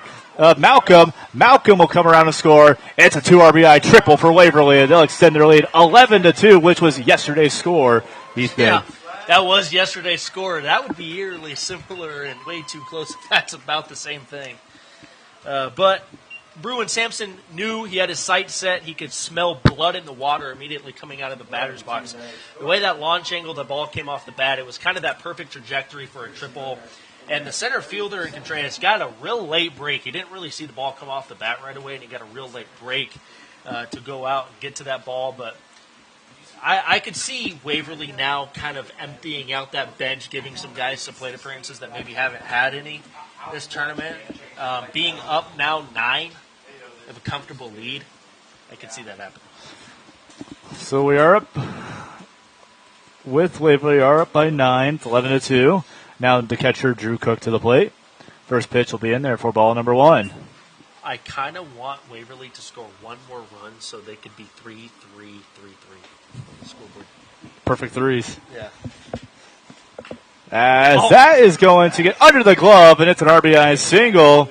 As Sampson will come around the score, and Cook add another RBI to his name after the RBI single. You speak it into existence, C-Rath.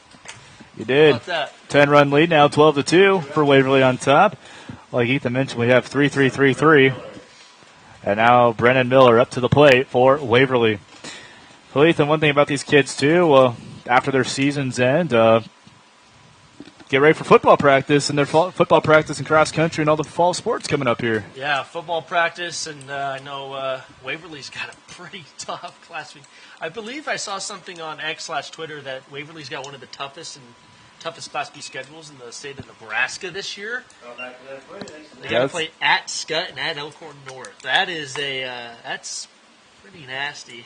So they got to get ready for that. Yeah, then see what Wayne can do on their part. I know at the Division II level with their Wildcats, pretty favorable team like they did last season as well.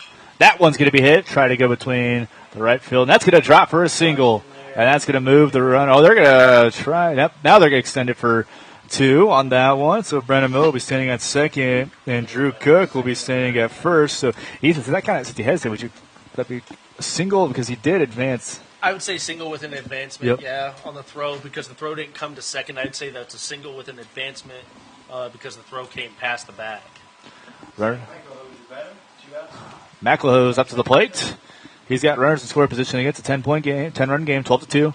McElhoe hits this one straight up and straight back for the foul ball. It's bouncing. And there goes another vehicle more than likely back there.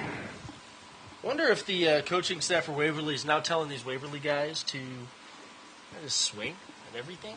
You're up 10. Or I guess not. That's debunked. So that's going to be a 1-1 count. And right now, folks, the run rule being in effect, so Wayne will get to bat, but they're going to have to score quite a few runs to get out of it. That one's in the dirt for a ball. 2 balls and 1 strike. Coming up again, 2 outs here for Waverly. For Wayne to get out of that run rule, they would have to score 3 runs in the bottom half of this 5th inning. Here's the pitch. Swing and a miss for strike number 2. It is 8 after 5. So McLahoe's there. Can't connect. 2 balls and 2 strikes. Getting 2 outs here in this top half of the 5th. 12-2 your score. That one's going to be hit down the third baseline and fouls. The Wayne dugout will go track that one out. Again, a winner gets Norris on Saturday. This side of the bracket will host. So whoever wins this one will host Norris on Saturday. Here comes the pitch. That one is fouled again. Count remains at 2 balls and 2 strikes here in the top half of this 5th inning. How impressive has Waverly been today? They have their offense just is explosive. They do not let up. Just the last 3 games, just the last 2 games in general, they've combined for 23 runs. It's an explosive offense. And one thing about that Alliance game, Ethan, there was, 3 or 4 innings that got shut out by Alliance, so really got the bats working late, and it's been working well here into this second matchup against Wayne. The 2-2 pitch on its way from Rodriguez. Swung and a miss for strike number 3. I stand corrected. I forget. I didn't factor in. I was factoring in last night's game. Oh, gotcha. I guess they've scored 31 runs in their last 3 games. They're averaging 10 runs a game over their last 3 games. That is impressive. Very good. As this Waverly squad will tack on some more runs. They lead 12-2. We'll step aside and we come back. It's the bottom half of the 5th. Wayne, run rules in effect. They're going to have to get quite a few runs to keep this game going. You're listening to American Legion Baseball here on the Minden Chamber of Commerce YouTube channel.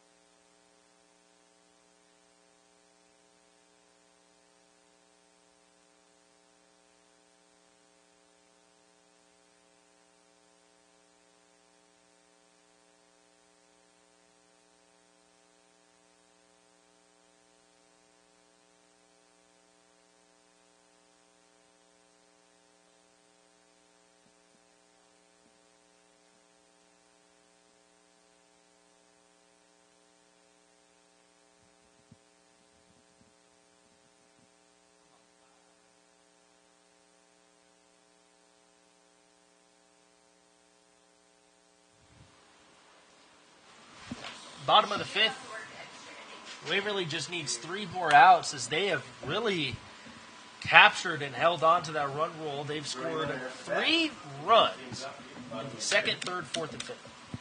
It's the epitome of consistency for Waverly. As that first pitch will be fouled out. Out of play. 0-1. Sampson going for a complete game. 2-run shutout. Or I guess it's not shutout. 2-run complete game here in the championship game. All 1 misses high. 1 ball, 1 strike to Brody Munker, who is 0 for 1. 1 ball, 2 strikes, excuse me. I must have missed a strike in there. That's my apologies. The 1-2. Ball in the dirt. They're going to check down. They're going to say he went. Bat broke the plane. Big first out. That is the 5th strikeout of the day for Sampson. Yeah, nice strikeout there by Sampson. And again, trying to go for a complete game. And folks, if Sampson get the run rule in effect here, that is 2 pitchers who have pitched today for Waverly, which puts them in good rest for this weekend's matchup against Norris. Because they'll need all the pitchers, I think, or at least the aces, for a big-time matchup against Norris as the first pitch. We go back to the top of the order, and Jackson Kneifel. Last time Waverly and Norris played 8-4 Norris victory back about a month ago. So they are pretty familiar with each other. They play a couple times in the spring. They play a couple times in the summer. That pitcher's bald. Play football against each other. They play each other all the time. Yeah, they're pretty familiar. Like mentioned, they are rivals. That one will be grounded out to Brennan Miller. Miller will get some leather on it. Throw it on over in time. 4-3 ground out for out number 2. And Wayne down to their final out. Yeah, so Wayne down to their final out, which is going to bring up Caleb Moormeyer to the plate, second baseman. He is technically 1-for-1 in the game. He had an RBI double early on. Drew a walk his first time, then an RBI double his last appearance in that third inning, which helped account for one of the runs in that inning. First pitch to Moormeyer. Low 1-0. Caleb's brother Spencer came on in relief in that weird situation with Sinovac. That one hit very well in the left field. That ball is going. It is gone. What? Caleb Moormeyer says, not so fast. There's still a little bit more life in these bats. Now a 9-run ball game, 12-3, courtesy of Caleb Moormeyer. What a hit by Moormeyer. It was just a simple fastball. Ripped it, and man, just hit that down the left field line. And that's 3 home run shots that we've seen down that left field line today, Ethan. Yeah, those righties are loving the left field line. But like mentioned, Moormeyer keeps Wayne going. And now Gavin Redden, who is 1-for-1. He walked and singled, RBI single. Wayne could have gotten maybe a little bit of life. We'll see how Sampson responds. Breaking ball misses way outside. 1-0 is the count. Yeah, one of the things, Ethan, Wayne here will have to score 2 runs to keep this game going.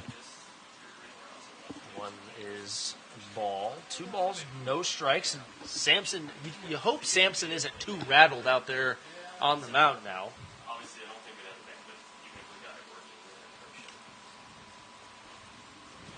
2-0 from Sampson. This is a little high and inside, 3-0 count. Definitely have the red light. You've got to make the most out of these at-bats if you're Wayne and Redden. 3-0 is the count now. Yeah, and that was one that just came in there real fast, and we're going to have a time called. Coach can talk with his pitcher, full count. Coach is going to come out and talk with his pitcher. Yeah, like you said, calm things down. Sampson's at 73 pitches, so he's still well in the realm of pitch count, but pitch count kind of goes away because if they win today, they have 2 days of rest. Thursday, Friday, they get to Saturday, so pitch count really doesn't mean a whole lot, I guess. Oh, and yep, he will stay in the ball game. I feel like that's smart for him to stay in the ball game. You got to just try. He's got to get 1 out. Yeah, he's just 1 out away, and doesn't potentially waste an arm for your Saturday matchup. Yeah. But we are going to see some action in the bullpen. Number 13, 18. Man, those numbers are kind of hard to read. Sampson comes from the windup on a 3-0. That catches the outside part of the plate. Now, if you're ready, you have the green light. Got the green light there, yeah. Again, Redden 1-for-1. That one, same exact location. Call the strike. Full count. Runner will be. Or I guess there's no runner on. My bad. No runner will be running because there's no runner. Full count pitch misses way high, way inside. So a walk as Wayne's offense stays alive. They're continuing the fight. That'll bring up the 4-hole hitter. And I guess it's not Ethan Sidovec because he got taken out of the game. Forgot. It's Spencer Moormeyer. So, yeah, the pitcher, Moormeyer, or former Moormeyer. The former pitcher, Moormeyer. Moormeyer's first at-bat, and he will see a ball high, 1-0. Try to do the success that we just saw his brother do 2 batters ago at the solo shot down the left field line. Redding getting a lead off. That one will be hit to right field. Well in control for Verkamp, who runs back. Taking him to the fence. He will catch that for out number 3. And that will do it. Waverly is your 2025 Nebraska American Legion Class B Senior National Division State Champions. Before we I feel like they're not that excited. I feel like they would be a lot more. They still have one more game, but you win a big time. This is technically a championship game. It's a big time game. Nonetheless, Waverly gets a 12-3 win over Wayne, and we'll step aside. We'll have some post-game thoughts, give you some stats. We'll give you our thank yous and everything. When we come back, we'll step aside as Wayne drops this one in the Class B Senior National Division State Tournament Championship game. We'll be right back on the Minden Chamber of Commerce YouTube page.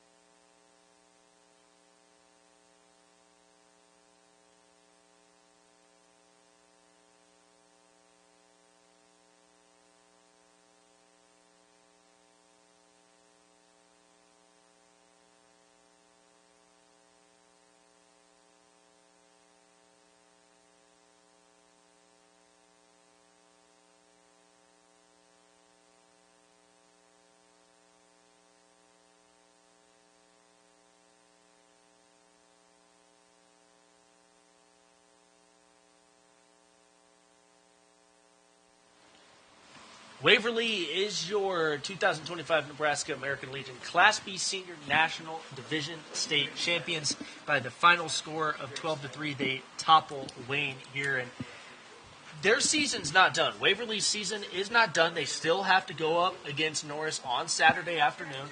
So we saw them not really celebrate, but that's because they've still got job's not finished. They still have a lot left to do. They have a big time matchup against their rival. But Cannon, Wayne and Waverly, their offense really propelled them. We talked about it in the pregame and in the postgame. Once that offense got going, they were really tough to beat. Yeah, it's going to be interesting. But for Waverly, I mean, you still got one more, and give them a day's break. It's Wednesday game Saturday. We'll give them a break and hit the field Thursday and have a light practice Thursday, and they'll host Norris. And again, last time the two teams played, they've already played once. It was an 8-4 victory for Norris. But if this Waverly team can go in with that success that we just saw today, or you mentioned 30-plus runs in the last 3 games, they'll have no issue with Norris. But Norris did win 10-0 pretty early on in their matchup against Platteview. I like the sentiment from Robin here in the YouTube chat. Good try, Wayne. Wayne did play good. You can't hang your head once again if you're Wayne. You had a really good season. You put together a good run here in the state tournament, good regular season. Got them to this point. Very well coached. Robbie Gamble had himself a pretty good team. Yeah, and for Wade, I mean, you think about it, you are a top 4 team in Class B this year. Mm-hmm. You're one of the 4 best teams in Class B. You finished your runner-up in your division. And so congratulations to Wayne, and best of luck to the kids returning next season. The kids are getting ready to start their fall sports season, but also for the young men who probably have graduated. This is their last time playing. Legion Baseball's getting ready for the next part of your life. So best of luck to you, Wayne, in your sports seasons, and, rock out on the football field, the cross-country courts, and have fun. Yeah, have fun. Hope you have a good fall sports season. Hope everyone stays injury-free. No injuries. Hope everyone has a healthy, happy fall season for Waverly. Wow, what a game. 3 runs in the second, third, fourth, and fifth.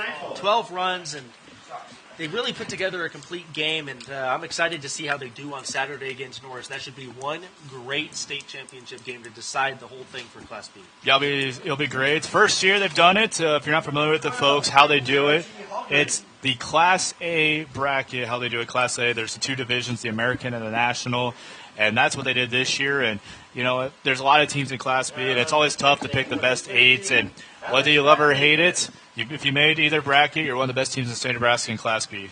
Well, that'll about wrap us up here. Huge thanks to everyone involved with getting this together, from everyone with the Minden Chamber of Commerce, the tournament and league directors, the American Legion rules guys, the coaches, the players, everybody for the hospitality, making sure that this has gone so smoothly. We had some technical difficulties, but we overpowered that. We came through supplying you the content, and we surpassed 1,000 viewers on the channel today for these streams. So from the bottom of my heart, from the bottom of your heart, I'm sure we say thank you to everyone involved for making this so much fun. A lot of fun. We're glad to be here again one last time. I'm Ken Rath, a 2023 graduate from the University of Nebraska Kearney with a sports broadcasting degree, and also got to give a thanks to one of our other graduate members and friends, John Wilson, Coach Dan Wilson, for getting this all set up for us. And that's a little about me, a graduate of Kearney, broadcasting major, working in the radio business, and same with you, Ethan. Yeah, thank you. I've been Ethan McCormick, KOPR alum. It's been a lot of fun. If you're driving home, have a safe drive home. If you're at home, I guess stay safe at home. But Waverly wins the 2025 Nebraska American Legion Class B Senior National Division State Tournament, toppling Wayne by the final score of 12-3. Once again, I've been Ethan McCormick. That's been Camden Rath. Have a safe rest of your night. Have a great rest of your night. We will talk to you sometime, hopefully down the road.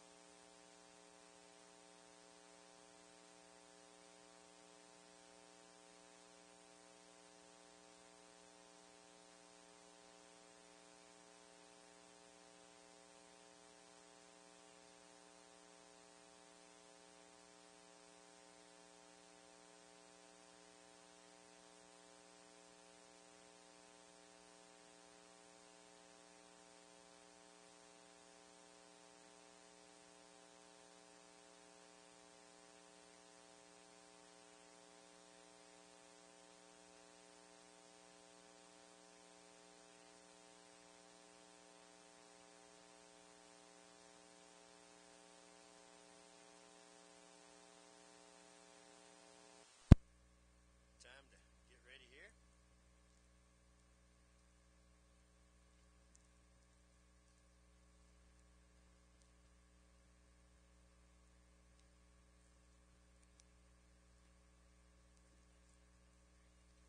Okay, number 1, Zach McElhose.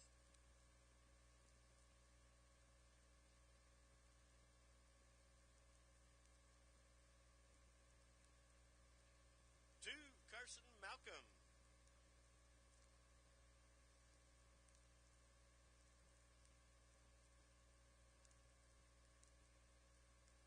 Three, Crew Verkamp.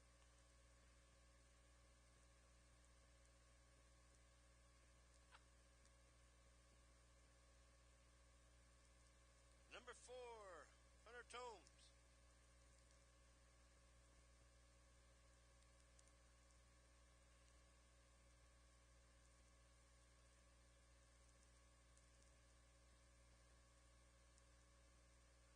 Number 5, Bruin Sampson.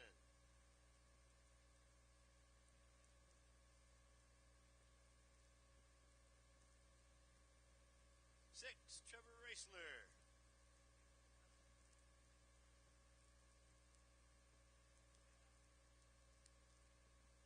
Seven, Brennan Miller.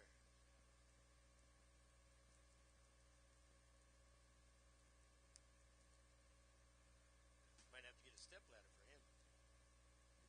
Number 8, Colt Kershaw.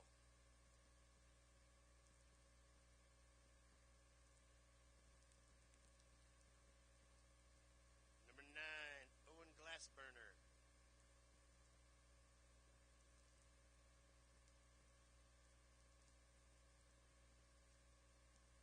10, Cody Nienhauser.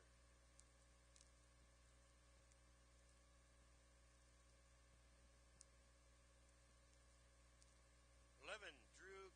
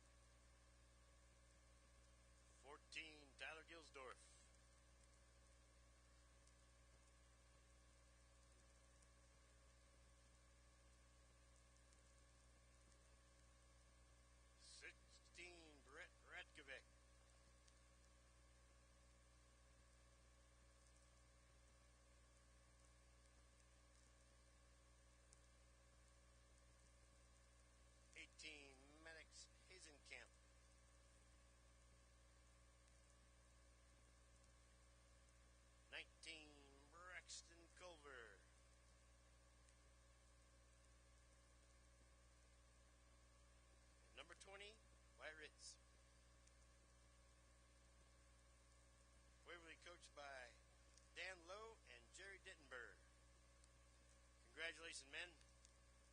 Fine job all week long.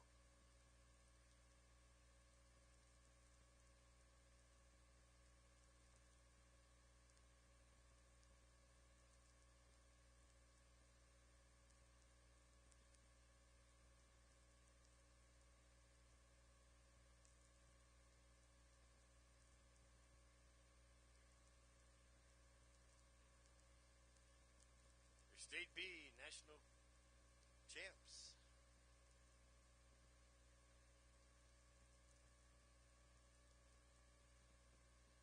Congratulations to both teams. Both made a fine showing. They go on Saturday. Waverly will be taking on Norris, I believe. So good luck there, men. Thanks everybody for